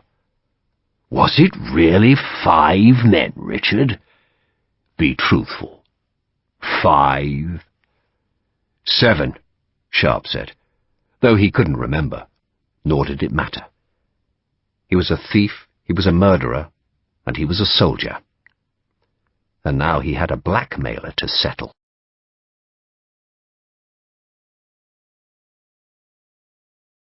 This ends Disc 3. Sharpe's Fury, Disc 4. Part 2. The City. Chapter 4. Sharpe was given a room in the embassy's attic. The roof was flat, and it had leaked badly at some time, for a great patch of plaster was missing and the rest was dangerously cracked. A jug of water stood on a small table, and a chamber pot lay beneath the bed. Lord Pumphrey had apologized for the accommodation. The consul here in Cadiz rented the premises for us. 6 houses in all. I have one of them, but I think you'd be happier staying in the embassy itself. I would, Sharpe had said hurriedly. I thought as much. That I shall meet you at 5 tomorrow evening. And I need some civilian clothes, Sharpe had told his lordship. And when he went to bed, he found a pair of trousers, a shirt, and a coat laid out for him. He suspected the clothes had belonged to the unfortunate plumber. They were black, too big, stiff, and slightly damp, as if they had never dried properly after being washed. He left the embassy at 6 in the morning. He knew that because a score of church bells rang the hour, their sound cacophonous in the rising wind. He carried neither sword nor rifle, for both weapons were conspicuous, though he had borrowed a pistol from the embassy. You won't need it, Lord Pumphrey had said the previous night. Don't like being unarmed, Sharpe had retorted. You know best, I'm sure, Pumphrey had said. But for God's sake, don't startle the natives. They mistrust us enough as it is. I'm just exploring, Sharpe had said. There was nothing else for him to do. Lord Pumphrey was waiting for a message from the blackmailers. Who those blackmailers were, no one knew, but the appearance of the letter in the newspaper pointed to the political faction most desperate to break the British alliance. If your negotiations fail, Sharpe had said, then that newspaper is where we start. My negotiations never fail, Lord Pumphrey averred grandly. I'll still have a look at the newspaper, Sharpe insisted. And so he had left in the early morning, and though he had been given careful directions, was soon lost. Cadiz was a maze of narrow dark alleys and high buildings. No one could use a carriage here, for few streets were wide enough, so the wealthy either rode, were carried in sedan chairs, or walked. The sun had not yet risen, and the city was asleep. The few folk awake had probably not yet gone to bed, or else were servants, sweeping courtyards or carrying firewood. A cat writhed about Sharpe's ankles, and he stooped to pet it, then headed down another cobbled alleyway, at the end of which he found what he wanted outside a church. A beggar slept on the steps, and he woke the man and gave him a whole guinea, along with Plummer's cloak and hat. In return he got the beggar's cloak and wide-brimmed hat. Both were greasy and matted with filth. He walked towards his few glimpses of the dawn and found himself on the city rampart. Its outer face fell steeply to the harbour wharves, but the fire step was almost on the same level as the city's streets. He walked along the wide top where dark cannon hunched behind embrasures. A spark of light showed across the water on the Trocadero Peninsula where the French had their giant mortars. A company of Spanish soldiers was posted on the wall, but at least half was snoring. Dogs foraged along the rampart's edge. The whole world, like the city, seemed asleep, but then an explosion of light ripped the eastern horizon in two. The light spread flat like a disk, sudden and white, to silhouette the few ships anchored near the wharves, and then the light faded, the last of it writhing in a great blossom of smoke that billowed above one of the French forts. And then the noise came. A thunder rolled over the bay, startling the sleeping sentries awake as the shell landed just across the rampart, a quarter-mile ahead of Sharpe. There was a brief silence before the missile exploded.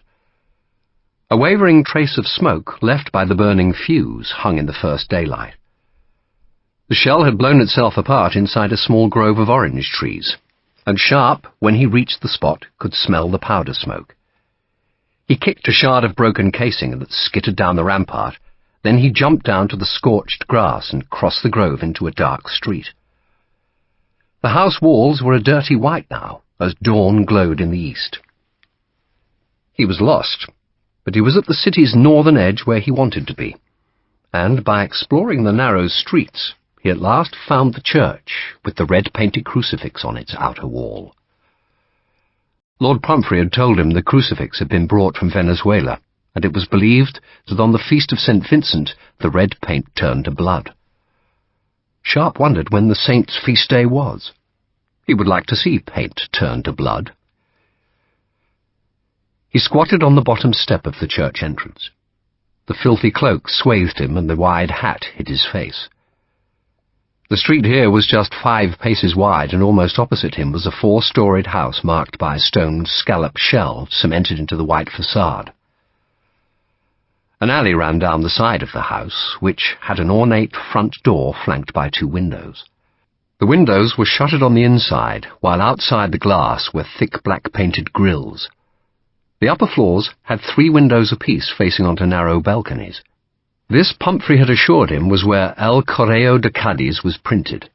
The house belongs to a man called Nunez, who owns the newspaper. He lives above the printing premises. No one stirred in the Nunez house. Sharpe squatted, unmoving, with a wooden bowl taken from the embassy kitchen beside him on the step. He had put a handful of coins in the bowl, remembering that was the way to encourage generosity, though as the street stayed empty there was no generosity to encourage. He thought about the beggars of his childhood. Blind Michael, who could see like a hawk, and Ragged Kate, who hired babies for 2pence an hour and plucked at the shawls of well-dressed women in the Strand. She had carried a hatpin to make the babies cry, and on a good day she had sometimes made 2 or 3 pounds that she would drink away in an evening. There had been Stinking Moses, who claimed to have been a parson before he fell into debt. He would tell folks fortunes for a shilling. "Always tell them they'll be lucky in love, boy," he had advised Sharpe, "'cause they'd rather be lucky in bed than get to heaven." It was oddly restful. Sharpe squatted, and when the first pedestrians appeared he mumbled the words Pumphrey had suggested, "Por favor, Madre de Dios." He said the words over and over, occasionally muttering thanks when a copper coin rattled into the bowl.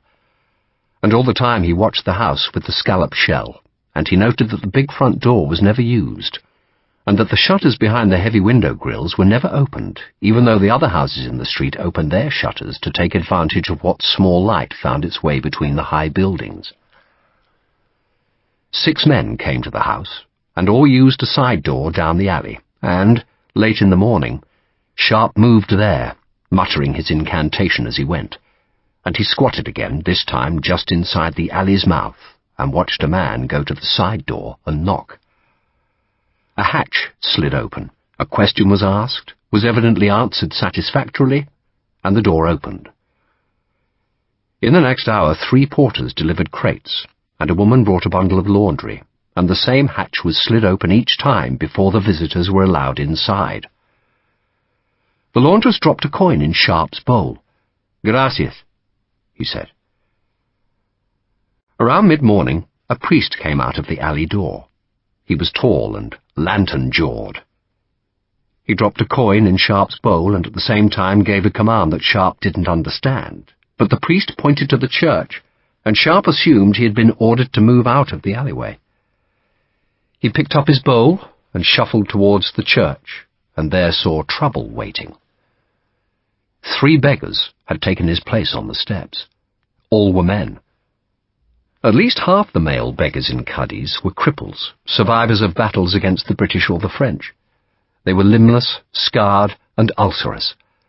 Some had placards with the names of the battles where they had been wounded, while others proudly wore the remnants of their uniforms. But none of the 3 waiting men were crippled or wore uniform, and all 3 were watching Sharpe. He had trespassed. The beggars in London were as organised as any battalion. If a man took post where other beggars had their usual pitches, then the man would be warned, and if he didn't heed the warning, the beggar lords would be summoned from their lairs. Stinking Moses had always worked the church of St. Martin's in the Fields, and he had once been robbed by 2 sailors who had kicked him across the street to the door of the workhouse, where they had taken his coins, then taken his place on the church steps. Next morning, Stinking Moses was back at the church, and 2 corpses were found in Moon's yard. These 3 men were on a similar mission. They said nothing as Sharpe emerged from the alley, but just surrounded him, and one took his bowl, and the remaining 2 held his elbows and hurried him westwards until they reached a shadowed archway. "Madre de Dios," Sharpe mumbled. He was still crouching as though he had a wounded spine. The man holding the bowl demanded to know who Sharpe was.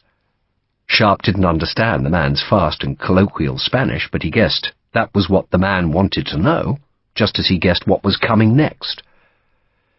It was a knife that came from under the man's ragged cloak, and it flashed up towards Sharpe's throat, and at that moment the apparently crippled beggar turned into a soldier. Sharpe seized the man's wrist and kept the knife moving upwards, but now towards its owner, and Sharpe was smiling as the blade slid easily into the soft flesh under the man's chin. He gave the wrist a last jerk so that the knife went through the man's tongue into his palate. The man made a mewling noise as blood spilt from his lips. Sharpe, who had easily freed his right arm, now pulled his left free as the man on that side launched a massive kick. Sharpe seized the boot and pushed it upwards so that the man flew back to fall hard on the cobbles, his skull making a sound like a musket butt dropped on stone. Sharpe elbowed the 3rd man between the eyes. It had taken seconds. The first man was staring with wide eyes at Sharpe, who now drew his pistol. The man who had fallen was now on his knees, groggy. The second man had blood pouring from his nose, and the pistol was pointing at the leader's groin. Sharpe cocked the gun, and in the archway the sound was ominous. The man, still with his own knife pinning his mouth shut, put down the bowl.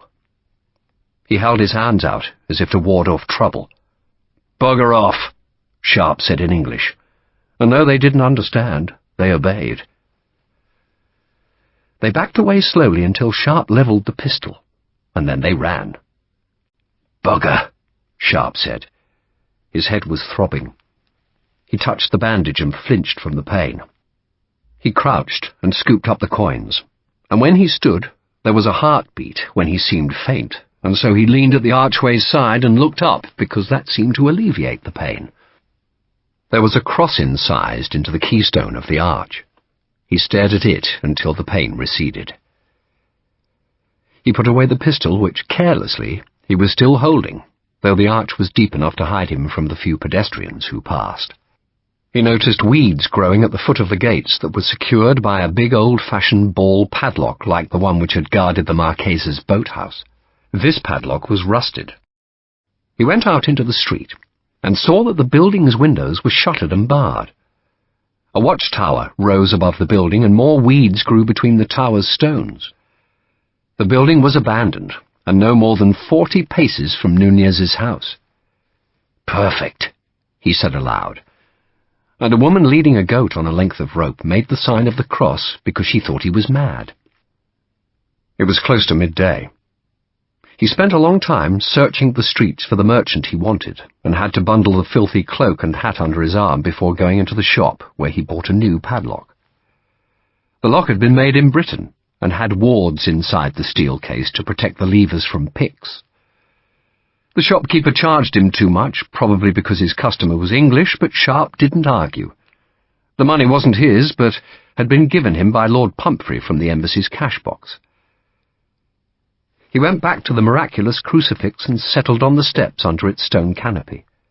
He knew the 3 men would be back, or 2 of them would be back, but not until they had rousted up reinforcements, and he reckoned that gave him an hour or 2.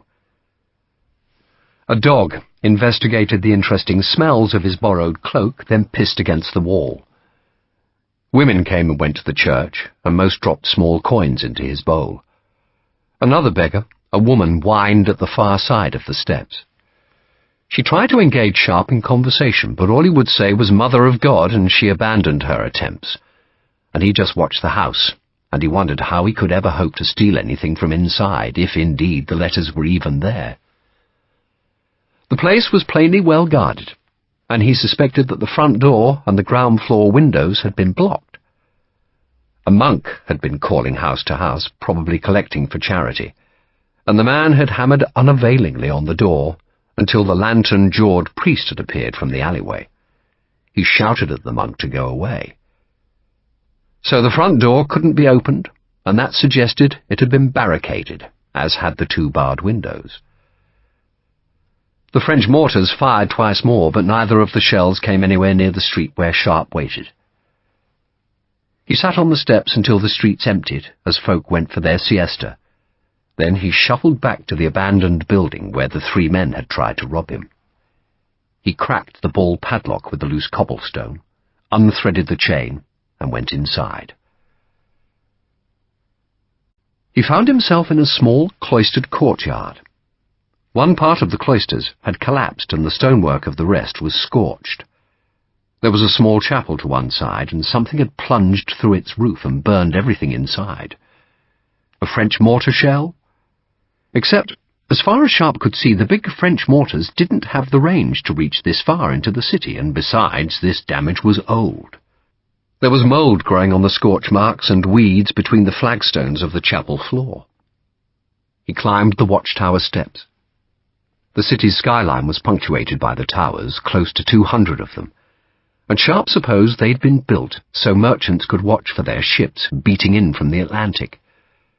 Or perhaps the first of them had been built when Cadiz was young, when the Romans had garrisoned the peninsula and watched for Carthaginian pirates.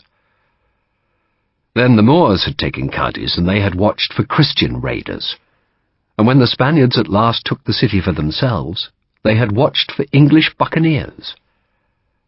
They had called Sir Francis Drake El Draco, and the dragon had come to Cadiz and burned most of the old city, and so the towers had been rebuilt tower after tower, because Cadiz was never short of enemies.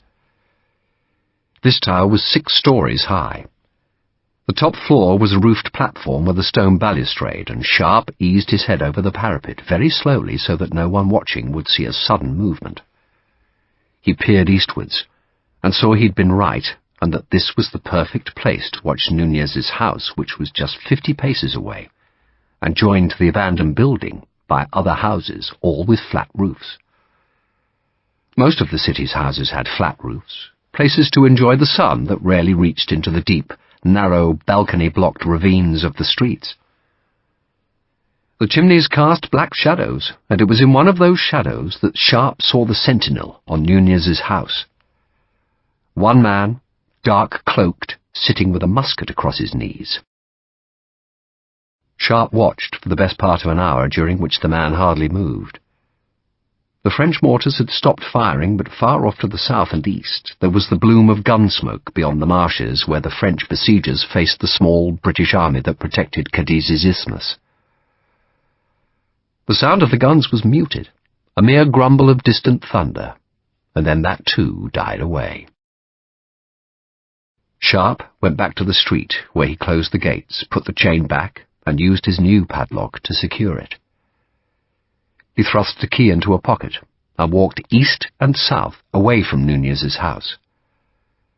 He kept the ocean on his right, knowing that would bring him to the cathedral where he was to meet Lord Pumphrey. He thought about Jack Bullen as he walked. Poor Jack, a prisoner, and he remembered the burst of smoke from Vandal's musket. There was a revenge waiting. His head hurt.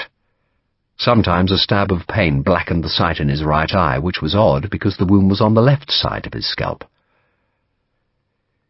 He arrived early at the cathedral, and so he sat on the sea wall and watched the great rollers come from the Atlantic to break on the rocks and suck back white. A small band of men were negotiating the jagged reef that extended west from the city and ended in a lighthouse.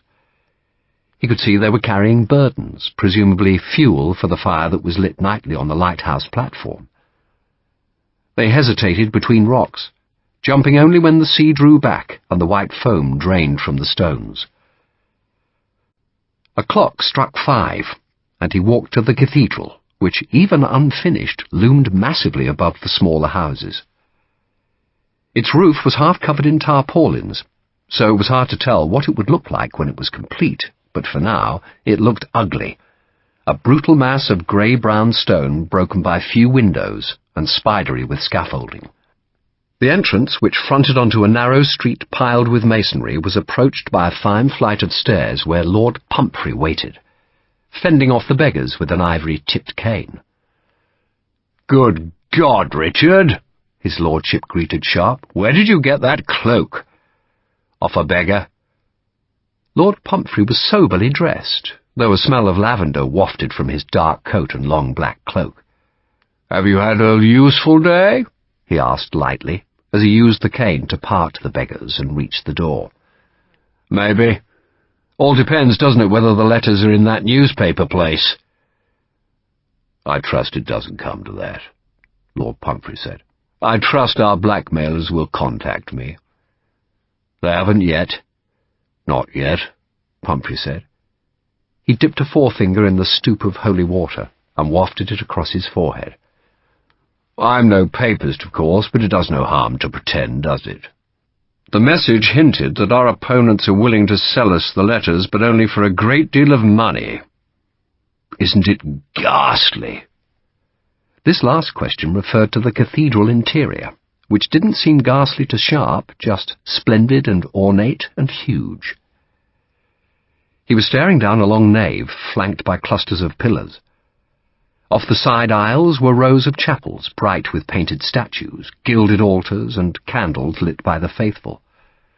"They've been building it for 90-something years, Lord Pumphrey said, "and work has now more or less stopped because of the war.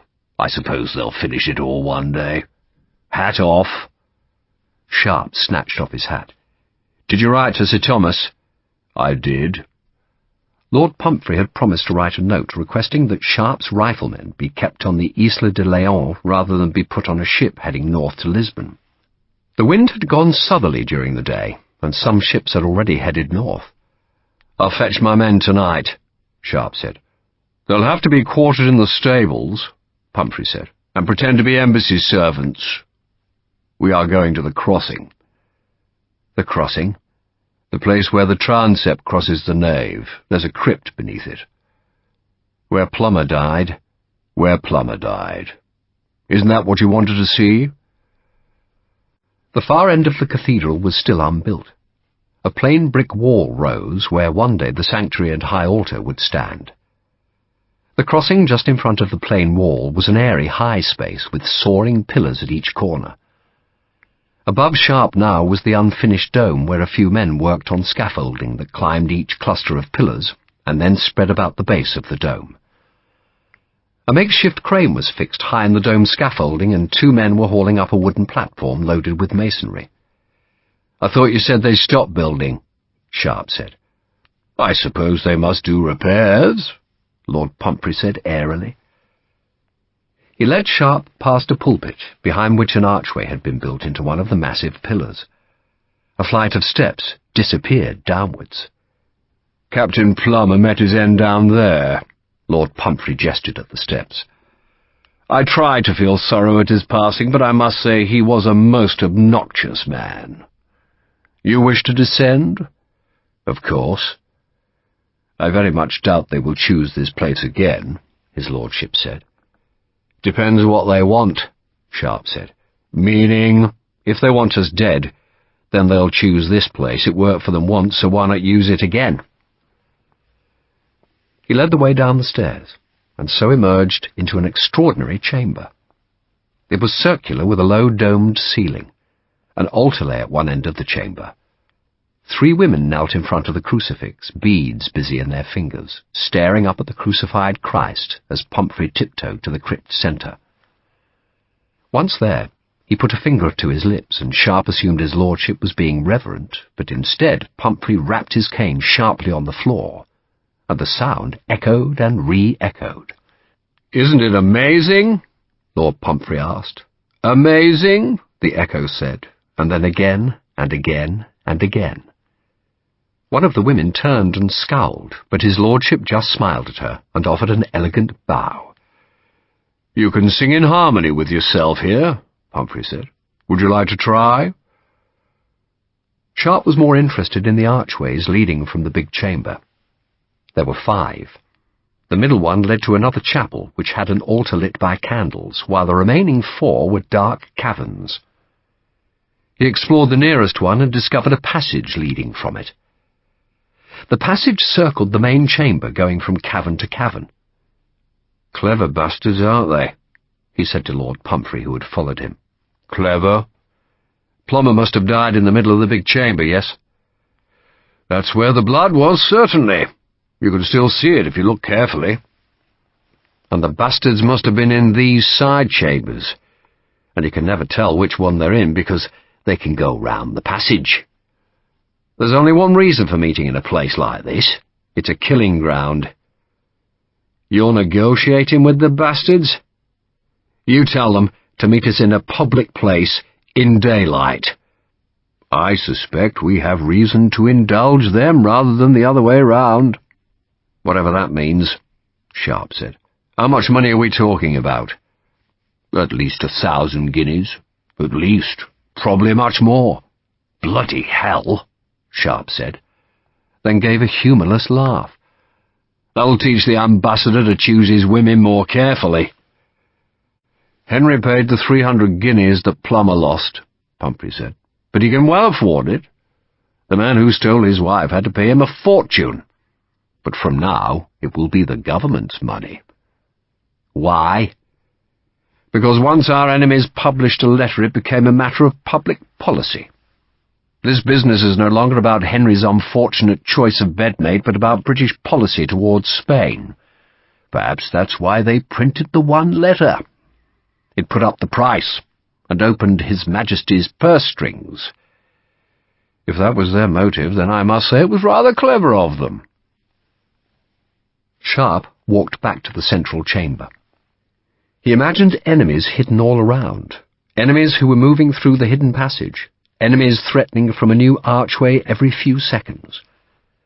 Plummer and his companions would have been like rats in a pit, never knowing which hole the terriers would come from. "Suppose they do sell you the letters," he said.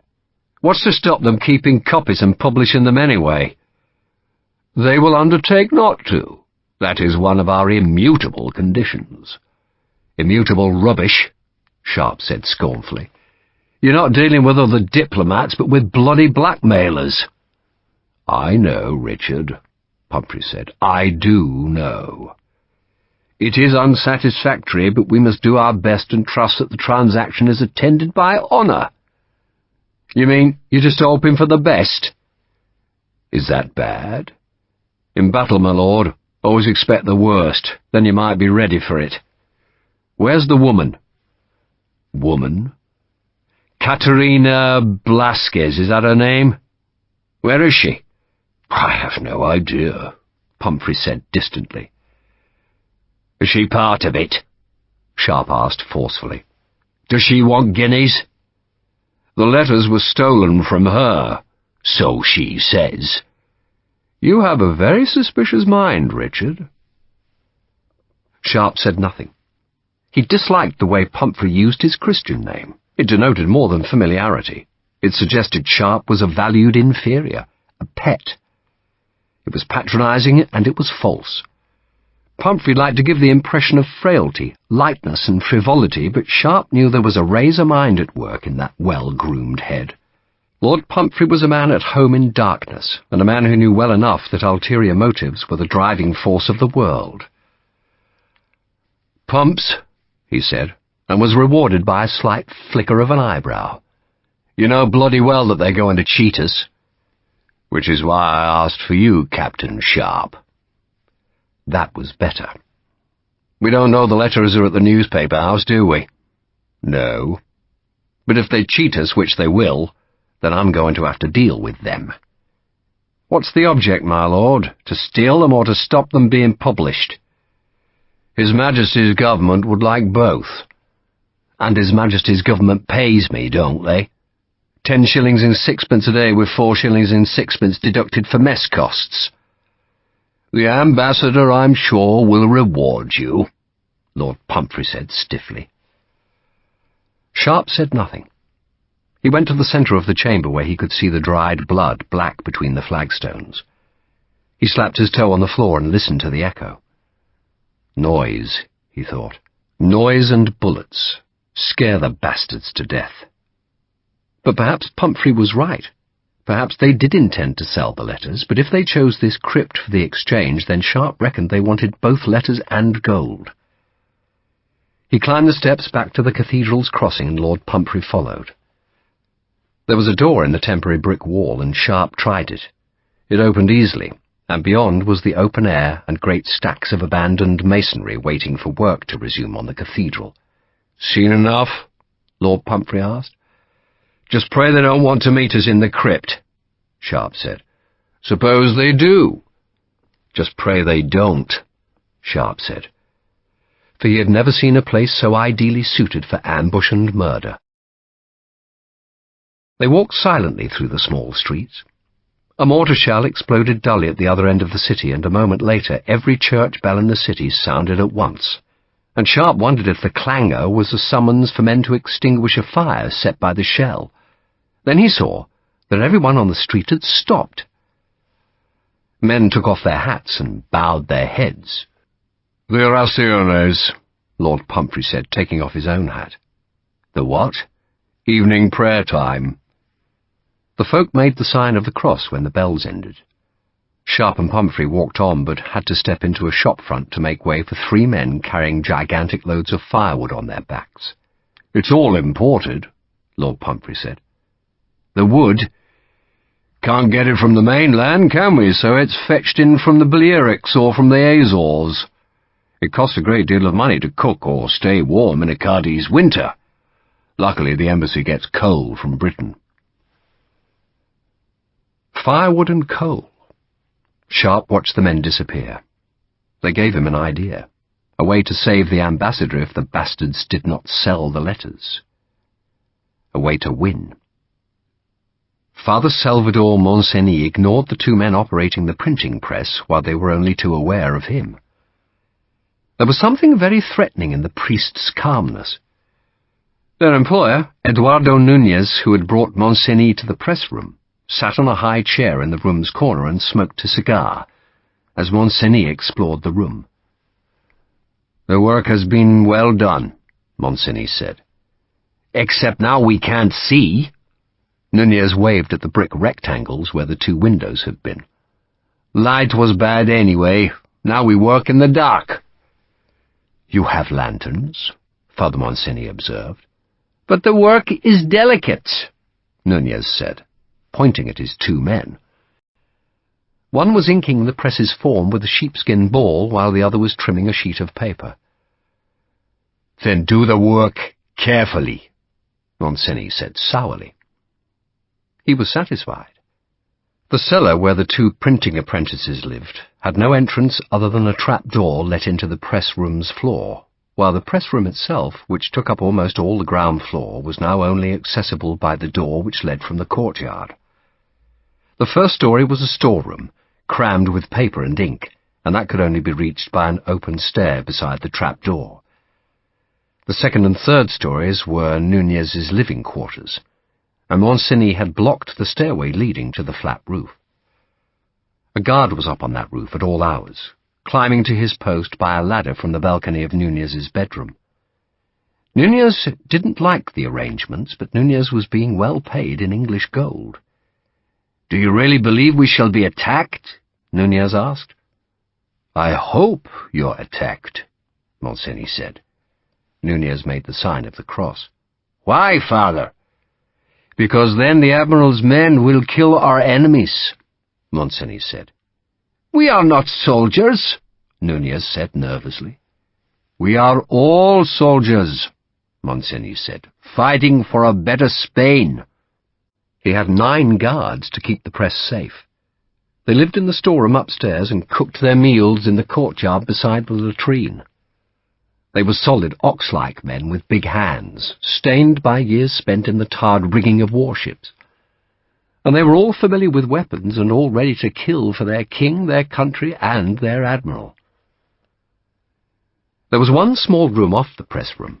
It was Nunez's office, a charnel house of old bills, papers, and books, but Monsigny had turfed Nunez out, replacing him with a creature supplied by the admiral. A miserable creature. A whining, smoke-ridden, alcohol-sodden, sweat-stinking excuse for a man, a writer. Benito Chavez was fat, nervous, peevish, and pompous.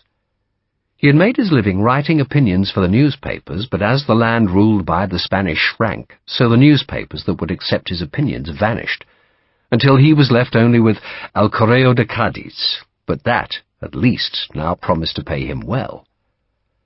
He glanced round as Monsigny opened the door. "Magnificent," he said, "quite magnificent." "Are you drunk?" "How can I be drunk? There's no liquor here." "No, the letters," Chavez chuckled. "They are magnificent." "Listen, I cannot wait to caress your—" "I have read the letters," Monsigny interrupted coldly. "Passion, tenderness, lust. He writes well." "You write better." "Of course I do, of course. But I would like to meet this girl." Chavez turned a letter over. "This Catarina." "You think she would want to meet you?" Monsigny asked. Benito Chavez was corpulent. His clothes were unkempt and his greying beard speckled with scraps of tobacco. There was a bucket beside him, and it was almost filled with cigar stubs and ash. 2 half-smoked cigars were in a saucer on the table. "Catarina Velasquez," Monsigny said, "serves only the best clients."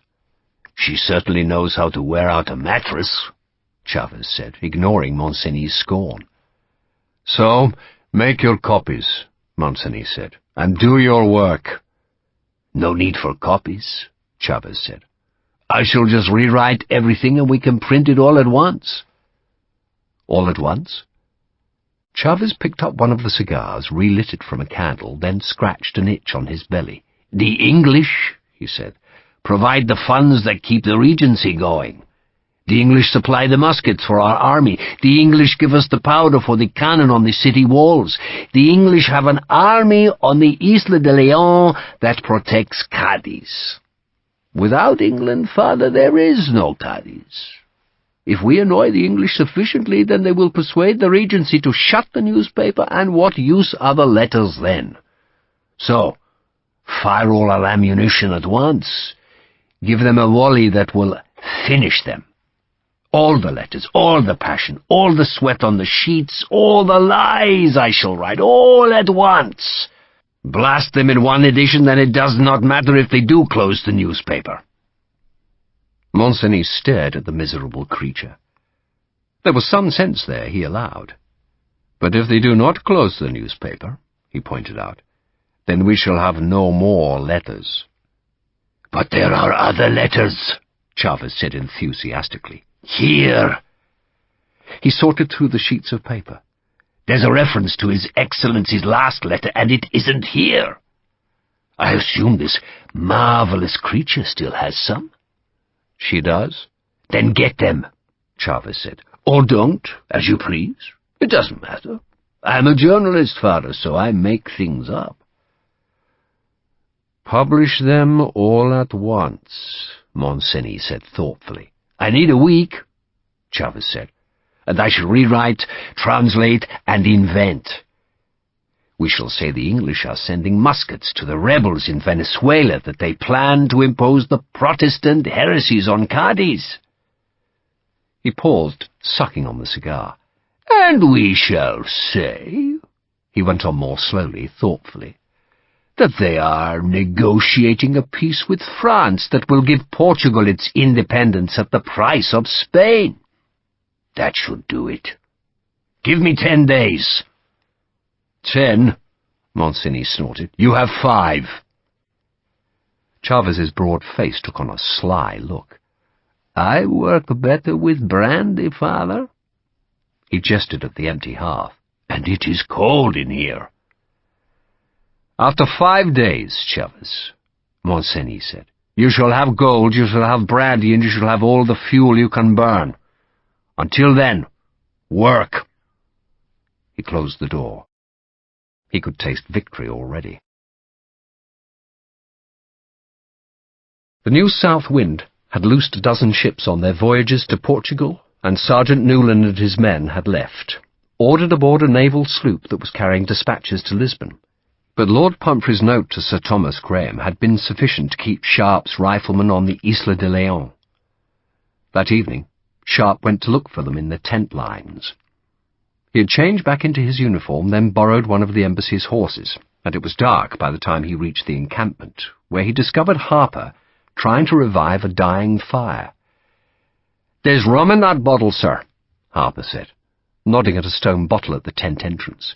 Where are the others? Where I'll be in 10 minutes. In a tavern, sir. How's your head? It throbs. Are you keeping the bandage wet, like the surgeon said you must? I forgot. Sergeant Newland and his men are gone, Harper said. Took a sloop of war to Lisbon. But we're staying, is that it? Not for long, Sharpe said. He slid clumsily out of the saddle and wondered what the hell he was to do with the horse. Aye, we got orders from Lieutenant General Sir Thomas Graham, Harper said, relishing the rank and title. Himself. And delivered to us by Lord William Russell, no less. He gave Sharpe a quizzical look. We've got a job, Pat, Sharpe said. Some bastards in the city who need thumping. A job, eh? There was a touch of resentment in Harper's voice. You're thinking of Joanna? I was, sir. Only be a few days, Pat, and there might be some cash in it. It had occurred to him that Lord Pumphrey was right and that Henry Wellesley could well be generous in his reward if the letters were retrieved. He stooped to the fire and warmed his hands.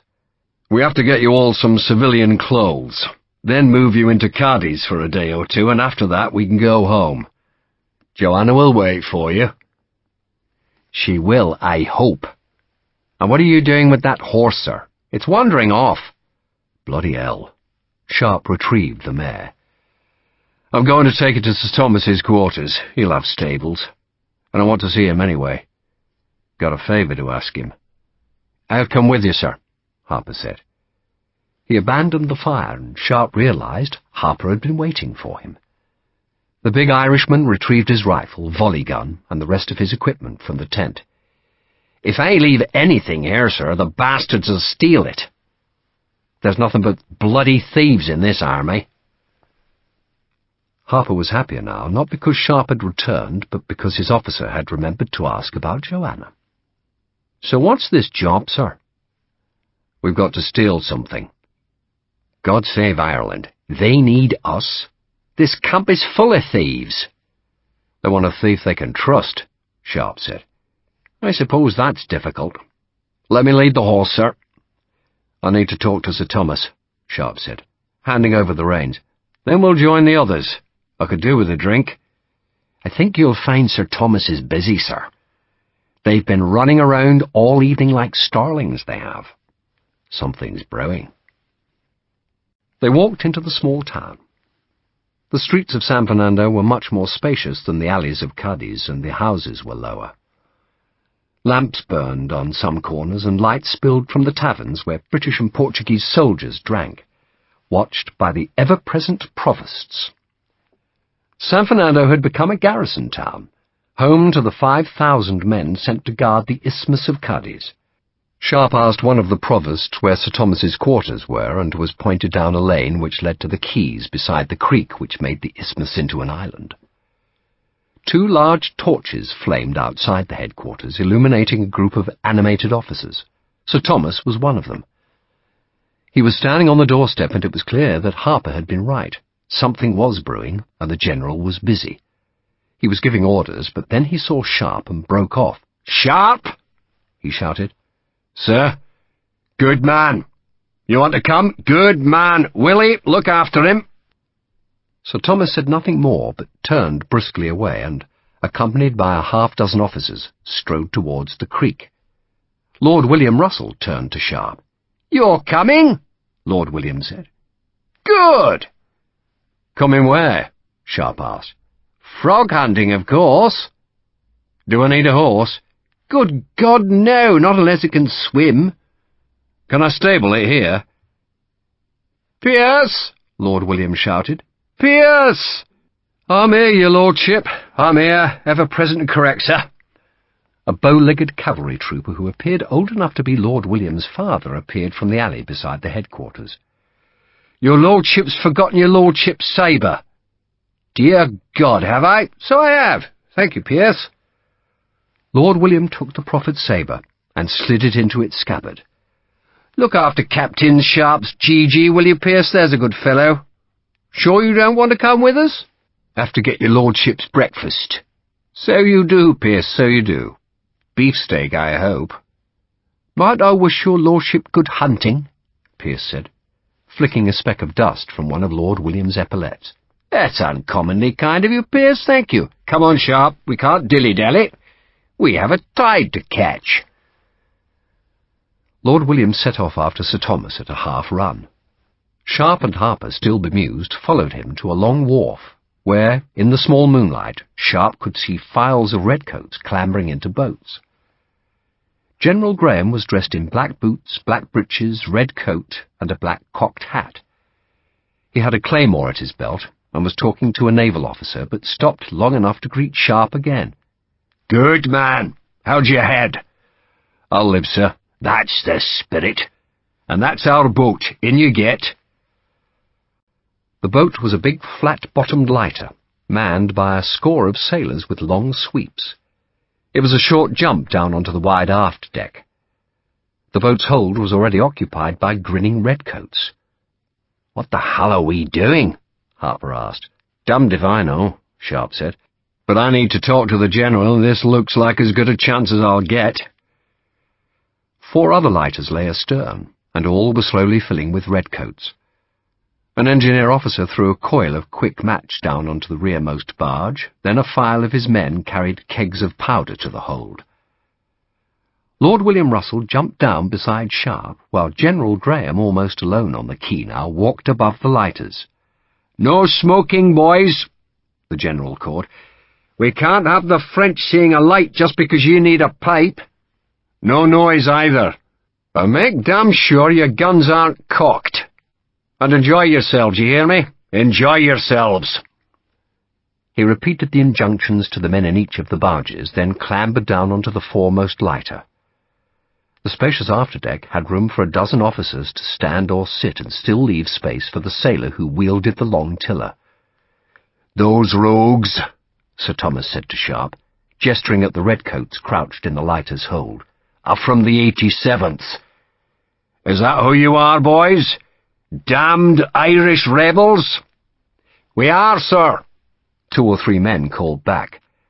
"And you'll not find better soldiers this side of the gates of hell," Sir Thomas said, loud enough for the Irishman to hear. "You're most welcome, Sharpe." "Welcome to what, sir?" You don't know? Then why are you here? Came to ask a favour of you, sir. Sir Thomas laughed. And I thought you wanted to join us. Ah, well, the favour must wait, Sharpe. It must wait. We have work to do. The lighters had cast off and were now being rowed down a channel through the marshes that edged the Isle de Léon. Ahead of Sharpe, north and east, the long, low black silhouette of the Trocadero Peninsula just showed in the night. Sparks of light betrayed where the French forts lay. Lord William told him there were 3 forts. The furthest away was the Matagorda, which lay closest to Cadiz, and it was the giant mortar in the Matagorda fort that did most damage to the city. Just to its south was Fort San Jose, and further south still and closest to the Isle de Léon was Fort San Luis. What we're doing, Lord William explained, is rowing past San Luis to the river just beyond. The river mouth is a creek, and once we're in that creek, Sharpe, we'll be plumb between the San Luis and the San Jose. Enfiladed, you might say. And what's in the creek? 5 damned great fire rafts. Sir Thomas Graham had heard Sharpe's question and now answered it. The bastards are just waiting for a brisk northerly wind to set them loose on our fleet. Can't have that. The fleet, mostly small coasters with a few larger merchantmen, was assembling to take Graham's men and General Le Peña's Spanish army south. They would land on the coast, then march north to assault the siege lines from the rear. We plan to burn the rafts tonight, Sir Thomas went on. It'll be past midnight before we get there. Perhaps you'll do the 87th the honour of joining them. With pleasure, sir. Major Gough, you've met Captain Sharpe. A shadowy officer appeared at Sir Thomas's side. I have not, sir, Gough said, but I remember you from Talavera, Sharpe. Sharpe and his sergeant would beg the privilege of fighting with your boys tonight, Hugh, Sir Thomas said. They'll be most welcome, sir. Gough spoke in a soft Irish accent. Warn your boys they have 2 stray riflemen, will you? Sir Thomas said. We don't want your rogues shooting 2 men who captured a French eagle. So, there you are, Sharpe. Major Gough is landing his lads on the south side of the creek. There are some guards there, but they'll be easy enough to take care of. Then, I imagine, the French will send a relief party from the San Luis fort, so it should all become fairly interesting. Sir Thomas's plan was to land 2 lighters on the southern bank and 2 on the northern, and the men would disembark to drive off the French guards, then defend the creek against the expected counter-attacks.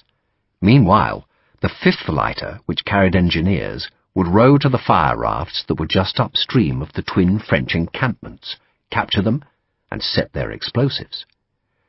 It should look like Guy Fawkes' night, Sir Thomas said wolfishly. Sharpe settled on the deck. Lord William Russell had brought cold sausage and a flask of wine. The sausage was chopped into slices and the flask handed around as the sailors heaved on the great sweeps and the lighter steadily butted its way through the small choppy waves. A Spaniard stood beside the steersman. Our guide, Sir Thomas explained. A fisherman. A good fellow. He doesn't hate us, sir? Sharpe asked. Hate us? I keep being told how the Spanish hate us, sir. He hates the French, like I do, Sharpe. If there is one constancy in this vale of tears, it is to always hate the damned French, always. Sir Thomas spoke with real vehemence. I trust you hate the French, Sharpe. Sharpe paused. Hate? He was not sure he hated them. I don't like the bastards, sir, he said. I used to, Sir Thomas said. Used to? Sharpe asked, puzzled.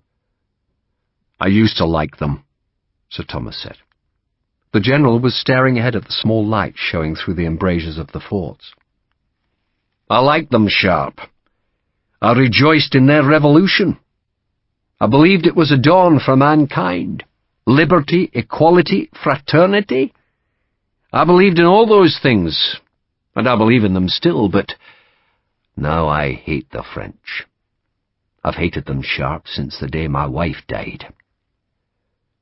Sharpe felt almost as uncomfortable as when the ambassador had confessed his foolishness in writing love letters to a whore. "I'm sorry, sir," he muttered. "It was 19 years ago," Sir Thomas said, apparently oblivious of Sharpe's inadequate sympathy. "Off the southern coast of France. June 26, 1792 was the day my dear Mary died. We took her body ashore and we placed it in a casket, and it was my wish that she should be buried in Scotland. And so we hired a barge to take us to Bordeaux, where we might find a ship to take us home.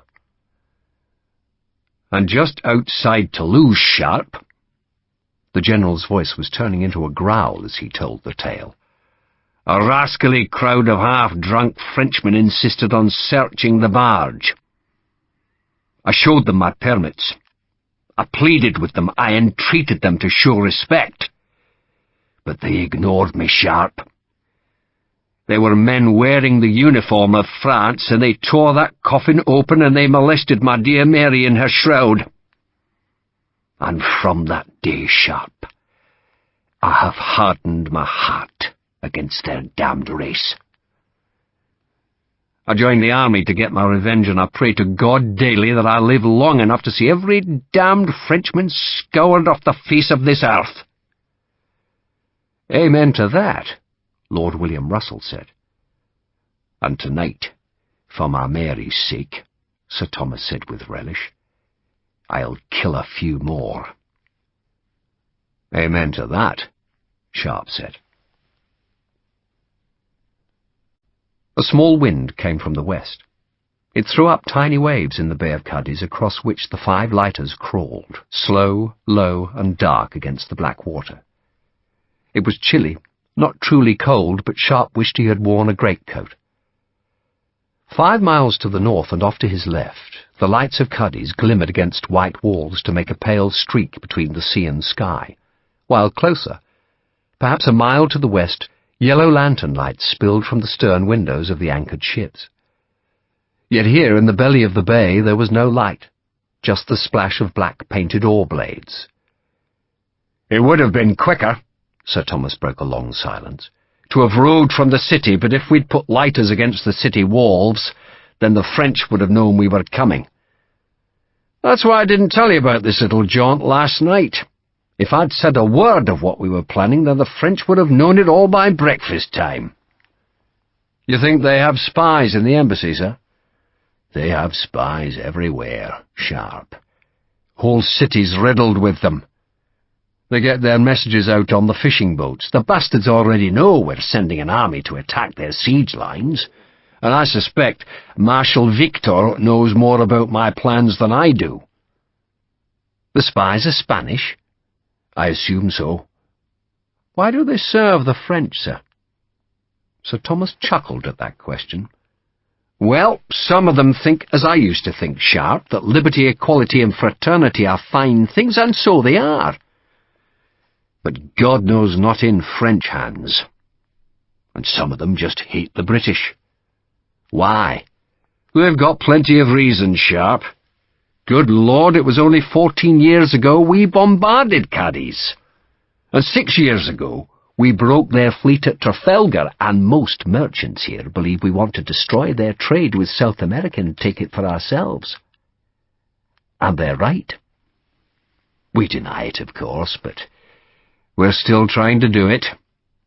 And they believe we're fomenting rebellion in their South American colonies, and they're not far wrong. We did encourage rebellion, though now we're pretending we didn't. Then there's Gibraltar. They hate us for being in Gibraltar. I thought they gave it to us, sir." "Aye, so they did. By the Treaty of Utrecht in 1713, but they were raw damn fools to sign that piece of paper, and well they know it. So, enough of them hate us, and now the French are spreading rumours that we'll annex Cadiz as well. God knows that isn't true, but the Spanish are willing to credit it. And there are men in Spain who fervently believe a French alliance would serve their country better than a British friendship. And I'm not sure they're wrong. But here we are, Sharpe, allies whether we like it or not, and there are plenty of Spaniards who hate the French more than they dislike us, so there's hope." "There's always hope," Lord William Russell said cheerfully. "Aye, Willie, maybe," Sir Thomas said. "But when Spain is reduced to Cadiz and Lord Wellington only holds the patch of land around Lisbon, it's hard to see how we'll drive the damn French back to their pigsties. If Napoleon had a scrap of sense, he'd offer the Spanish their king back and make peace. Then we'd be properly cooked." "At least the Portuguese are on our side," Sharpe said. "True, and fine fellows they are. I've got 2,000 of them here." "If they'll fight," Lord William said dubiously. "They'll fight," Sharpe said. "I was at Busaco. They fought." "So what happened?" Sir Thomas asked. And the telling of that story carried the lighter close to the reed-thick shore of the Trocadero Peninsula. The fort of San Luis was close now. It stood 200 or 300 paces inland, where the marshes gave way to ground firm enough to support the massive ramparts. Beyond the fort's flooded ditch, Sharpe could just see a small glow of light above the glacis. That was a mistake by the French. Sharpe suspected that the sentries had braziers burning on the fire step to keep themselves warm, and even the small light of the coals would make it difficult for them to see anything moving in the black shallows. Yet the greater danger was not the fort's sentries, but guard boats, and Sir Thomas whispered that they were to keep a good lookout. "Listen for their oars," he suggested. The French evidently possessed a dozen guard boats. They had been seen in the dusk as they patrolled the Trocadero's low coast, but there was no sign of them now. Either they were deeper in the bay, or, more likely, their crews had been driven back to the creek by the chill wind. Sir Thomas suspected the crews of the boats were soldiers rather than sailors. "Bastards are shirking, aren't they?" he whispered. A hand touched Sharpe's shoulder.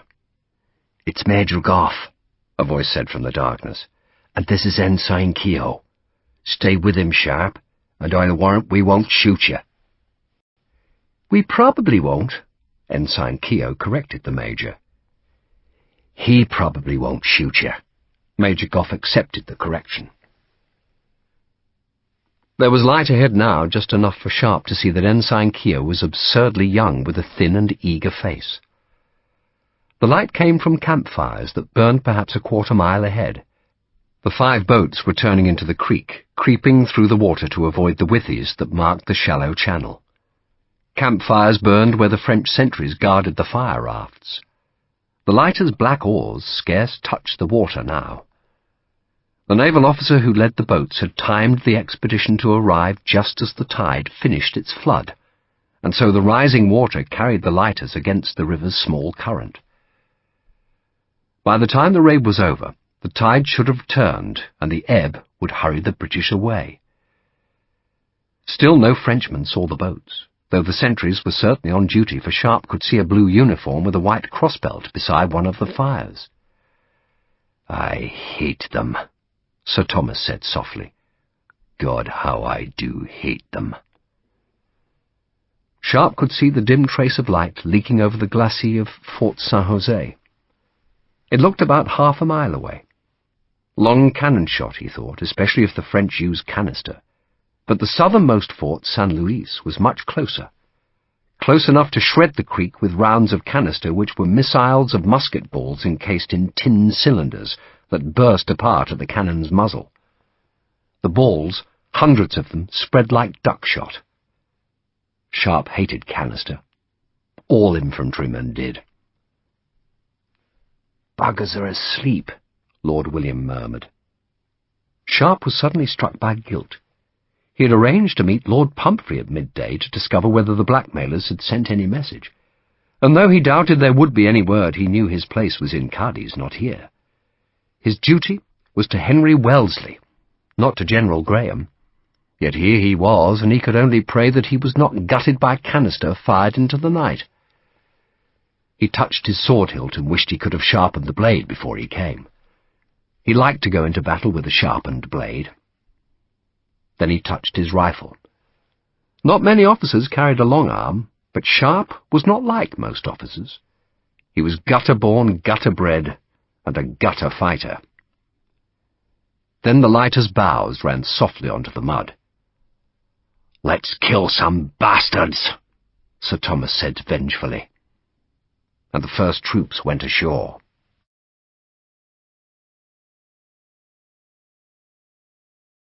Chapter 5. Sharpe jumped from the lighter into water that came over his boot-tops. He waded ashore, following Ensign Keogh, whose cocked hat looked as though it had belonged to his grandfather. It had exaggeratedly hooked points from which hung skimpy tassels, and at its crown was a massive blue plume that matched the facings of the 87th Redcoats. "Follow, follow, follow!" Keogh hissed, not at Sharpe, but at a big sergeant and a score of men who were evidently his responsibility this night. The sergeant had become entangled in a wicker fish trap, and was cursing as he tried to kick it free of his boots. "Do you need help, Sergeant Masterson?" Keogh asked. "Jesus, no, sir," Masterson said, trampling on the trap's remnants. "Bloody thing, sir." "Fix bayonets, boys," Keogh said. "Do it quietly now." It seemed extraordinary to Sharpe that 400 or 500 men could disembark so close to the twin encampments on the creek's banks and not be noticed, but the French were still oblivious of the attackers. Sharpe could see small tents in the firelight, and among the tents were crude shelters made of branches thatched with reeds. A stand of muskets stood outside one sagging tent, and Sharpe wondered why in God's name the French had provided tents. The men were supposed to be guarding the rafts, not sleeping, but at least a few of the sentries were still awake. Two men wandered slowly across the encampment, muskets slung, suspecting nothing as a second light disgorged another company of redcoats alongside the men of the 87th. Two more companies were wading ashore on the northern bank. "For a balla, boys!" Major Goff appeared to say softly and urgently, just behind Keogh's men. "For a balla!" "For a what?" Sharpe whispered to Harper. "Fog a balla, sir. Clear the way, it means. Get out of our path because the Irish are coming." Harper had drawn his sword bayonet. He was evidently reserving the 7 bullets in the volley gun for later in the fight. "We bloody well are coming, too," he said, and clicked the sword's brass hilt over his rifle's muzzle so that the barrel now held 23 inches of murderous steel.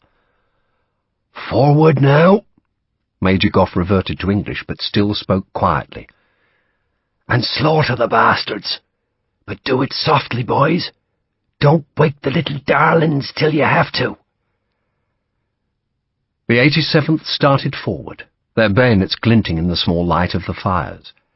Clicks sounded as men cocked their muskets, and Sharpe was certain the French must hear that noise, but the enemy stayed silent.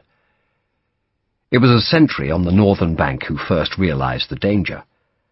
Perhaps he saw the dark shape of the ladders in the creek, or else he glimpsed the glimmering blades coming from the west, but whatever alarmed him prompted a strangled cry of astonishment, followed by a bang as he fired his musket. "Fog a balla!" Major Goff yelled. "Fog a balla! Hard at them, boys! Hard at them!" Goff, now that surprise was lost, had no intention of keeping his advance slow and disciplined. Sharpe remembered the battalion from Talavera, and he knew them to be a steady unit, but Goff wanted speed and savagery now. "Run, you rogues!" he shouted. "Take them fast, and give tongue! Give tongue!" The men responded to this hunting command by screaming like banshees. They began running through the marsh, stumbling on tussocks and jumping small ditches. Ensign Keogh, lithe and young, ran ahead with his slender-bladed infantry officer's sword held aloft. "Fog a balla!" he shouted. "Fog a balla!" Then he leaped a ditch, all sprawling legs and flapping scabbard, while his left hand clutched at his oversized hat to keep it from falling off. He stumbled, but Sergeant Masterson, who was almost as big as Harper, snatched the frail-looking ensign back to his feet. "Kill them!" Keogh screamed. "Kill them!" Muskets sparked among the campfires, but Sharpe neither heard a ball pass nor saw anyone fall. The French, scattered and dozy, were scrambling out of their tents and shelters. An officer, his sword reflecting the firelight, tried to rally his troops, but the screams of the attacking Irish were enough to drive the newly woken men into the far darkness. There was a smattering of musket fire from Gough's Irishmen, but most of the work was done by the mere threat of their 17-inch bayonets. A woman, bare-legged, scooped up her bedding and sprinted after her man. 2 dogs were running in circles, barking. Sharpe saw a pair of mounted men vanishing into the darkness behind him. He whirled, rifle raised, but the horsemen had galloped past the Irish flank into the dark, towards the place where the lighters had grounded. Keogh had vanished ahead, followed by his men, but Sharpe held Harper back.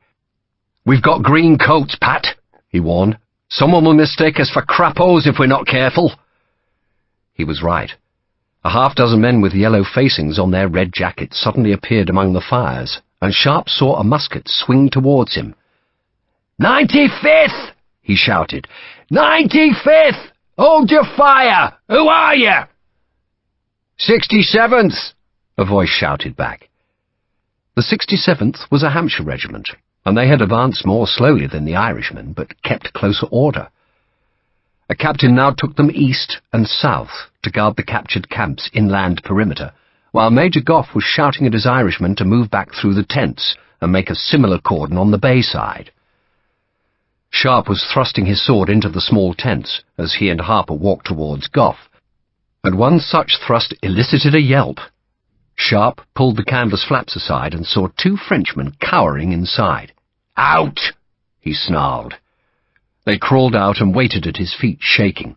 "I don't even know if we take him prisoners," Sharpe said. "We can't just kill them, sir," Harper said. "I'm not going to kill them," Sharpe snarled. "Get up!"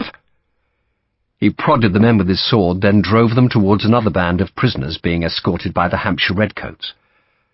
One of those Hampshires was stooping by a French boy who didn't look more than 14 or 15. He'd taken a bullet in his chest and was choking to death, his heels beating a horrid tattoo on the ground. "Be easy, boy." The Hampshire man stroked the dying boy's cheek. "Be easy." The far bank sparked with a sudden flurry of musket shots that died away as quickly as they had risen, and it was evident that the redcoats there had been just as successful as the men on the southern shore. "Is that you, Sharpe?" It was Major Gough's voice. "It is, sir." "That was damnably quick," Gough said, sounding disappointed. "The fellows just ran. Didn't put up a fight at all.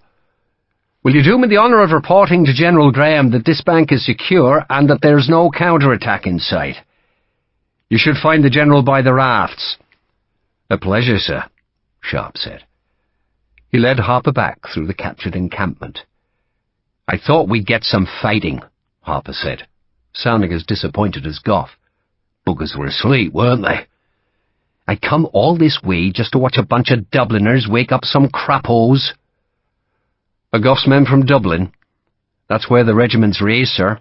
Harper spotted a discarded French pack, scooped it up, and filleted inside.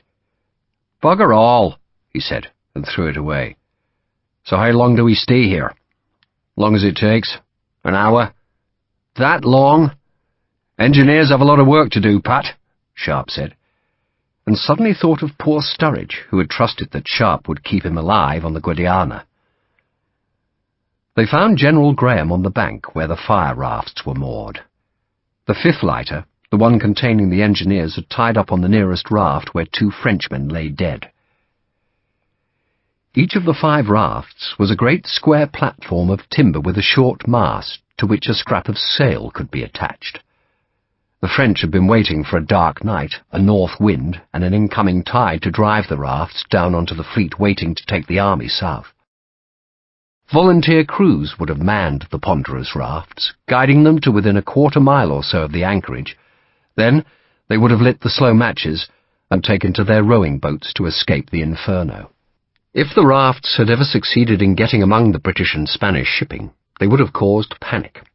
Ships would have cut their anchor cables rather than be set afire, and the wind would have driven the anchorless ships crashing into each other or onto the marshy shore of the Isla de Leon, and meanwhile the monster fire rafts would drift on, causing more chaos. Each was crammed with barrels of incendiaries and with bulks of firewood, and they were armed with ancient cannon at their perimeters. The cannon's touch holes were connected to the incendiary-filled barrels with slow matches. The cannons, some of which looked 200 years old, were all small, but Sharpe supposed they were loaded with grape shot, round shot, and anything else the French could cram into their muzzles, so that the blazing rafts would spit balls and shells and death as they lumbered into the tightly packed anchorage.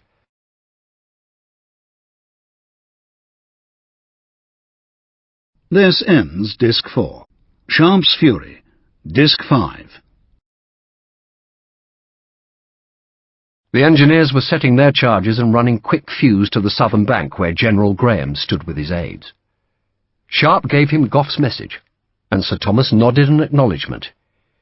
"Evil bloody things, aren't they?" he said, nodding at the nearest raft. "Balgowan!" a voice hailed from the northern bank. "Balgowan!" "Perthshire!" Sir Thomas bellowed back. "All secure on this side, sir," the voice shouted back. "Good man." "Balgowan, sir?" Sharpe asked. "Password," Sir Thomas said. "Should have told you that.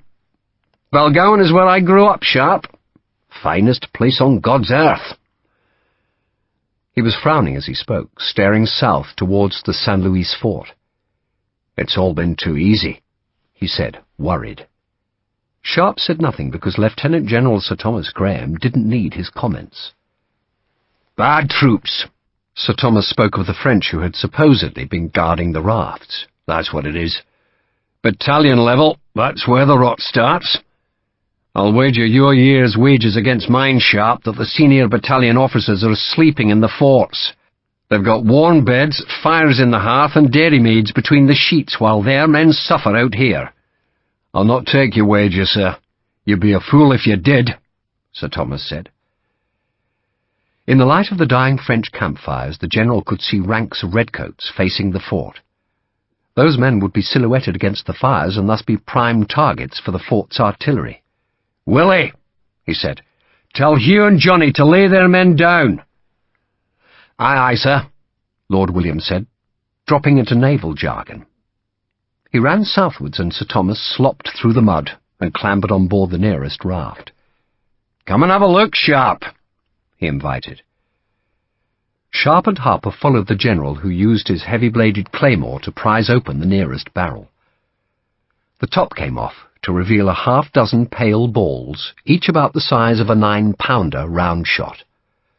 "What the devil are those?" Sir Thomas asked. "They look like haggis." "Smoke balls, sir," an engineer lieutenant said after taking a quick look at the balls. He and an engineer sergeant were replacing the slow matches in the cannons with quick match. Sir Thomas lifted one smoke ball and prodded the mixture beneath it. "What's in the rest of the barrel?" he asked.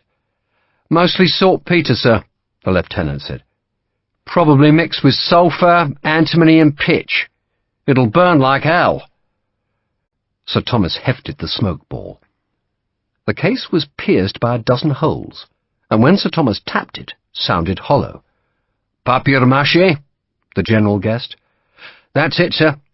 Papier-mâché filled with powder, antimony and coal dust. Don't see many of those these days. Naval equipment. You're supposed to light them and hurl them through the enemy gun ports, sir, where they choke the gunners. Of course, you'll probably die doing it, but they can be nasty little chaps in confined spaces." "So why are they here?" Sir Thomas asked. "I suppose the frogs hoped they'd churn out a cloud of smoke that would drift ahead of the rafts to hide them, sir. Now, if you'll excuse me, sir." "Of course, man." The general stepped out of the lieutenant's way. He put the smoke ball back in the barrel and was about to replace the lid when Sharpe reached for the balls. "Can I have those, sir?" "You want them?" Sir Thomas asked, surprised. "With your permission, sir." Sir Thomas looked as though he thought Sharpe very strange, then shrugged. "Whatever you want, Sharpe." Sharpe sent Harper to find a French haversack. He was thinking of the cathedral's crypt, and about the caverns and passages around the low chamber, and about men lurking in the dark with muskets and blades. He filled the haversack with the smoke balls and gave it to Harper. "Look after it, Pat. It could save our lives." General Graham had jumped onto the next raft, where a squad of engineers was putting new fuses to the loaded cannon and planting powder charges in the raft's centre. "More smoke balls here, Sharpe," he called back. "I've enough, sir, thank you, sir." "Why do you need—" the general began asking, then stopped abruptly because a gun had fired from the San Luis fort. The garrison had at last woken up to what was happening in the marsh, and, as the bellow of the gun faded, Sharpe heard musket balls whistle overhead. That meant the cannon had been loaded with canister or grape shot. The sound of the cannon had scarcely gone silent when the smoke of its discharge was lit by 3 violent explosions of red light, as more guns slashed their shots from the embrasures. A round shot screamed just above the general's head, and a swarm of musket balls seethed across the marsh. "They won't use shell," Sharpe told Harper, "because they don't want to set the rafts alight themselves." "That's not much of a comfort, sir," Harper said, "considering they're aiming their guns straight at us." "They're just firing at the camp," Sharpe said. "And we happen to be in the camp, sir." Then the guns of the San Jose fort opened on the northern bank. They were much farther away, and the grape shot sighed in the dark rather than hissed or whistled. A round shot landed in the creek and splashed water over the nearest raft. The guns' flashes were to north and south now, lighting the night with sudden lurid flares that glowed on the writhing smoke, then faded, leaving Sharpe dazzled. He knew he shouldn't have come, nor indeed should Sir Thomas have come. A lieutenant-general had no business joining a raiding party that should have been led by a major, or at most a lieutenant-colonel. But Sir Thomas was plainly a man who couldn't resist danger. The general was gazing south, trying to see in the intermittent light of the cannon's muzzle flashes whether any French infantry had sailed from San Luis. "Sharpe," he called. "Sir?" "Captain Vetch tells me the engineers are making fine time. Go back to the lighters, will you? You'll find a marine captain there, name of Collins. Tell him we'll be sounding the withdrawal in about 20 minutes, maybe half an hour. Remember the password and countersign? Balgowan and Perthshire, sir. Good man, off you go. And I haven't forgotten you need a favour from me. We'll talk about it over breakfast." Sharpe led Harper back along the creek. The Marines challenged them with the password, and Sharpe called the countersign. Captain Collins proved to be a stout man who looked askance at the score of prisoners who had been put under his charge. "What am I supposed to do with them?" he asked plaintively. "There's no room in the lighters to take them back." "Then we'll leave 'em here," Sharpe said.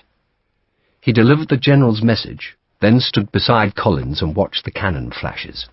One French round shot struck the remains of a campfire, so that embers, sparks, and flames exploded 30 or 40 feet into the air. Some burning shards landed on the tents and started small fires which illuminated the cumbersome rafts. "Don't like fighting at night," Collins admitted. "It's not easy," Sharpe said. Every shadow seemed to move, and the marshland was full of shadows cast by the fires. He remembered the night before Talavera, and how he had discovered the French coming up the hill. That had been a mad night of confusion, but tonight at least the enemy seemed to be supine. The fortress artillery still fired, but the grape and round shot were now going well to Sharpe's left. "2 of the buggers came here," Collins said, "both on horseback. I know we haven't got any horses, but I still thought they might have been a pair of our lads who captured a couple. They rode up to me, calm as you like, and then galloped off. We never fired a shot. One of them even called good evening as he went, the insolent bastard." So the French, Sharpe thought, knew that the lighters were well downstream of the camp, and knew, moreover, that they were lightly guarded by a small piquet of Marines. "If you don't mind me suggesting it," Sharpe said, "I'd move the lighters upstream." "Why?" "Because there's a big gap between you and the Irish boys." "We had to land here," Collins said. "We couldn't row right up to the camp, could we?" "You could get up there now," Sharpe said, nodding at the sailors who waited on the thwarts. My job is to guard the boats, Collins said heavily. I don't command them. So who does? A naval lieutenant commanded the lighters, but he had evidently gone upstream on board the 5th boat and was now with the engineers. And Collins, with no direct orders, wouldn't risk moving the 2 lighters on his own initiative. He seemed insulted that Sharpe had even suggested it. I shall wait for orders, he said indignantly. In that case, we'll make a piquet for you, Sharpe said. We'll be out there. He nodded southwards. Warn your lads not to shoot us when we come back. Collins didn't reply. Sharpe told Harper to drop the haversack of smoke balls in the General's lighter, then took him southwards. Keep a lookout, Pat. You think the French will come? They can't just sit there and let us burn the rafts, can they? They've been dozy so far, sir. They crouched in the reeds. The small wind was coming from the far ocean, and it brought the smell of salt from the pans across the bay. Sharpe could see the reflection of the city's lights winking and shaking on the water.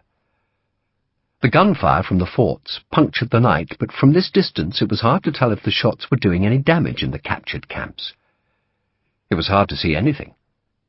The men from Dublin and Hampshire were lying flat, and the engineers were busy in the shadows on the rafts.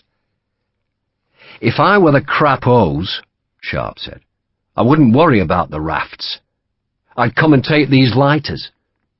That would strand us all here, wouldn't it? They'll pick up a couple 100 prisoners, including a lieutenant general. Not a bad night's work for a dozy pack of bastards, eh? You're not the crapos, are you, sir? They are probably getting drunk, letting their gunners do the work. They can afford to lose the fire rafts, Sharpe went on. If they capture 5 lighters, they can use the lighters instead of the rafts. We'll be gone soon, sir, Harper said consolingly. No need to worry. Let's hope so. They fell silent. Marsh birds, woken by the firing, cried forlornly in the dark. So what are we doing in the city? Harper asked after a while. There's some bastards that have got some letters, and we have to buy them back, Sharpe said. Or at least we have to make sure no one does anything nasty while they are bought back, and if it all goes wrong, which it will, we're going to have to steal the bloody things. Letters, not gold. Not gold, Pat. And it will go wrong? Of course it will. We're dealing with blackmailers. They never settle for the first payment, do they? They always come back for more. So, we're probably going to have to kill the bastards before it's all over. Whose letters are they? Some whore wrote them, Sharpe said vaguely. He supposed that Harper would learn the truth soon enough, but Sharpe liked Henry Wellesley enough not to spread the man's shame even wider. It should be easy enough, he went on, except that the Spaniards won't like what we're doing. If we get caught, they'll arrest us. Either that or shoot us. Arrest us? We'll just have to be clever, Pat. That's all right, then, Harper said. We don't have a problem, do we? Sharpe smiled. The wind stirred the reeds. The tide was still. The guns were firing steadily, their shots thumping in the marsh or churning the creek. I wish the bloody 8th was here, Sharpe said softly. The leather hats? Harper asked, thinking Sharpe meant a regiment from Cheshire. No, the French 8th, Pat. The bastards we met up the river. The ones that took poor Lieutenant Bullen prisoner. They've got to be coming back here, don't they? They can't reach Barrows now, not without a bridge. I want to meet them again. That bloody Colonel Vandal. I'm going to shoot him in the skull, the bastard. You'll find him, sir. Maybe, but not here. We'll be gone in a week. But one day, Pat, I'll find that bastard and murder him for what he did to Lieutenant Bullen. Harper didn't respond. Instead, he laid a hand on Sharpe's sleeve, and Sharpe at the same instant heard the rustle of reeds. It wasn't the sound of the small wind stirring the plants, but more regular, like footsteps, and it was close. See anything? he whispered. No. Yes. Sharpe saw them then, or he saw shadows running at a crouch. Then there was the glint of reflected light from a piece of metal, perhaps a musket muzzle. The shadows stopped so that they melded into the darkness, but Sharpe saw more men moving beyond. How many? 20? No, double that. He leaned close to Harper. "Volley gun," he breathed into the sergeant's ear. "Then we go to the right. We run like hell for 30 paces, then drop." Harper raised the volley gun slowly, very slowly. Then, with the stock against his right shoulder, he cocked it. The lock's pawl made a click as it engaged, and the sound carried to the Frenchman, and Sharpe saw the pale faces turn towards him, and just then Harper pulled the trigger, and the gun flooded the marsh with noise and lit it with the burst of muzzle flashes. Smoke hid Sharpe as he took off running. He counted the paces, and at 30 dropped flat. He could hear a man moaning. 2 muskets fired, then a voice shouted a command, and no more guns sounded. Harper dropped beside him. "Rifles next," Sharpe said. "Then we go to the boats." He could hear the Frenchmen hissing to each other. They had been hit hard by the 7 bullets, and they were doubtless talking about their casualties, but then they fell silent, and Sharpe could see them more clearly now, for they were suddenly outlined against the muzzle flames of the cannons firing from the fort. He got to one knee, aimed his rifle. "Ready?" "Yes, sir." "Fire!" The 2 rifles spat towards the shadows. Sharpe had no idea if either bullet struck. All he knew was that the French were trying to take the lighters, and that they were perilously close to the creek, and that the shots would have raised the alarm. He hoped the Marine captain would have had the initiative to order the boats upstream. "Come on," he said, and they ran clumsily, half tripping on tussocks, and he sensed that the French had cast caution away and were running to his right. "Move the boats!" Sharpe shouted at the Marine piquet. "Move the boats!" His head was all pain, but he had to ignore it. French muskets crashed in the night. A bullet thumped into mud close to Harper's feet just as the Marines fired a ragged volley into the dark. The sudden outburst of musketry had alerted the sailors, and they had cut the lines to the boarding grapnels they were using as anchors and then shoved the lighters away from the bank. But the heavy boats moved painfully slowly. The one furthest from Sharpe made better progress, but the nearer one seemed to be half-grounded. More French muskets banged, coughing out smoke in which Sharpe saw the glint of bayonets. The outnumbered Marines scrambled aboard the nearest lighter as the French reached the bank. A Marine fired, and a blue-coated Frenchman was hurled back, and 2 others closed on the lighter and rammed their bayonets at sailors who were trying to pole the lighter off the bank with their oars. The attackers grabbed the oars. The French prisoners who had been under guard were free now, and though unarmed, were also trying to board the lighter. A pistol fired, its report crisper than a musket. Then a dozen heavier crashes sounded, and Sharpe guessed the sailors had been issued with the heavy pistols used by boarding parties. They had been issued with cutlasses too, though doubtless none had expected to use them. But now the sailors were hacking at men scrambling over the lighter's gunwale. Sharpe was 20 yards away, crouching at the creek's edge. He told himself that this was not his fight, that his responsibility was back in the city, whose lights shimmered across the wide bay. But he had 6 smoke balls aboard that threatened lighter, and he wanted them, and besides, if the French took even one lighter, then it would make Sir Thomas's withdrawal almost impossible. "We're going to have to drive the buggers away from the boat," Sharpe said. "There must be 50 of the bastards, sir. More." "Plenty of our lads still fighting," Sharpe said. "We'll just scare the buggers. Maybe they'll run." He stood, slung the unloaded rifle on his back, and drew his sword. "God save Ireland," Harper said. Army regulations decreed that Sharpe, as a skirmishing officer, should be armed with a cavalry sabre. But he had never liked the weapon. The sabre's curve made it good for slashing, but in truth most officers wore the blades as mere decoration. He much preferred the heavy cavalry trooper's sword that was one of the longest manufactured. The blade was straight, almost a yard of Birmingham steel. The cavalry complained constantly of the weapon. It didn't keep an edge, it was too heavy in the blade, and the asymmetrical point made it ineffective. Sharpe had ground down the back blade to make the point symmetrical, and he liked the weapon's weight, which made the sword into an effective club. He and Harper splashed into the creek's shallows, and came at the French from their left, and the blue-coated men were not expecting an attack, and may even have thought the two dark-uniformed men were French, for none turned to oppose them. These men were the French laggards, those unwilling to plunge into the creek and fight against the marines and sailors, and none wanted a fight. Some were reloading their muskets, but most just watched the struggle for the lighter, as Sharpe and Harper hit them. Sharpe lunged the sword at a throat, and the man fell away, his ramrod clattering in his musket's barrel. Sharpe struck again. Harper was thrusting the sword bayonet and bellowing in Gaelic. A French bayonet glinted to Sharpe's right, and he swung the sword hard, thumping its blunt edge against a man's skull.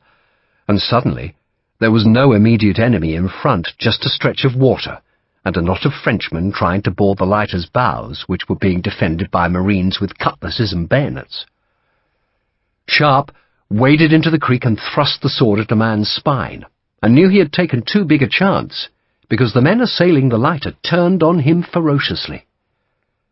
A bayonet slashed into his jacket and became entangled there. He cut sideways just as Harper arrived beside him. Harper was screaming incoherently now.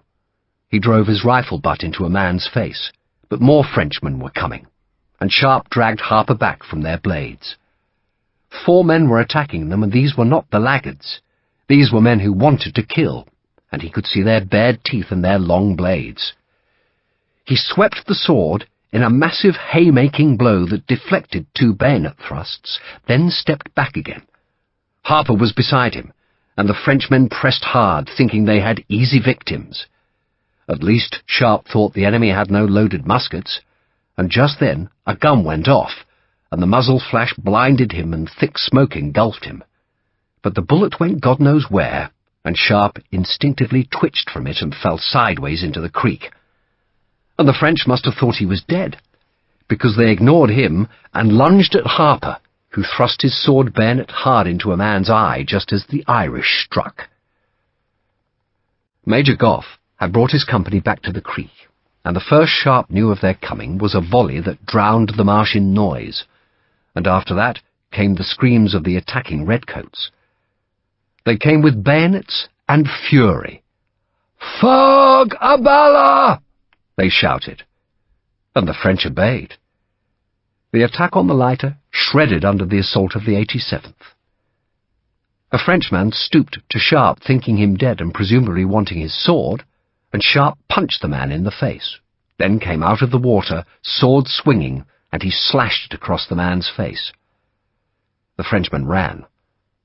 Sharpe could see Ensign Keogh cutting his straight sword at a much bigger enemy who flailed at the thin officer with his musket. Then the big Sergeant Masterson drove his bayonet into the man's ribs. The Frenchman went down under Masterson's weight. Keogh sliced his sword at the fallen man and wanted more. He was screaming a high-pitched scream, and he saw the 2 dark figures in the creek shallows and turned to attack, shouting at his men to follow. "Fog a bala!" Harper roared. "It's you!" Keogh stopped at the water's edge. He grinned suddenly. "That was a proper fight!" "It was bloody desperate," Harper muttered. Major Goff was shouting at his men to form line and face south. Sergeants pulled redcoats away from the enemy corpses they were plundering. The surviving Marines were clubbing the few remaining Frenchmen off the lighter, but Captain Collins, a cutlass in his hand, was dead. "He should have moved a bloody boat, sir," a Marine sergeant greeted Sharpe.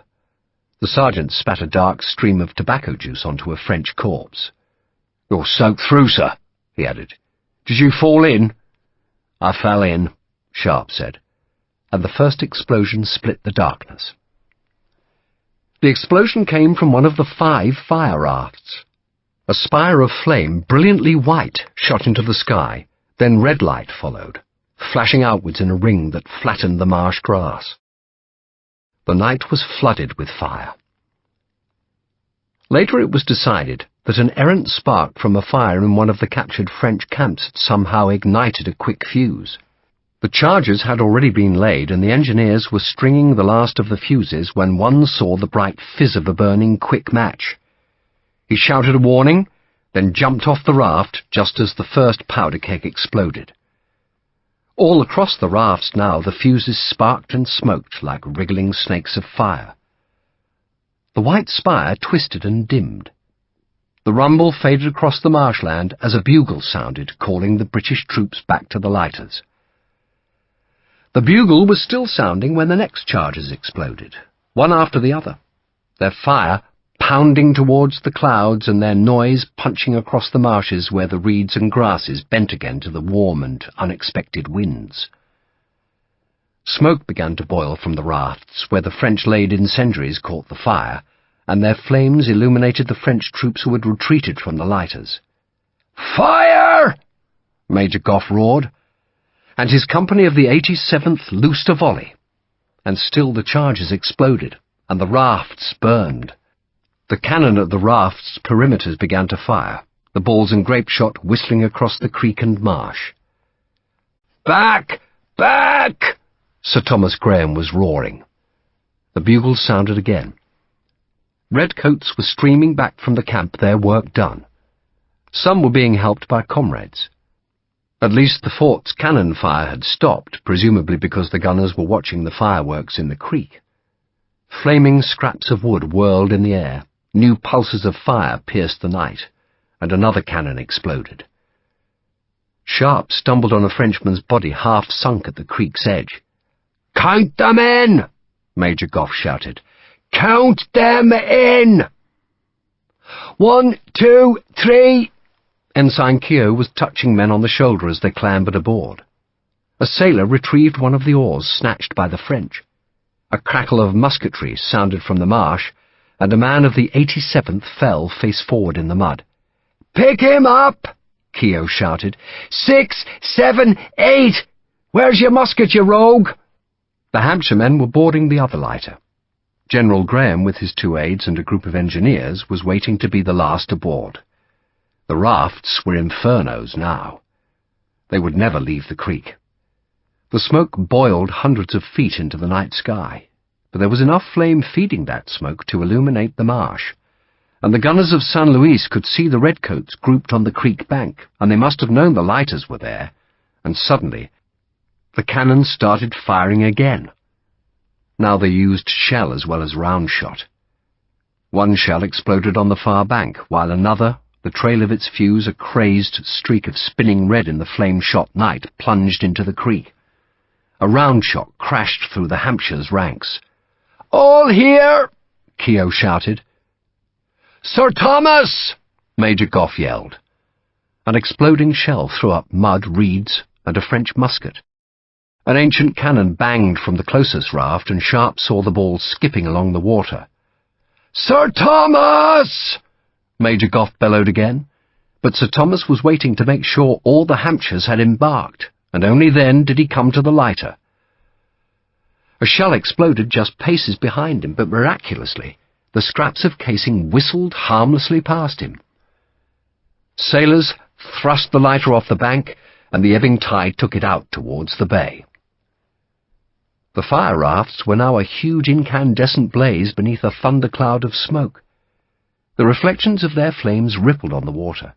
Then they were broken by a round shot that hurled up a great splash to soak men on the 2 lighters leaving the northern bank.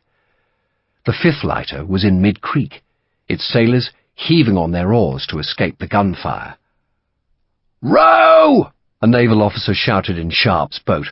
"Row!" 3 guns fired at once from San Luis, and Sharpe heard a shot rumble overhead. Musket fire flickered in the marsh, and some redcoats stood up in the belly of the lighter and fired back. "Hold your fire!" Goff shouted. "Row!" the naval officer called again. "Not quite the orderly withdrawal I anticipated," Sir Thomas said. A shell, fuse whipping the dark with its thread of frantic red light, slapped into the creek. "Is that you, Sharpe?"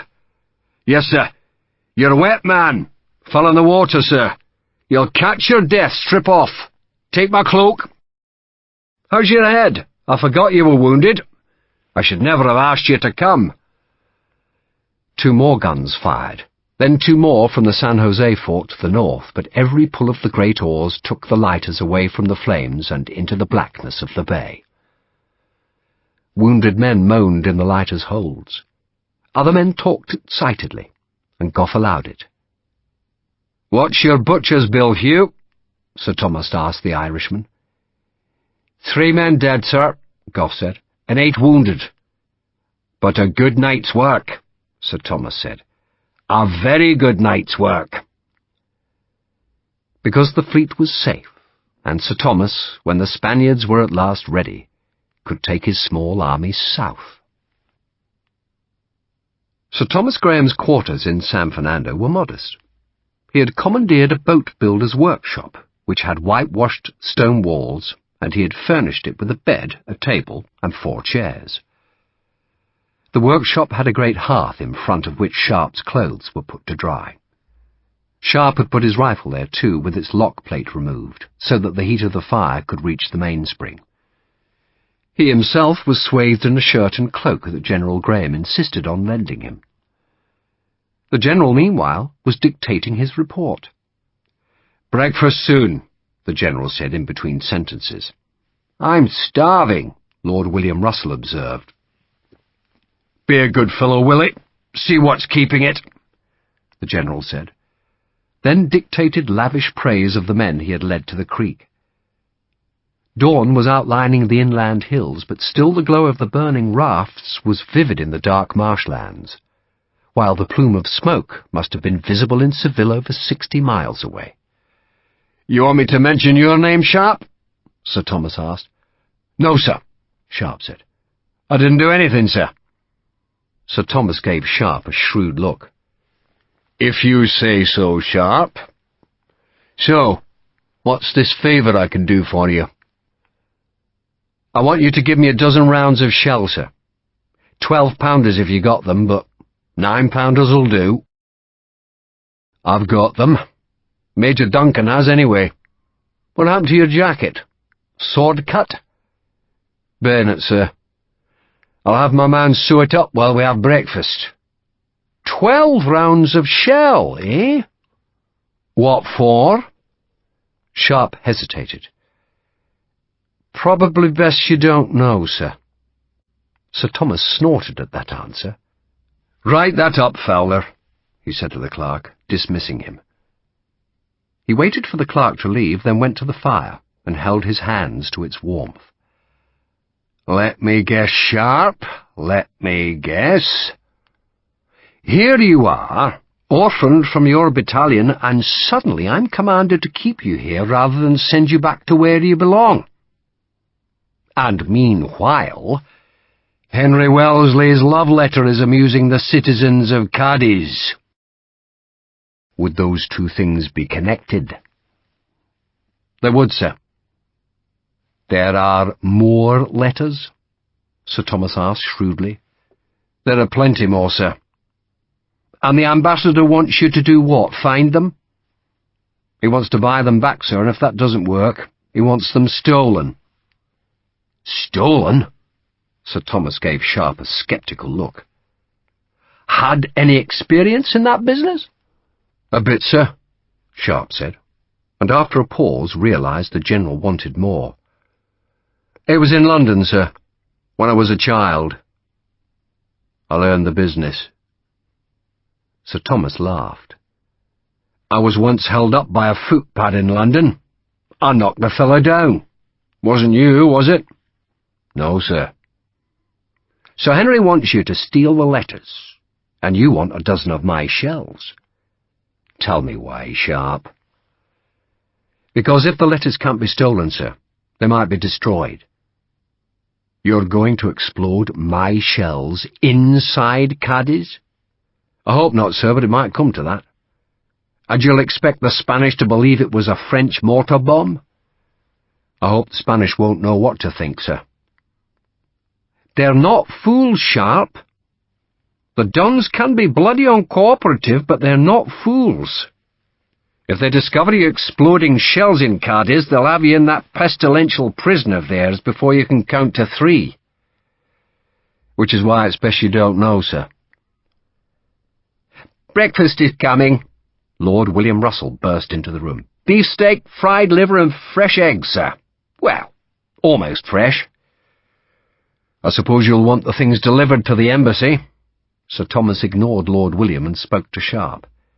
If it's possible, sir, and addressed to Lord Pumphrey. Sir Thomas grunted. Come and sit down, Sharpe. You're partial to fried liver? Yes, sir. I'll have the things boxed up and delivered today, Sir Thomas said, then shot Lord William a reproving look. No good-looking curious, Willie. Mr. Sharpe and I are discussing secret matters. I can be the very soul of discretion, Lord William said. You can be, Sir Thomas agreed, but you very rarely are. Sharpe's coat was taken away to be mended. Then he sat to a breakfast of beefsteak, liver, kidneys, ham, fried eggs, bread, butter, and strong coffee. Sharpe, though he was only half-dressed, enjoyed it. It struck him halfway through the meal that one table companion was the son of a duke and the other a wealthy Scottish landowner. Yet he felt oddly comfortable. There was no guile in Lord William, while it was plain Sir Thomas simply liked soldiers. I never thought I'd be a soldier, he confessed to Sharpe. Why not, sir? Because I was happy as I was, Sharpe, happy as I was. I hunted, I travelled, I read, I played cricket. And I had the best wife in the world. Then my Mary died. I brooded for a time, and it occurred to me that the French were an evil presence. They preach liberty and equality, but what are they? They are degraded, barbarous, and inhuman, and it was borne upon me that my duty was to fight them. So, I put on a uniform, Sharpe. I was 46 years old when I first donned the red coat, and that was 17 years ago. And on the whole, I must say, they've been happy years. Sir Thomas, Lord William remarked as he savaged the bread with a blunt knife, did not just put on a uniform. He raised the 90th foot at his own expense. And a damned expense it was, too, Sir Thomas said. Their hats alone cost me £436, 16 shillings and 4pence. I always wonder what the 4pence was for. And here I am, Sharpe, still fighting the French. Have you had enough to eat? Yes, sir. Thank you, sir. Sir Thomas made a point of walking Sharpe to the stables. Just before they reached the building, the General stopped Sharpe. Play cricket, do you, Sharpe? We used to play at Shorncliffe, sir, Sharpe said cautiously, referring to the barracks where the riflemen were trained. I need cricketers, the General said, then frowned in thought. Henry Wellesley's a damned fool, he said, abruptly changing the subject. But he's a decent damned fool. Know what I mean? I think so, sir. He's a very good man. He deals well with the Spanish. They can be infuriating. They promise the world and deliver scraps, but Wellesley has the patience to treat with them. And the sensible Spaniards know they can trust him. He's a good diplomat, and we need him as ambassador. I liked him, sir. But he made a bloody fool of himself over that woman. Does she have the letters? I think she has some, sir. So you're looking for her? I am, sir. You're not going to blow her up with my shells, are you? No, sir. I hope not, because she's a pretty wee thing. I saw her with him once, and Henry looked like a tomcat that had found a bowl of cream. She looked happy, too. I'm surprised she betrayed him. Lord Pumphrey says it was her pimp, sir. And what do you think? I think she saw gold, sir. Of course, the thing about Henry Wellesley, Sir Thomas said, apparently ignoring Sharpe's words, is that he's a forgiving sort of man. Wouldn't surprise me if he's still sweet on her. Ah, well, I'm probably just blathering. I enjoyed your company last night, Mr. Sharpe. If you finish your business quickly enough, then I hope you'll give us a game or two. I've a clerk who's a ferocious bowler, but the wretched man has sprained his ankle. And I trust you'll do me the honour of sailing south with us. We can bowl a few quick ones at Marshal Victor. Eh? I'd like that, sir, Sharpe said, though he knew there was no hope of it coming true. He went to find Harper and the other riflemen. He found a slop shop in San Fernando and with the embassy's money bought his men civilian clothes, and then, beneath the smoke of the burning rafts that hung above Cadiz like a great dark cloud, they went to the city. And in the afternoon the cloud was still there, and 12 common shells, boxed up and labelled as cabbages, had arrived at the embassy.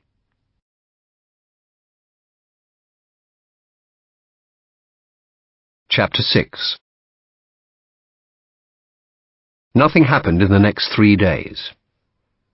The wind turned east and brought persistent February rain to extinguish the burning fire rafts, though the smoke still smeared the Trocadero marshes and drifted across the bay towards the city, where Lord Pumphrey waited for a message from whoever possessed the letters, and the ambassador dreaded another issue of El Correo de Cadiz. None appeared. "It publishes rarely these days," James Duff, the British consul in Cadiz, reported to the ambassador. Duff had lived in Spain for nearly 50 years, and had been consul for over 30. Some folk reckoned Duff was more Spanish than the Spaniards, and even when Spain had been at war with Britain, he had been spared any insult, and allowed to continue his business of buying and exporting wine. Now that the embassy had been driven to seek refuge in Cadiz, there was no need for a consul in the city, but Henry Wellesley valued the older man's wisdom and advice. "Nunez, I think, is struggling," Duff said, speaking of the owner of El Correo de Cadiz. "He has no readership beyond the city itself now, and what can he print? News of the Cortes? But everyone knows what happens there before Nunez can set it in type. He has nothing left except rumours from Madrid, lies from Paris, and lists of arriving and departing ships." "Yet he won't accept money from us?" Wellesley asked. "Not a penny," Duff said. The consul was thin, shrunken, elegant, and shrewd. He visited the ambassador most mornings, invariably complimenting Henry Wellesley on the quality of his sherry, which Duff himself sold to the embassy, though with the French occupying Andalusia, the supply was running very short. "I suspect he's in someone else's pay," Duff went on. "You offered generously?" the ambassador asked. "As you requested, Your Excellency," Duff said. He had visited Nunez on Wellesley's behalf and had offered the man cash if he agreed to publish no more letters. The offer had been refused, so Duff had made an outright bid for the newspaper itself, a bid that had been startlingly generous. "I offered him 10 times what the house, press, and business are worth, but he wouldn't accept. He would have liked to, I'm sure, but he's a very frightened man. I think he dares not sell for fear of his life." "And he proposes publishing more of the letters?" Duff shrugged, as if to suggest he didn't know the answer. "I am so sorry, Duff, to place you in this predicament.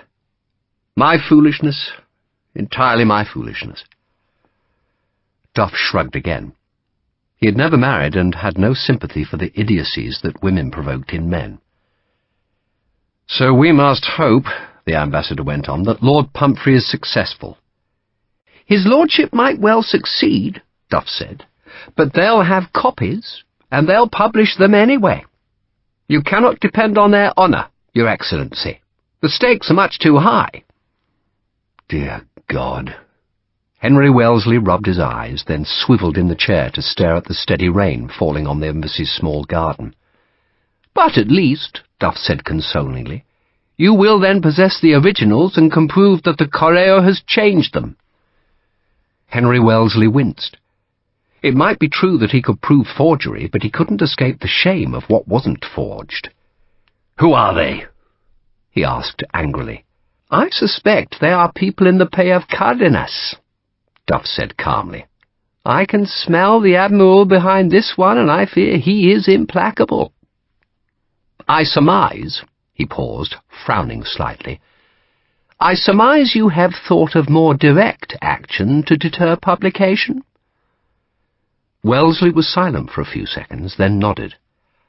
"I have, Duff, I have. But I would sanction such action most reluctantly." "You are wise to be reluctant. I have noted an increase in Spanish patrols around Núñez's premises. I fear Admiral Cardenas has prevailed on the Regency to keep a watchful eye on the newspaper." "You could talk to Cardenas," Wellesley suggested. "I could," Duff agreed. "And he will be courteous, he will offer me excellent sherry, and he will then deny any knowledge of the matter." Wellesley said nothing. He didn't need to. His face betrayed his despair. "Our only hope," Duff went on, "is if Sir Thomas Graham succeeds in lifting the siege. A victory of that sort will confound those who oppose a British alliance. The problem, of course, is not Sir Thomas, but La Peña." La Peña. Wellesley repeated the name dully. La Peña was the Spanish general whose forces would accompany the British southwards.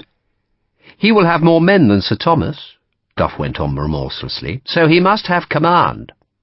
And if he is not given command, then the Spanish will not commit troops. And La Peña, your Excellency, is a timid creature. We must all hope that Sir Thomas can inspire him to valour." Duff held his glass of sherry to the window light. "This is the 03? "It is." "Very fine," Duff said. He got to his feet and, with the help of a cane, crossed to the table with the inlaid checkered top. He stared for a few seconds at the chess pieces, then advanced to White Bishop to take a castle. "I fear that is check, Your Excellency. Doubtless by tomorrow you will confound me." The ambassador courteously walked Duff to the sedan chair waiting in the courtyard. "If they publish more," Wellesley said, holding an umbrella over the consul as they approached the chair, "I shall have to resign." "It will not come to that, I'm sure," Duff said unconvincingly. "But if it does, Duff, you'll have to shoulder my burden till a new man arrives." "I pray you remain in office, Your Excellency." "As do I, Duff. As do I." Some kind of answer to the ambassador's prayers came on the 4th day after the fire rafts had been destroyed. Sharpe was in the stables where he struggled to keep his bored men busy by repairing the stable roof, a job they hated, but it was a better occupation than being drunk. Lord Pumphrey's servant found Sharpe handing tiles to Rifleman Slattery. "His lordship requests your attendance, sir," the servant said, eyeing Sharpe's dirty overalls with distaste. "As soon as possible, sir," the servant added. Sharpe pulled on Captain Plummer's old black jacket, donned a cloak, and followed the servant through the city's maze of alleys. He discovered Lord Pumphrey in the middle balcony of the church of San Felipe Neri. The church was an oval-shaped chamber with a floor tiled in bold black and white, above which 3 balconies punctuated the domed ceiling from which hung a tremendous chandelier that was unlit, but thick with stalactites of candle wax. The church was now home to the Cortes, the Spanish Parliament, and the upper balcony, known as Paradise, was where the public could listen to the speeches being given below. The middle balcony was for grandees, churchmen, and diplomats, while the lowest was where the deputies' families and friends gathered. The church's huge altar had been draped in a white cloth, in front of which a portrait of Spain's king, now a prisoner in France, was displayed where the crucifix normally stood. In front of the concealed altar, the president of the Cortes sat at a long table flanked by a pair of rostrums. The deputies were in 3 rows of chairs facing him. Sharpe slid onto the bench beside Lord Pumphrey, who was listening to a speaker haranguing the church in shrill, passionate tones, but who was plainly being dull, for deputies were slipping away from their chairs and hurrying out of the church's main door. "He is explicating," Lord Pumphrey whispered to Sharpe. the crucial role played by the Holy Spirit in the governance of Spain.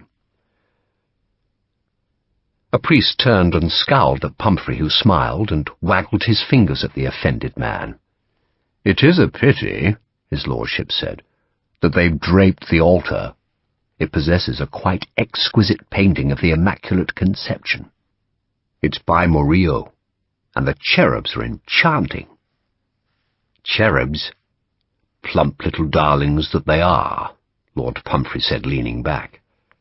He smelt of rosewater today, though thankfully he had resisted wearing his velvet beauty patch, and was soberly dressed in plain black broadcloth. "I do think cherubs improve a church, don't you?" The priest turned and demanded silence, and Lord Pumphrey raised an eyebrow in exasperation, then plucked Sharpe's elbow, and led him around the balcony until they were directly above the altar, and so facing the 3 rows where the remaining deputies sat. "Second row back," Pumphrey whispered. "Right-hand side, 4 chairs in. Behold the enemy." Sharpe saw a tall, thin man in a dark blue uniform. He had a stick propped between his knees, and he looked bored, for his head was tilted back and his eyes were closed. His right hand opened and closed repeatedly over the stick's head. "Admiral the Marquis de Cardenas," Lord Pumphrey said. "The enemy?" "He has never forgiven us for Trafalgar. We lamed him there and took him prisoner. He was well enough looked after in a very decent house in Hampshire, but he hates us all the same, and that, Sharpe, is the man rumoured to be paying El Correo de Cadiz." "Do you have a spyglass?" "Mine's at the embassy," Sharpe said. "Fortunately, I possess all the essential accoutrements of a spy," Lord Pumphrey said, and gave Sharpe a small telescope with an outer barrel sheathed in mother of pearl. "You might care to look at the Admiral's coat." Sharpe opened the glass and trained the lens, focusing it on the Admiral's blue jacket. "What am I looking for?" "The horns," Lord Pumphrey said, and Sharpe edged the glass right and saw one of the horned brooches pinned to the dark cloth. The mark of El Cornudo, the enemy's mocking badge. Then he raised the glass and saw that the Admiral's eyes were now open and were staring straight up at him. A hard face, Sharpe thought, hard and knowing and vengeful. "What do we do about the Admiral?" he asked Lord Pumphrey. "Do?" Pumphrey asked. "We do nothing, of course. He's an honoured man, a deputy, a hero of Spain, and publicly at least a valued ally. In truth, he's a sour creature, animated by hatred, who is probably negotiating with Bonaparte. I suspect that, but I can't prove it." "You want me to murder the bastard?" "That would certainly improve diplomatic relations between Britain and Spain, wouldn't it?" Pumphrey asked, tartly. "Why didn't I think of doing that?" "No, Richard, I do not want you to murder the bastard." The Admiral had summoned a servant, and now whispered to him, pointing up at Sharpe as he did. The servant hurried away, and Sharpe collapsed the glass. "What did you say his name was?" "The Marquis de Cardenas. He owns much land in the Guadiana Valley." "We met his mother," Sharpe said, "and she's a wicked old bitch. Well in bed with the French, too." "Literally?" "No, but they haven't plundered her estate, and she summoned them when we arrived, tried to have us taken prisoner. Bitch." "Like mother, like son," Pumphrey said. "And you're not to murder him." "We must frustrate his knavish tricks, of course, but we must do it without anybody noticing."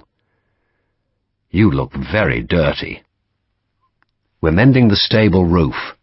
That is hardly an officer's occupation, nor is getting back blackmailers' letters," Sharpe said. "But I'm doing it." "Ah, "The messenger, I suspect," Lord Pumphrey said. He was looking at a man who had come onto the balcony and was sidling towards them behind the benches.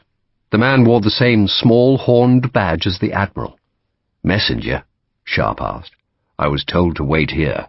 We are to have a meeting to discuss the purchase of the letters.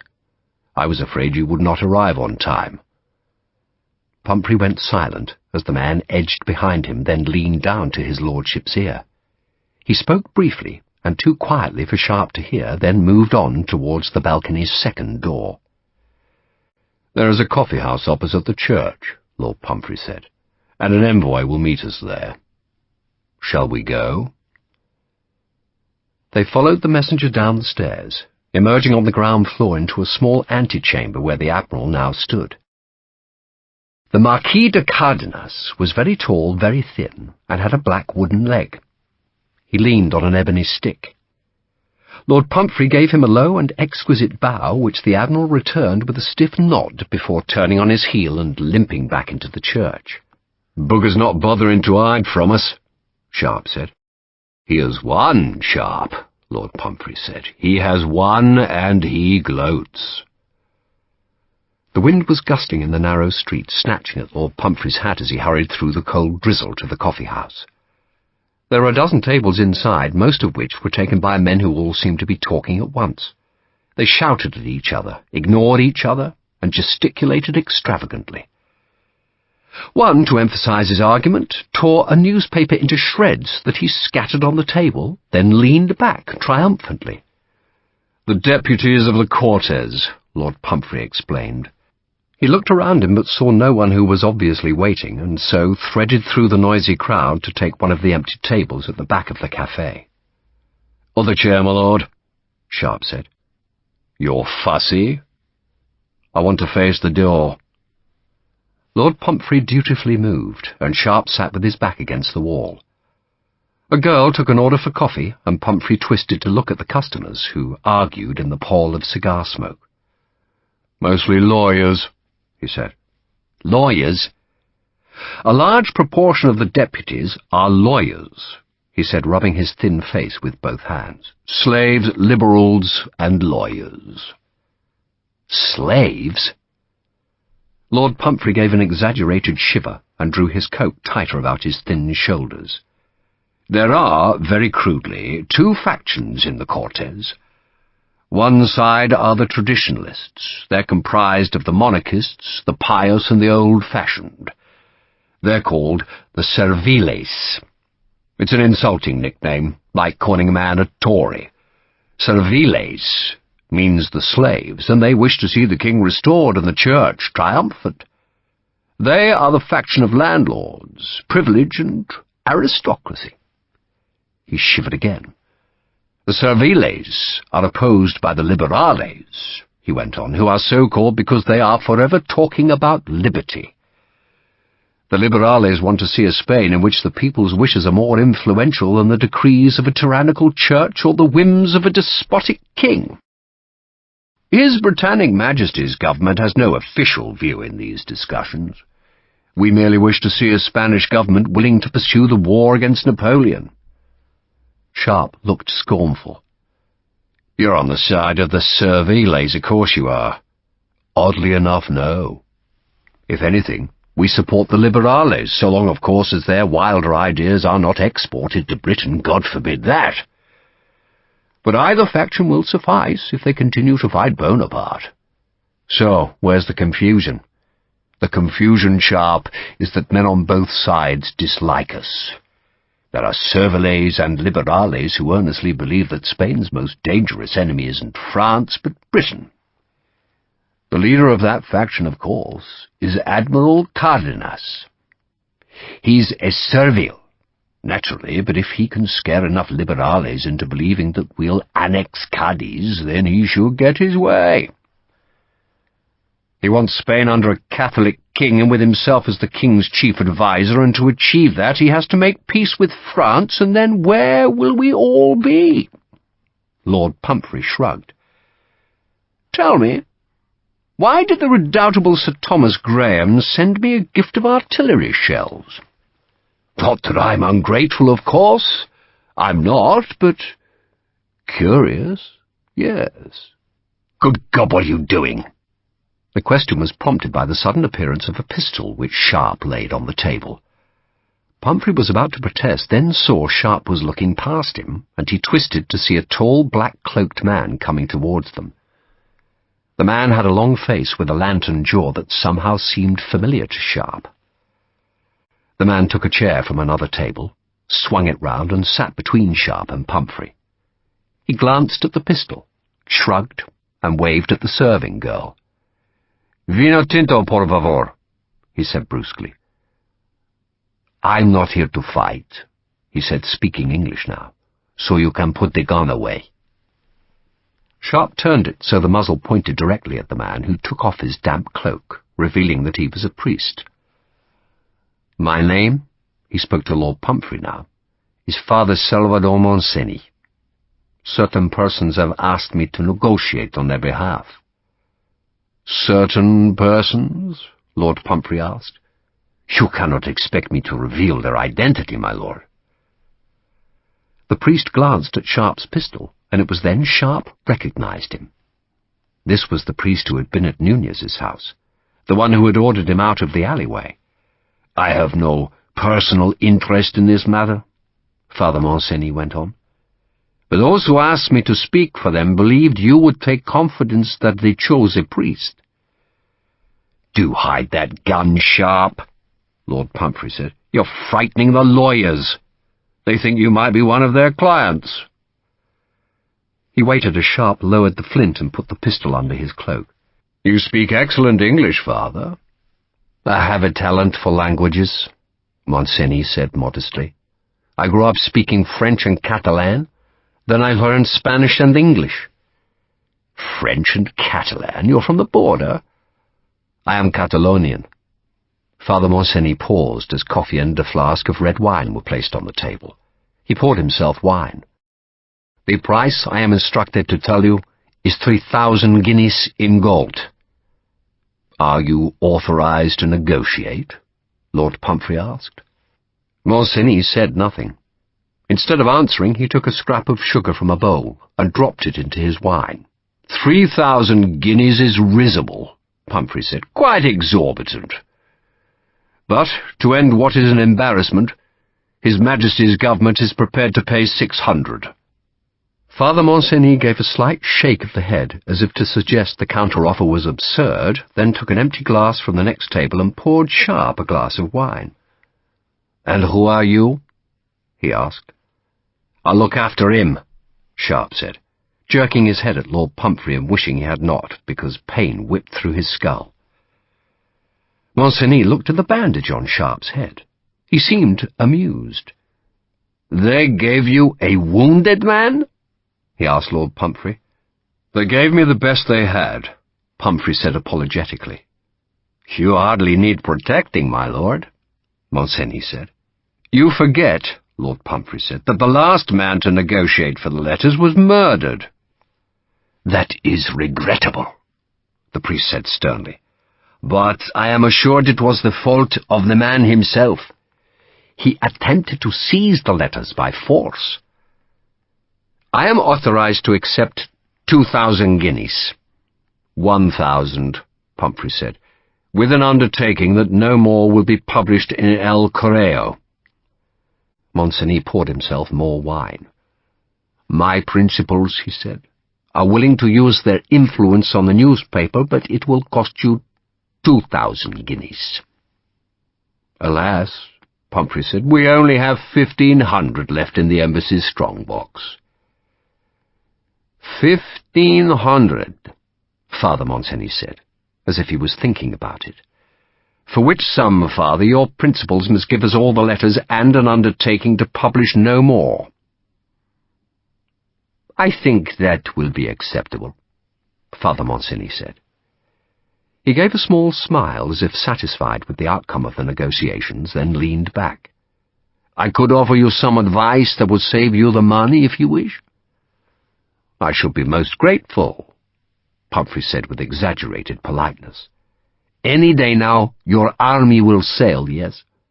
You will land your troops somewhere to the south and come north to face Marshal Victor. You think he doesn't know? What do you think will happen?" "We'll win," Sharpe growled. The priest ignored him. La Peña will have, what, 8,000 men? 9? And your General Graham will take 3 or 4,000? So, La Peña will have command, and he's an old woman. Marshal Victor will have just as many, probably more, and La Peña will take fright. He'll panic, and Marshal Victor will crush him. Then you will have very few soldiers left to protect the city, and the French will storm the walls. It will take many deaths, but by summer, Cadiz will be French. The letters won't matter then, will they? In that case, Lord Pumphrey said, why not just give them to us? 1,500 guineas, my lord. I am instructed to tell you that you must bring the money yourself. You may have 2 companions, no more, and a note will be sent to the embassy telling you where the exchange will be made. You may expect a note after today's raciones. Monsigny drained his glass, stood, and dropped $1 on the table. There, I have discharged my function, he said, nodded abruptly, and left. Sharpe spun the $1 coin on the table. At least he paid for his wine. We can expect a note after the evening prayers, Lord Pumphrey said, frowning. Does that mean he wants the money tonight? Of course, you can trust the bugger on that, Sharpe said, but on nothing else. Nothing else? I saw him at the newspaper. He's up to his bloody eyes in it. He's not going to give you the letters. He'll take the money and run. Pumphrey stirred his coffee. I think you're wrong. The letters are a depreciating asset. Whatever the hell that means. It means, Sharpe, that he's right. La Peña will have command of the army. You know what the Spanish call La Peña? Dona Manolito. The Lady Manolito. He's a nervous old woman, and Victor will thrash him. Sir Thomas is good, Sharpe said loyally. Perhaps, but Dona Manolito will command the army, not Sir Thomas, and if Marshal Victor beats Dona Manolito, then Cadiz will fall, and when Cadiz falls, the politicians in London will fall over each other in their race to the negotiating chamber. The war costs money, Sharpe, and half of Parliament already believe it cannot be won. If Spain falls, what hope is there? Lord Wellington, who clings to a corner of Portugal while Bonaparte bestrides Europe. If the last scrap of Spain falls, then Britain will make peace. If no, when Victor defeats Dona Manolito, the Spaniards won't wait for Cadiz to fall. They'll negotiate. They would rather surrender Cadiz than see the city sacked, and when they surrender, the letters won't be worth a tin penny. That is what I mean by describing them as a depreciating asset. The Admiral, if it is the Admiral, would rather have the money now than a few worthless love letters in a month's time. So, yes, they're negotiating in good faith. Lord Pumphrey added a few small coins to the priest's $1 and stood. We must get to the embassy, Richard. He's lying, Sharpe warned. Lord Pumphrey sighed. In diplomacy, Sharpe, we assume that everyone lies all the time. That way we make progress. Our enemies expect Cadiz to be French within a few weeks, so they want their money now, because after those few weeks there will be no money. They make hay while the sun shines. It's as simple as that. It was raining harder now, and the wind was gusting strong. The signs over the shops were swinging wildly, and a crash of thunder rumbled over the mainland, sounding uncannily like heavy artillery shots travelling overhead. Sharpe let Pumphrey guide him through the maze of narrow alleys to the embassy. They went through the arch that was guarded by a squad of bored Spanish soldiers and hurried across the courtyard, only to be checked by a voice from high above. "Pumps!" the voice called. "Up here!" Sharpe, like Lord Pumphrey, looked up to see the ambassador leaning out of a window of the embassy's watchtower, which was a modest 5-story structure at the edge of the stable yard. "Up here!" Henry Wellesley called again. "And you, Mr. Sharpe! Come on!" He sounded excited. Sharpe emerged onto the roofed platform to see that Brigadier Moon was lord of the tower. He had a chair and a footstool, and beside the chair was a telescope, while on a small table was a bottle of rum, and beneath it a chamber pot. This tower had been equipped with windows to protect the upper platform from the weather, and it was plain that Moon had adopted the Eyrie. He had got to his feet now, and resting on his crutches was looking eastwards with the ambassador. "The ships!" Henry Wellesley greeted Sharpe and Lord Pumphrey. A whole